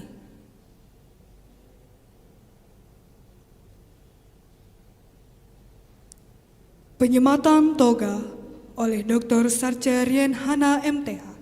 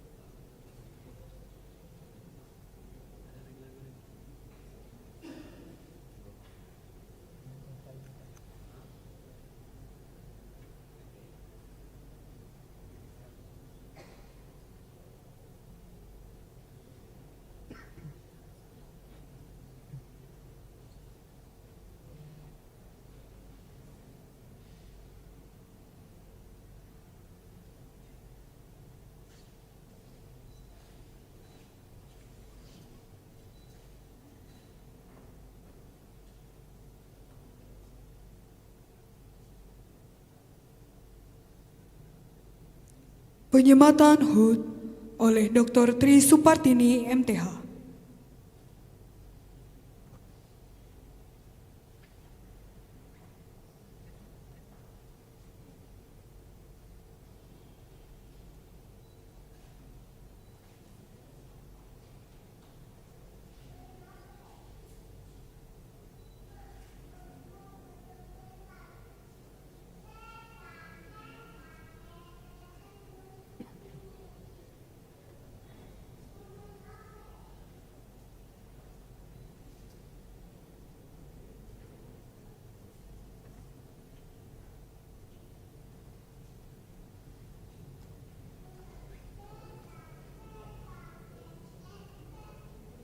Penyematan medali oleh Dr. Ivan THJ Wisman MHum.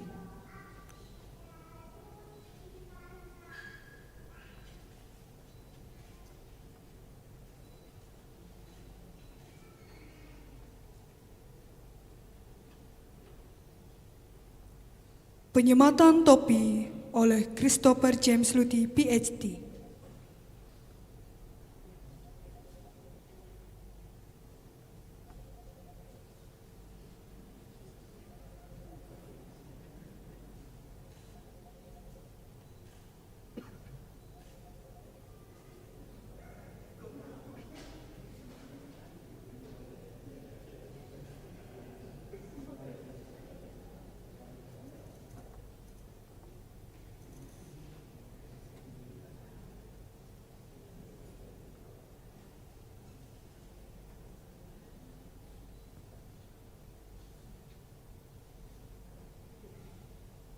Penyerahan ijazah oleh Dr. Robi Panggara MTH.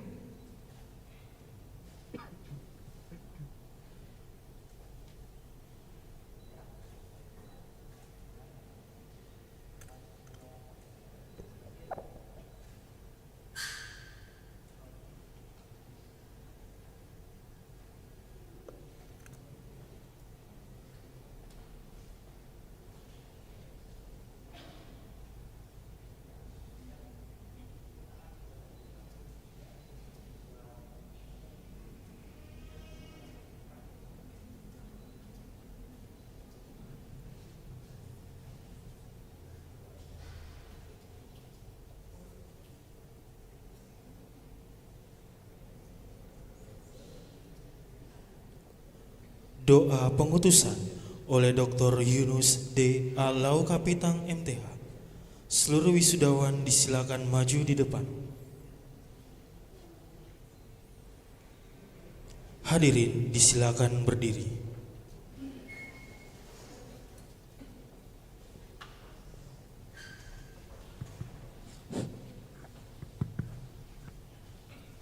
Angkat tangan kah? Kita bisa menumpukan tangan bagi rekan-rekan kita yang telah diwisuda.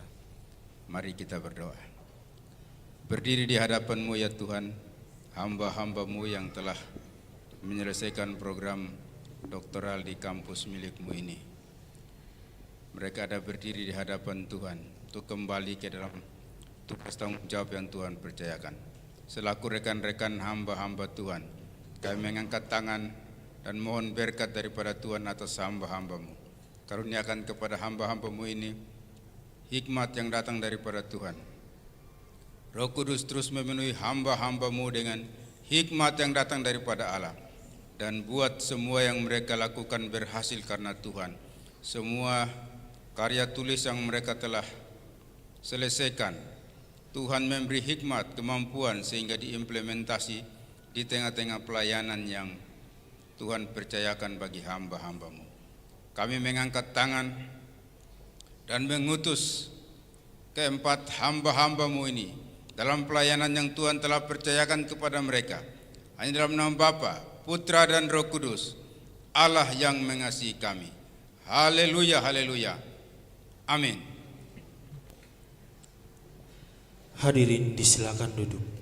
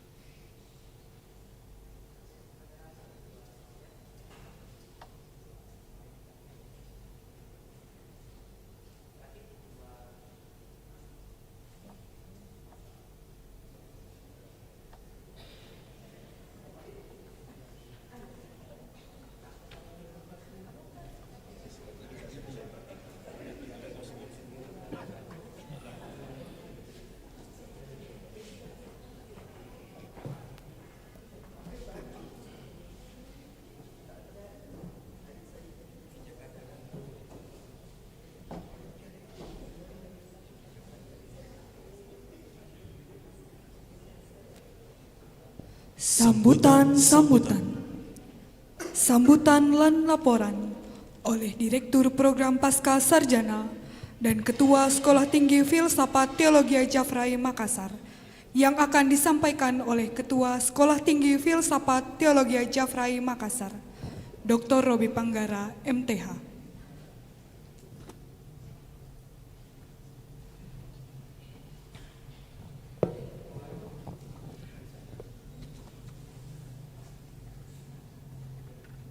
Tentu kami ucapkan juga selamat datang karena pada waktu bersamaan ketika saya diundang untuk menyampaikan sambutan, Bapak Kepala Lembaga LLDikti 9 baru saja memasuki ruangan ini.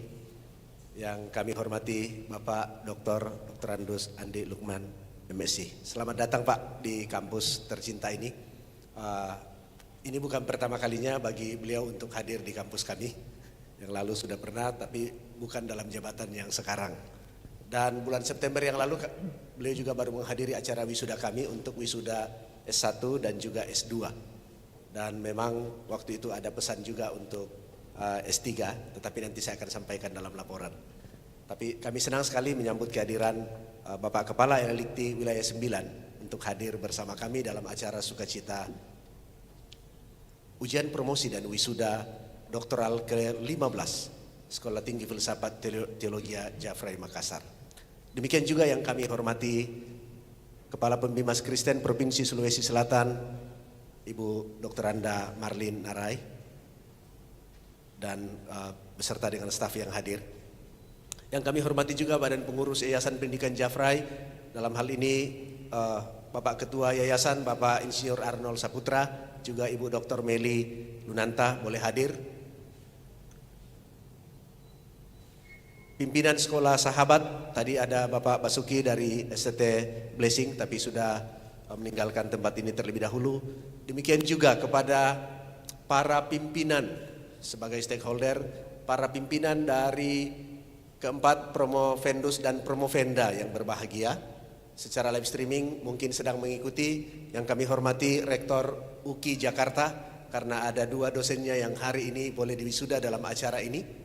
Dan juga Rektor STT Jafrai Jakarta, juga ada 1 dosen yang diwisuda pada hari ini. Dan juga kepada Ketua STT GKE Banjarmasin, yang juga salah satu dosennya dipromosi pada hari ini dan diwisuda dalam kesempatan berbahagia ini. Terima kasih sekaligus untuk sudah mengutus SDM terbaik dari setiap institusi ini boleh diperlengkapi di sekolah kami, dan ini merupakan sebuah kehormatan tersendiri bagi kami. Bagi Ketua Pengurus IKA FT Jafrai Makassar, seluruh unsur pimpinan, para wakil ketua, staf, dosen, karyawan, kepada segenap Promovendus, Promovenda bersama keluarga yang hadir. Saya minta semua keluarga Promovendus, Promovenda yang hadir boleh berdiri. Boleh berdiri semua keluarga. Ini harinya keluarga juga. Mari kita beri tepuk tangan. Aplaus buat keluarga. Silakan duduk kembali. Sekaligus menyambut dengan sukacita kehadiran Bapak Ibu, khususnya yang baru pertama kali hadir di kampus ini.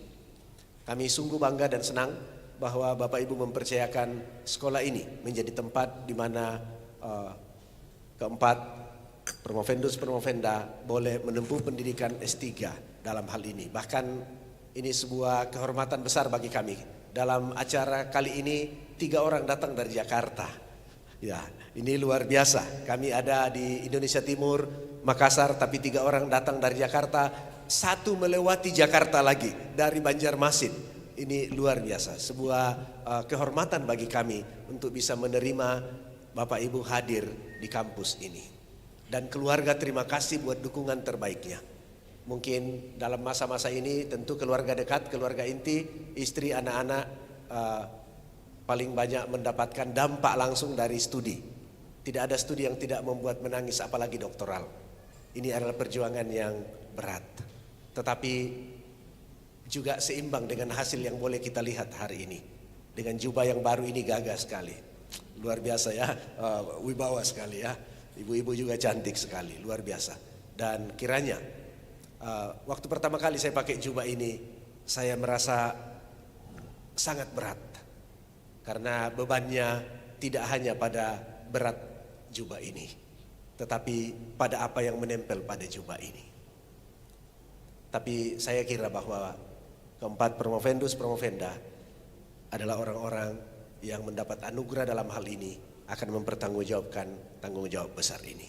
Segenap tamu undangan, hadirin yang saya hormati, izinkan saya lewat kesempatan ini menyampaikan selamat secara langsung kepada keempat wisudawan wisudawati. Saya sebutkan namanya Bapak Dr. Sanon. Sekali ini saya sebut dengan lengkap karena sudah yudisium. Bapak Dr. Sanon dan keluarga, selamat. Bapak Dr. Dirk Roy Kolibu dan keluarga, selamat. Ibu Dr. Joyce Aneke Rantung dan keluarga, selamat. Dan Ibu Dr. Aya Susanti dan keluarga, selamat. Izinkan saya melalui kesempatan ini menyampaikan laporan singkat kami selaku Direktur Program Pascasarjana STFT Jafrai Makassar. Izin menyampaikan bahwa program S3 kita mendapatkan akreditasi peringkat baik sekali dari Badan Akreditasi Nasional Perguruan Tinggi. Dan kita bersyukur bahwa untuk perguruan tinggi teologi, memang Pak Kalem kami laporkan bahwa memang tidak banyak juga yang mendapatkan akreditasi baik sekali.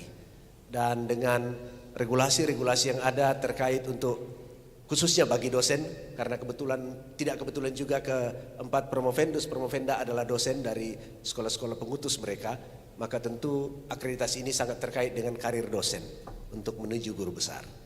Dan kita bersyukur bahwa kita mendapatkan akreditasi baik sekali dari BAN PT.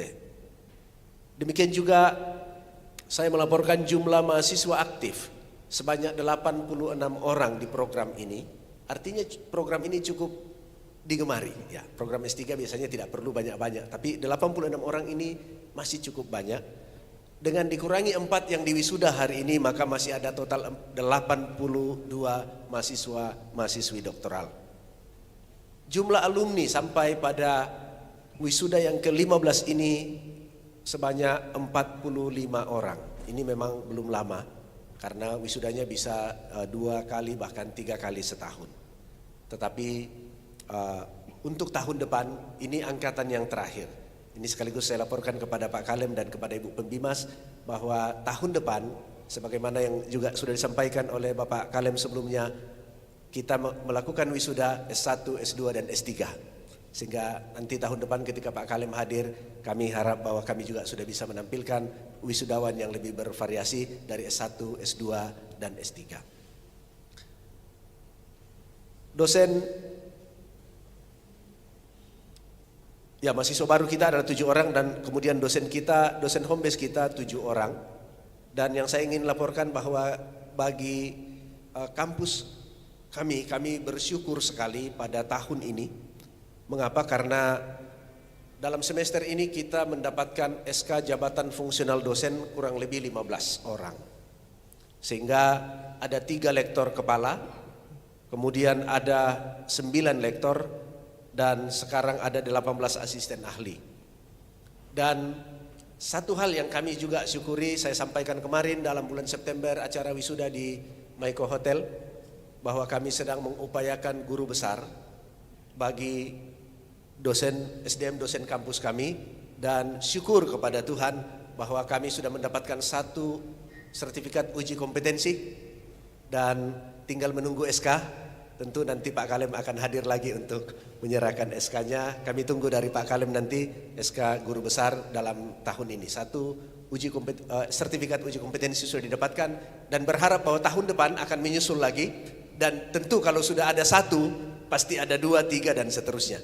Dan kami berterima kasih Bapak Kepala Lembaga Layanan Dikti memberikan dukungan yang luar biasa. Demikian juga dari Dirjen Bimas Kristen Protestan, dalam hal ini Pembimas juga sahabat kami Ibu Dr. Anda Marlin Narai, dan tentunya tidak lepas dari Yayasan Pendidikan yang begitu setia mendampingi kami, memberikan supportnya yang betul-betul kami rasakan luar biasa, secara khusus dalam meningkatkan SDM dosen.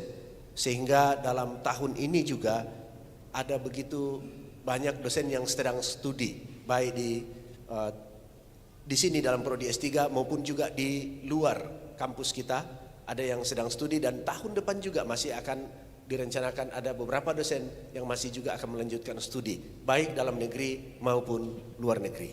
Ini semua tentu kita lakukan demi peningkatan kualitas mutu dari perguruan tinggi sebagai pertanggungjawaban kita kepada segenap stakeholder, baik juga kepada pemerintah yang memberikan tentu dalam hal ini legal standing untuk kita menyelenggarakan pendidikan ini, dan terkhusus kepada semua stakeholder dalam hal ini, mereka yang mengutus mahasiswa-mahasiswi yang tentunya mereka mengeluarkan biaya yang tidak sedikit, tetapi perlu dibarengi dengan memberikan kualitas terbaik layanan pendidikan melalui kampus ini. Kami mengembangkan MOU dengan berbagai pihak, baik itu pemerintah, baik itu universitas, sekolah tinggi lainnya, baik itu dalam negeri maupun luar negeri. Pada 4 minggu yang lalu saya ada di Vietnam, dan kami baru saja juga menandatangani satu MOU dengan pihak Australia, karena itu adalah Asia Pacific Conference bagi CMA Church di kawasan Asia Pacific Region. Dan kita berharap nanti tanggal 2 minggu depan, Senin depan tepatnya, kami akan menandatangani lagi MOU dengan IAKN Toraja. IAKN Toraja dalam pengembangan SDM juga, dan dalam program yang kita sebut MBKM, Merdeka Belajar Kampus Merdeka, dengan lebih banyak kerjasama, maka hal-hal ini dapat dikerjakan dengan baik. Termasuk dengan UKI Toraja, juga dengan STTK Bait, dan beberapa di luar Sulawesi. Termasuk kami sampai ke Jakarta dan sampai ke Kalimantan Barat. Kami MOU dengan pulau terjauh, dengan kota terjauh untuk Kalimantan Barat, yaitu di Sintang. Jadi Pontianak juga ada, tapi Sintang juga kami melakukan MOU, dan ini semua demi pengembangan. Kami sedang membangun perpustakaan online. Terima kasih kepada Ibu Beatrice Tumbol sebagai Kepala Perpustakaan. Ini sedang dibangun mengingat mahasiswa program pasca doktoral tentu waktunya tidak banyak di kampus, maka perpustakaan online akan menjawab kebutuhan mahasiswa yang tidak stay atau tidak live in.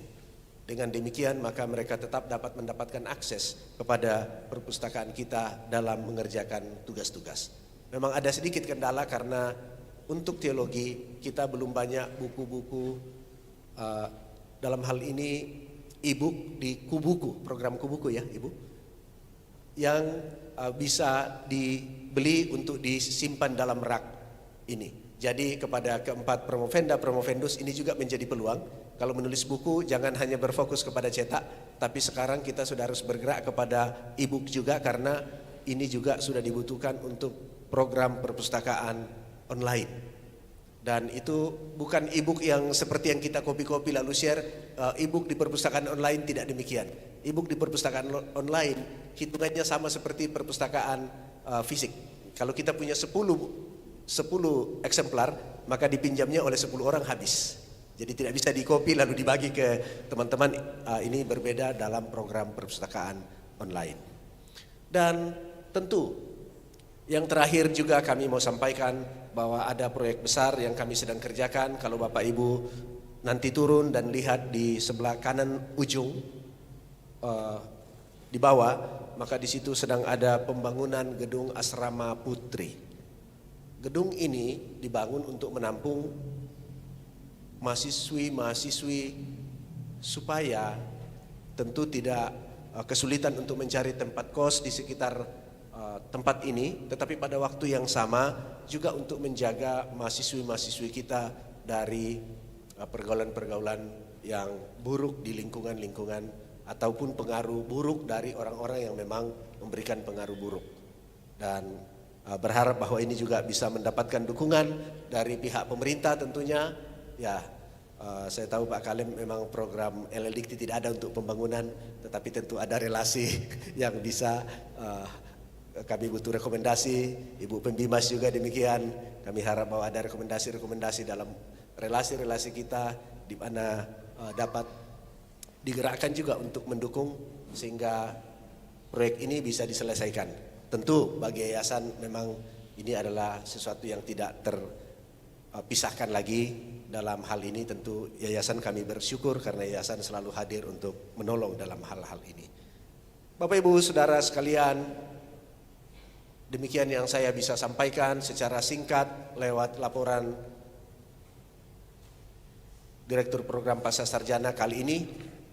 Kiranya apa yang kami laporkan ini boleh memberikan informasi yang cukup, terkhusus bagi keempat promovendus, promovenda.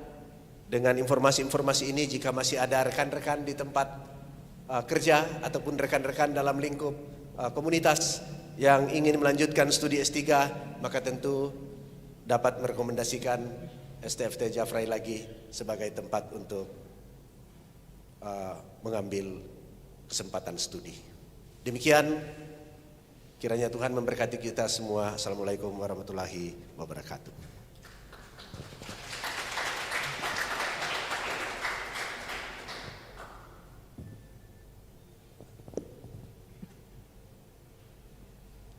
Sambutan kedua oleh Ketua Yayasan Pendidikan Jafrai, Bapak Insinyur Samuel Arnold Saputra.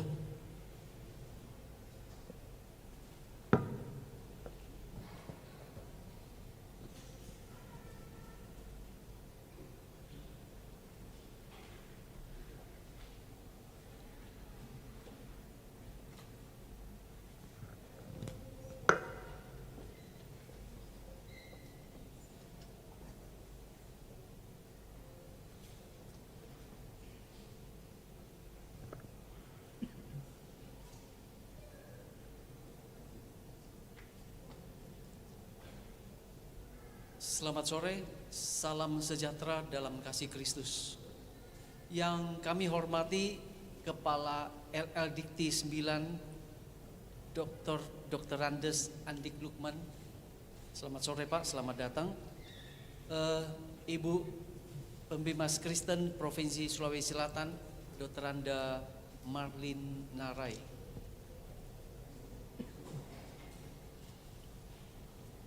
Kemudian para dosen, karyawan dan karyawati STFT Jafrai, selamat sore.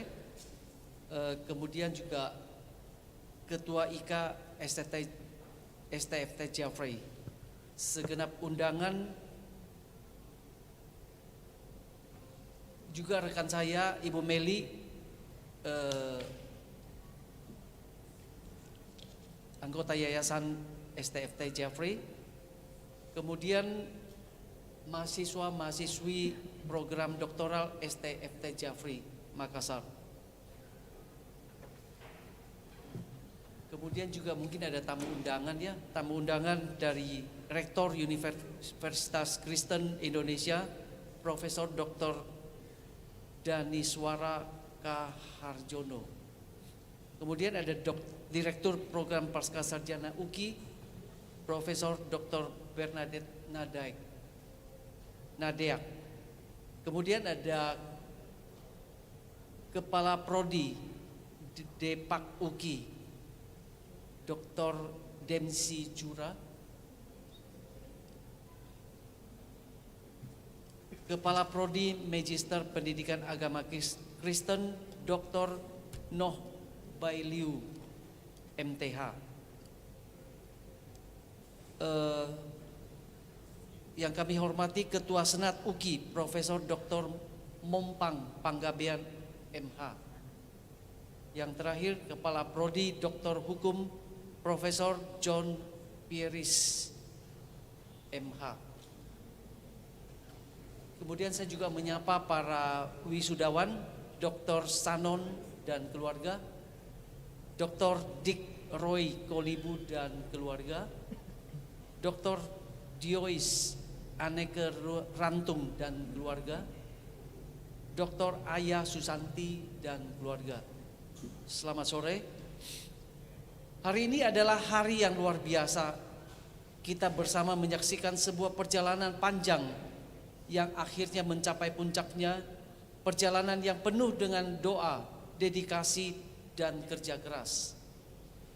Puji syukur kita panjatkan kepada Tuhan Yesus Kristus yang telah menyertai langkah-langkah kita hingga tiba di momen yang bersejarah ini.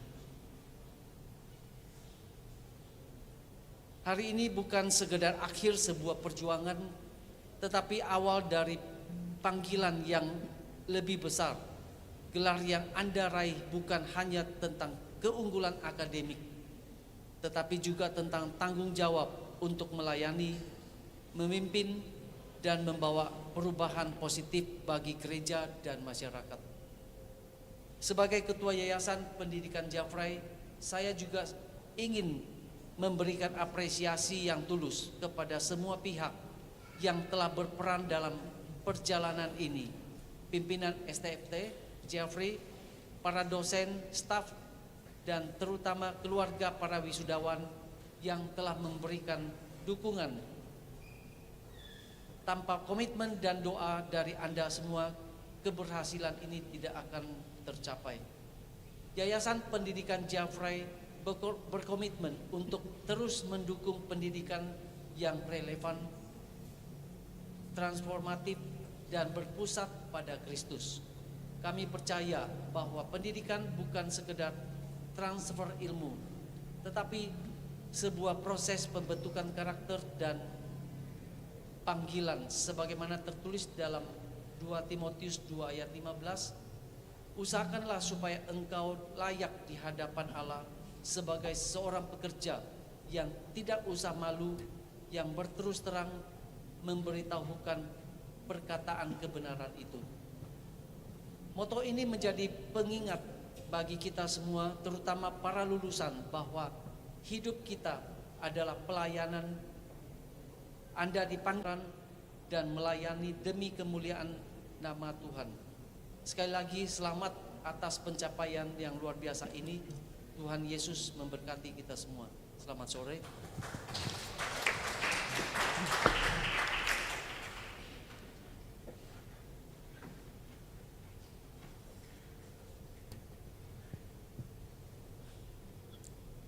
Selanjutnya, sambutan Ketua LL Dikti Wilayah 9.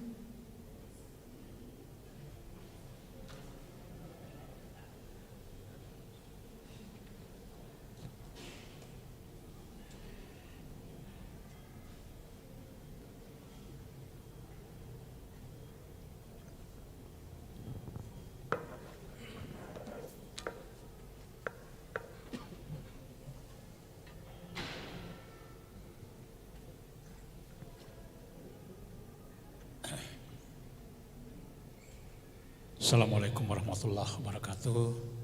Selamat sore, salam sejahtera. Tentunya yang kita hormati bersama Pak Ketua Yayasan Pendidikan Jafrai beserta pengurus lainnya, yang kita hormati bersama, kita muliakan Ketua STT Jafrai dan para wakil ketua, para anggota senat, para dosen dan sivitas akademika, yang kita hormati Bapak Ibu penguji doktoral, yang kita hormati pendidikan, saya sebut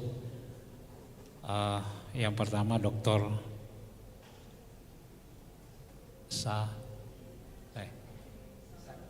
Dr. Sanon ya, kemudian Dr. Dick Roy Kolibu, kemudian Dr. Joyce Aneke Rantung ya, dan yang terakhir Dr. Aya Susanti. Dan tentunya para hadirin sekalian yang sama-sama berbahagia. Syukur alhamdulillah kita panjatkan Tuhan yang Maha Kuasa atas segala limpahan rahmatnya, karunia kepada kita semua. Alhamdulillah hari ini kita semua sehat, diberikan kesempatan untuk menghadiri suatu acara yang luar biasa pada hari ini. Mungkin sebelum ini ada ujian promosi doktor untuk keempat Propomenda, Propomendus, tentunya luar biasa. dan tentunya keempat-empatnya sudah dinyatakan sebagai doktor, ya patut untuk menyandang gelar doktor.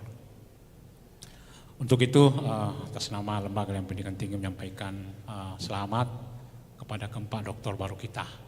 Ini luar biasa, dan tentunya selamat kepada Ketua Yayasan dan Ketua Step Jeffrey dan Stipes Akademika atas segala upaya yang telah dilakukan, tentunya melakukan praktik-praktik terbaik, kebijakan-kebijakan terbaik dalam rangka menyelenggarakan Tridharma program tinggi utamanya dalam hari ini adalah dalam hal ini program doktor.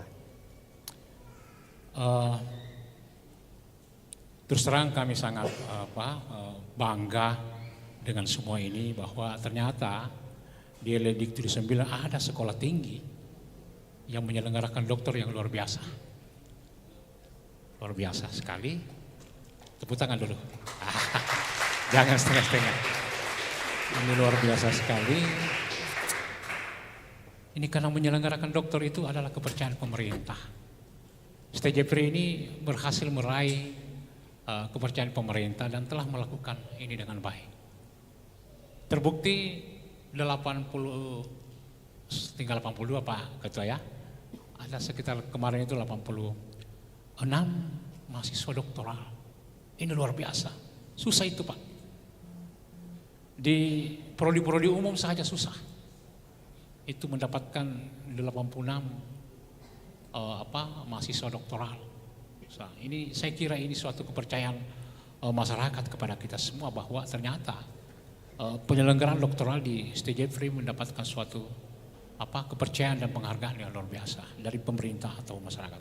Oleh karena itu saya kira apa yang didapatkan, apa yang diselenggarakan selama ini, saya kira mari kita jaga Pak kepercayaan ini, apalagi kepercayaan ini sudah diakui oleh BAN PT dalam penyelenggaraan kita itu ya sudah diakui, yaitu mendapatkan akreditasi baik sekali.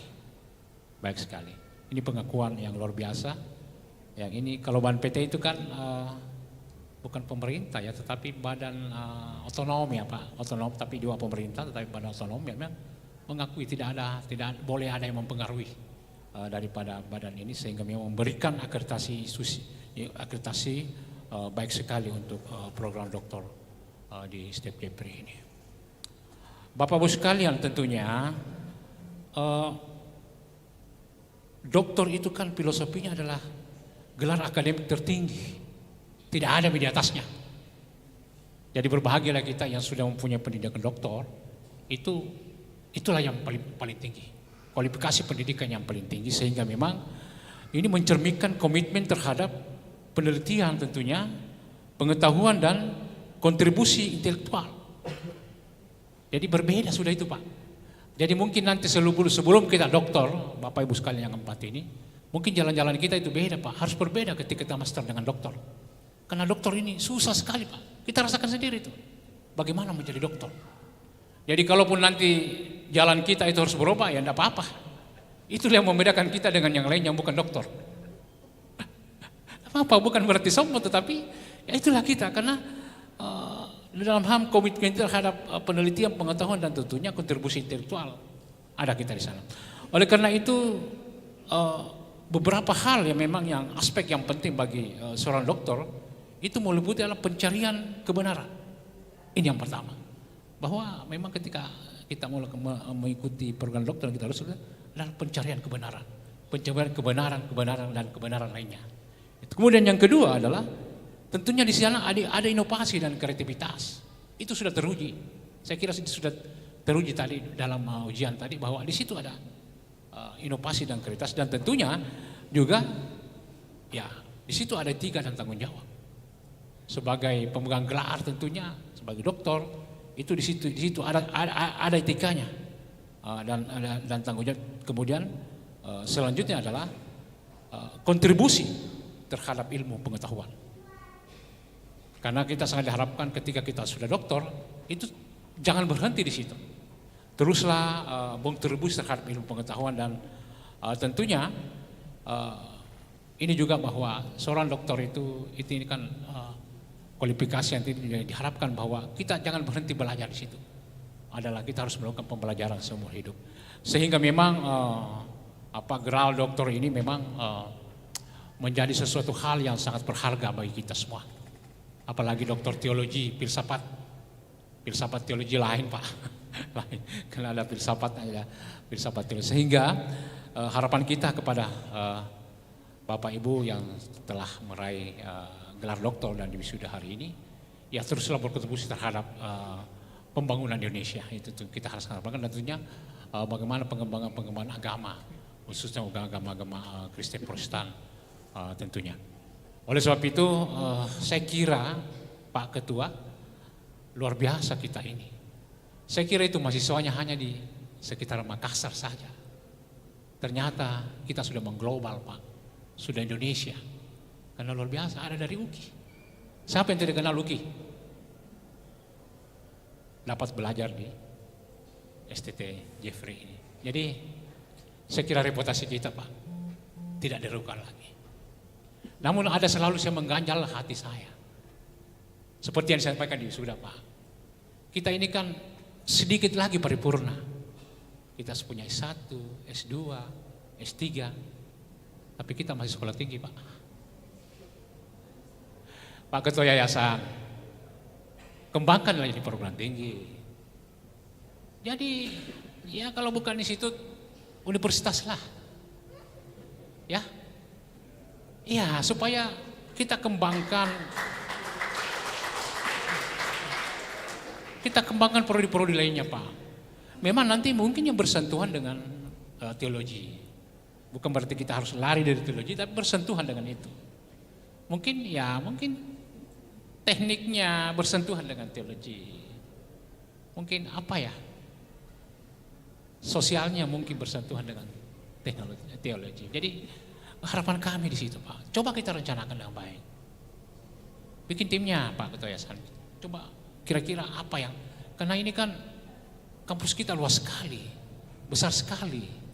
Nah kalau tidak diisi, ya saya kira ini PR bagi kita Pak Ketua Yayasan dan tentunya Ketua ya Pak Ketua. Saya kira harapan kami seperti itu Pak. Pengen sekali sayang, karena ini Jepre besar kita Pak. Apalagi kalau kita sudah besar, ada pendidik yang besar juga luar biasa. Memang kalau jadi institut Pak atau ke universitas, wah luar biasa. Jadi kita buka-buka saya kira umat-umat lainnya, saya kira mungkin kita bisa kaji seperti apa, kita tinjau dari sisi kajian akademiknya seperti apa, kira-kira prodi-prodi apa yang kita bisa buat di sini yang baru, ya supaya mahasiswa mungkin sudah banyak sekarang tapi lebih banyak lagi, supaya ada variasi umat Protestan, kira-kira ya pilihan-pilihan prodi yang bisa didapatkan. Saya yakin sekali bahwa Pak Ketua beserta teman-teman semua itu kan sudah lama mengurus perguruan tinggi. Itu kan sudah mengetahui bagaimana caranya mengembangkan perguruan tinggi.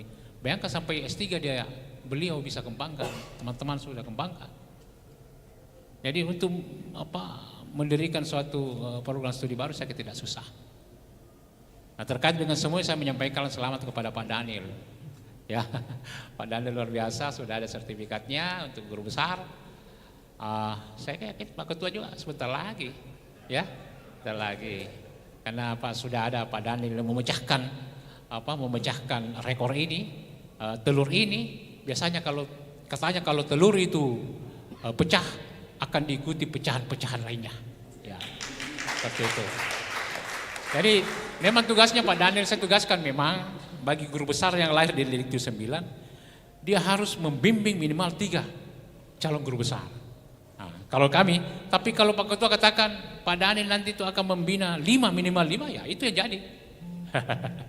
Jadi supaya ini pengembangan bagi kita semua, karena saat ini saya selalu katakan bahwa untuk menjadi dosen untuk mencapai karir puncaknya itu saya kata tidak mudah tapi tidak sulit Pak.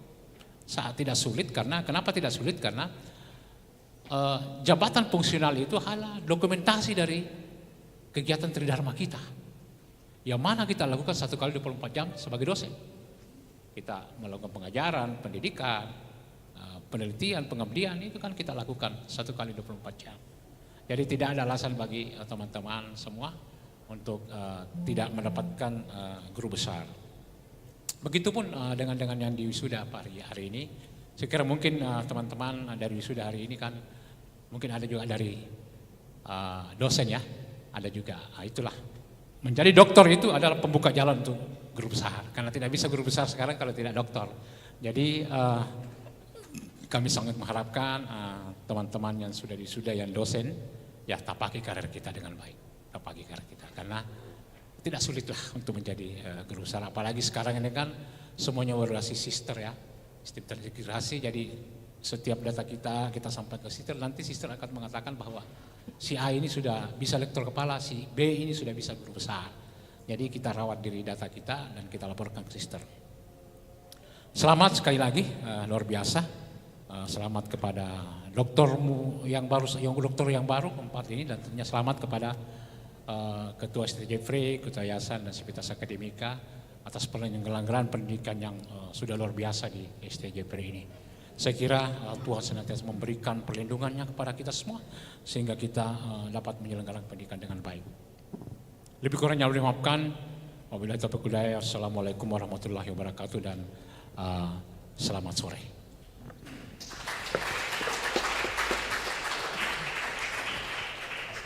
Izin langsung berfoto dengan Pak Kaleb, Dewan Penguji, karena ini kesempatan langka juga, dan terima kasih banyak karena beliau juga ada tugas yang lain di sela-sela kesibukan langsung ke sini dan setelah ini langsung ke Palopo. Itu yang saya dengar. Jadi mari kita silakan Pak Kaleb, Ibu Pembimas dan Yayasan, mari.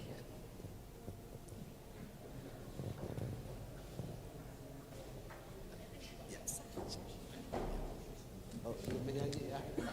Kemarin di Maiko menyanyi ya.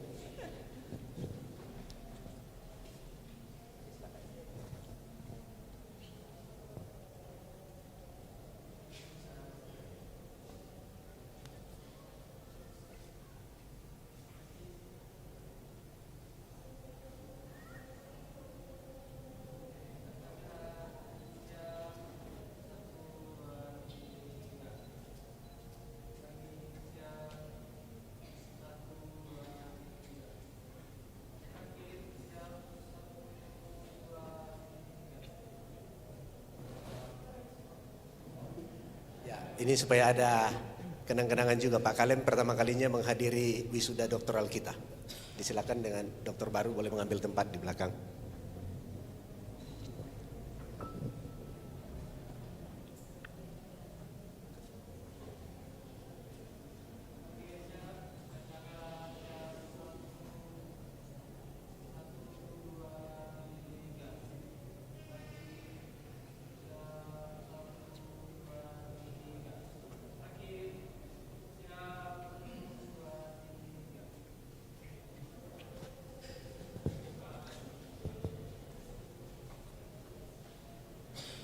Ya, terima kasih Pak Kaleb.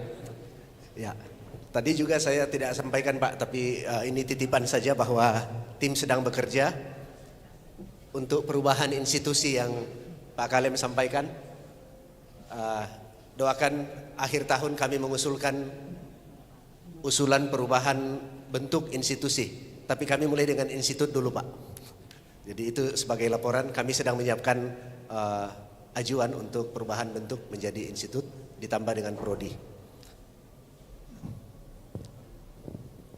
Sambutan keempat oleh Bimas Kristen Protestan Provinsi Sulawesi Selatan, Ibu Dr. Randa Marlin Narai.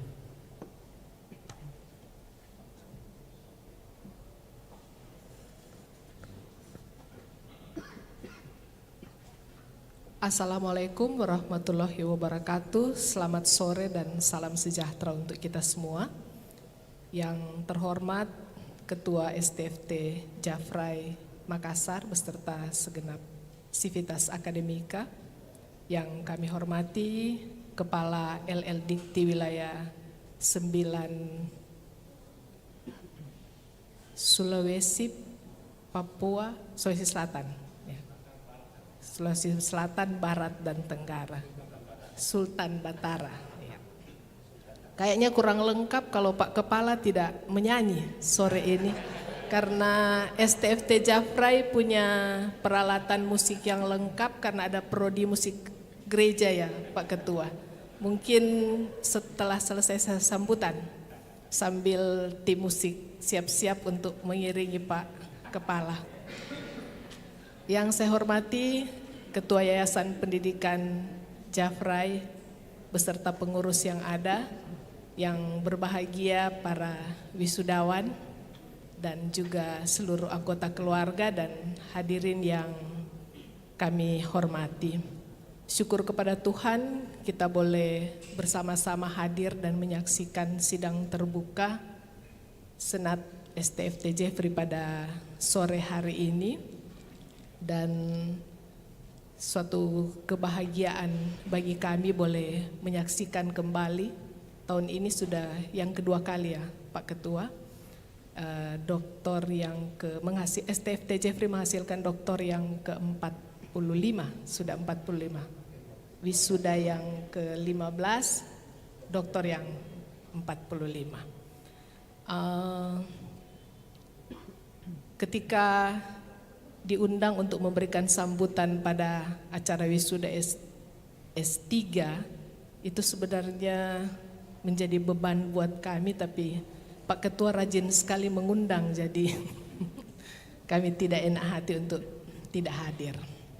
Secara pribadi dan institusi tentu kami mengucapkan banyak selamat kepada para wisudawan dan keluarga yang pada saat ini boleh menyaksikan para wisudawan di wisuda untuk tingkat paling tinggi dalam bidang pendidikan. Itu merupakan suatu kebahagiaan, kebanggaan tersendiri. Selamat kepada STFT Jafrai untuk segala pencapaian-pencapaiannya.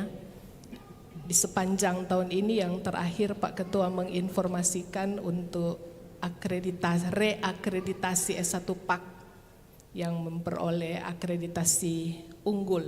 Ya. Terima kasih, banyak selamat untuk segala pencapaian-pencapaiannya. Tadi sebelum kesini saya sempat menonton satu podcast tentang pendidikan yang menarik perhatian saya dan kayaknya ada relasi dengan acara kita pada sore hari ini.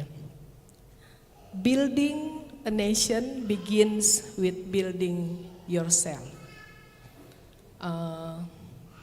Itu judulnya. Jadi mengabdi untuk negara dimulai dari mengabdi untuk diri sendiri. Saya kira kita semua setuju ya untuk pernyataan ini. Nah, hal terbaik untuk bisa mengabdi bagi diri sendiri adalah menjadi individu yang mempunyai kompetensi. Caranya salah satunya adalah dengan belajar. Kita bisa lihat pada hasil belajar pada sore hari ini. Belajar atau memperoleh pendidikan itu adalah hak setiap warga negara. Namun hak itu juga harus dibarengi dengan kewajiban. Setelah memperoleh atau menyelesaikan pendidikan, adalah kewajiban para wisudawan untuk mengejawantahkan dalam setiap aspek kehidupan apa yang boleh diperoleh dalam proses belajar itu. Kompetensi yang dihasilkan dari proses belajar harus berdampak positif, terutama bagi diri sendiri dulu, kemudian bagi keluarga, bagi institusi tempat Bapak Ibu belajar dan mengabdi, dan tentu pada akhirnya bagi bangsa dan negara.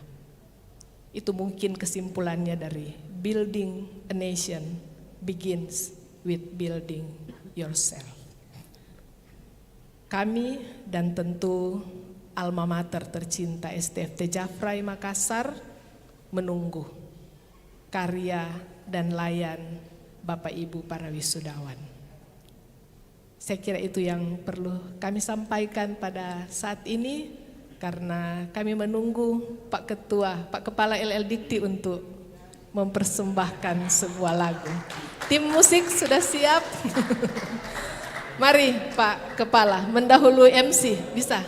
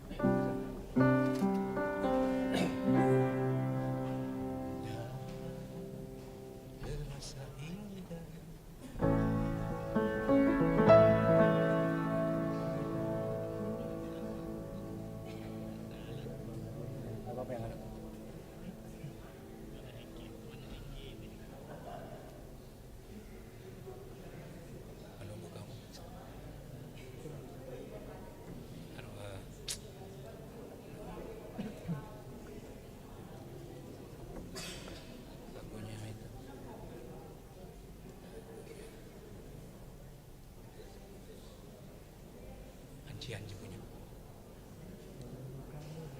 Ya.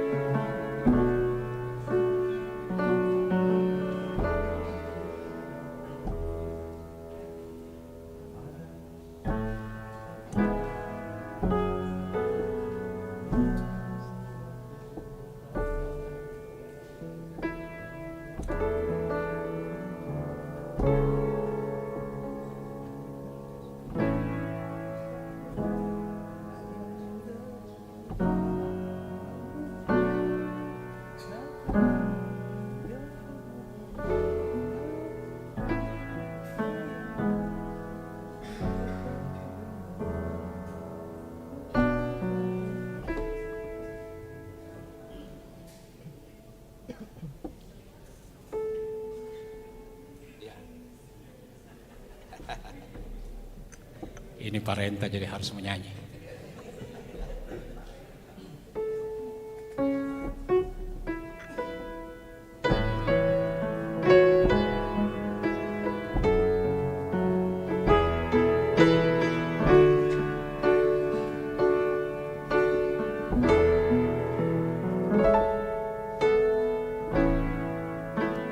Ku selalu mencoba untuk menguatkan hati dari kamu yang belum juga kembali. Ada satu keyakinan yang membuatku bertahan. Penantian ini kan terbayar pasti. Ya, lihat aku sayang yang telah berjuang menunggumu datang, menjemputmu pulang. Ingat selalu sayang, hatiku kau genggam. Aku takkan pergi, menunggu kamu di sini. Jika lekan kepadamu, aku tidak tahu lagi pada siapa ini ini kan ku beri. Pada siapa rindu ini kan ku beri. Lihat aku sayang yang sudah berjuang menunggumu datang, menjemputmu pulang. Ingat selalu sayang, hatiku kau genggam. Aku akan pergi menunggu kamu di sini.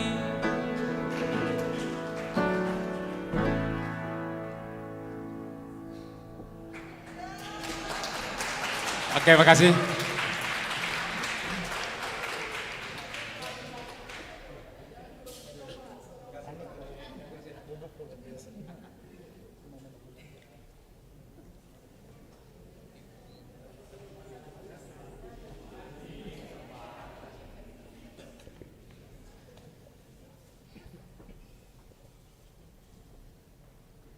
Penutup.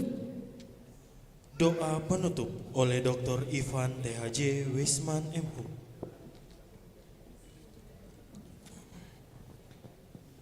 Mari kita berdoa.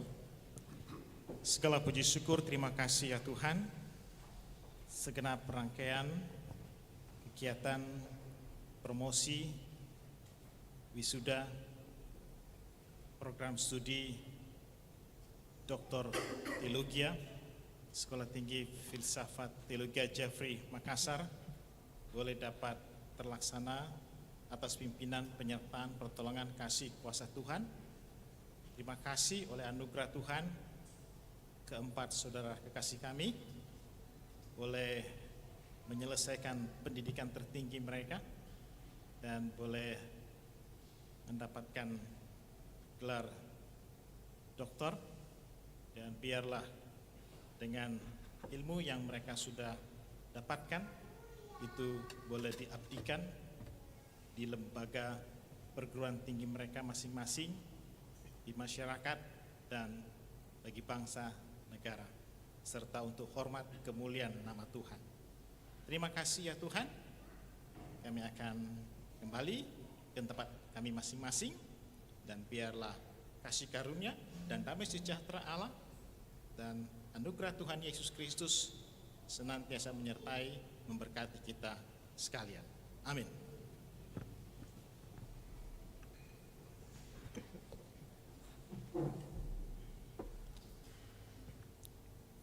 Sidang Senat terbuka, ujian promosi dan wisuda Doktor Teologi ke-15 Sekolah Tinggi Filsafat Teologia Jafrai Makassar ditutup oleh Ketua Sidang.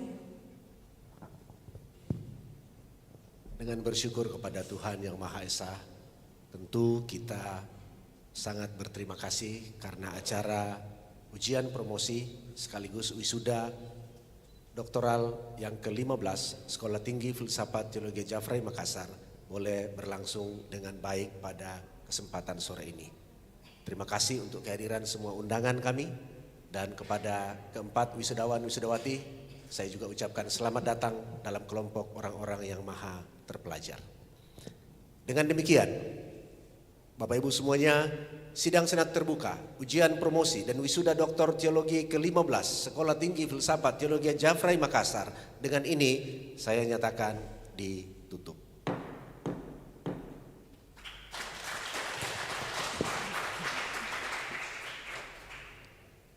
Ketua Sidang, Ketua Senat Sekolah Tinggi Filsafat Teologia Jafrai Makassar, Direktur Program Pasca Sarjana, Promotor, Ko-Promotor, Dewan Penguji meninggalkan ruangan. Hadirin disilakan berdiri.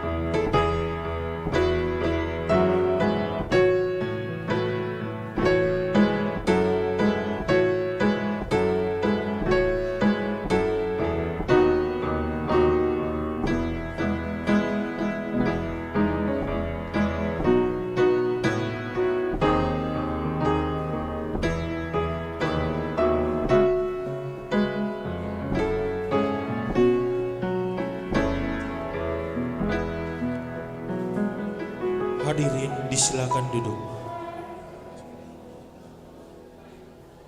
Demikianlah sidang senat terbuka, ujian promosi, dan wisuda Doktor Teologi ke-15 Sekolah Tinggi Filsafat Teologi Jafrai Makassar.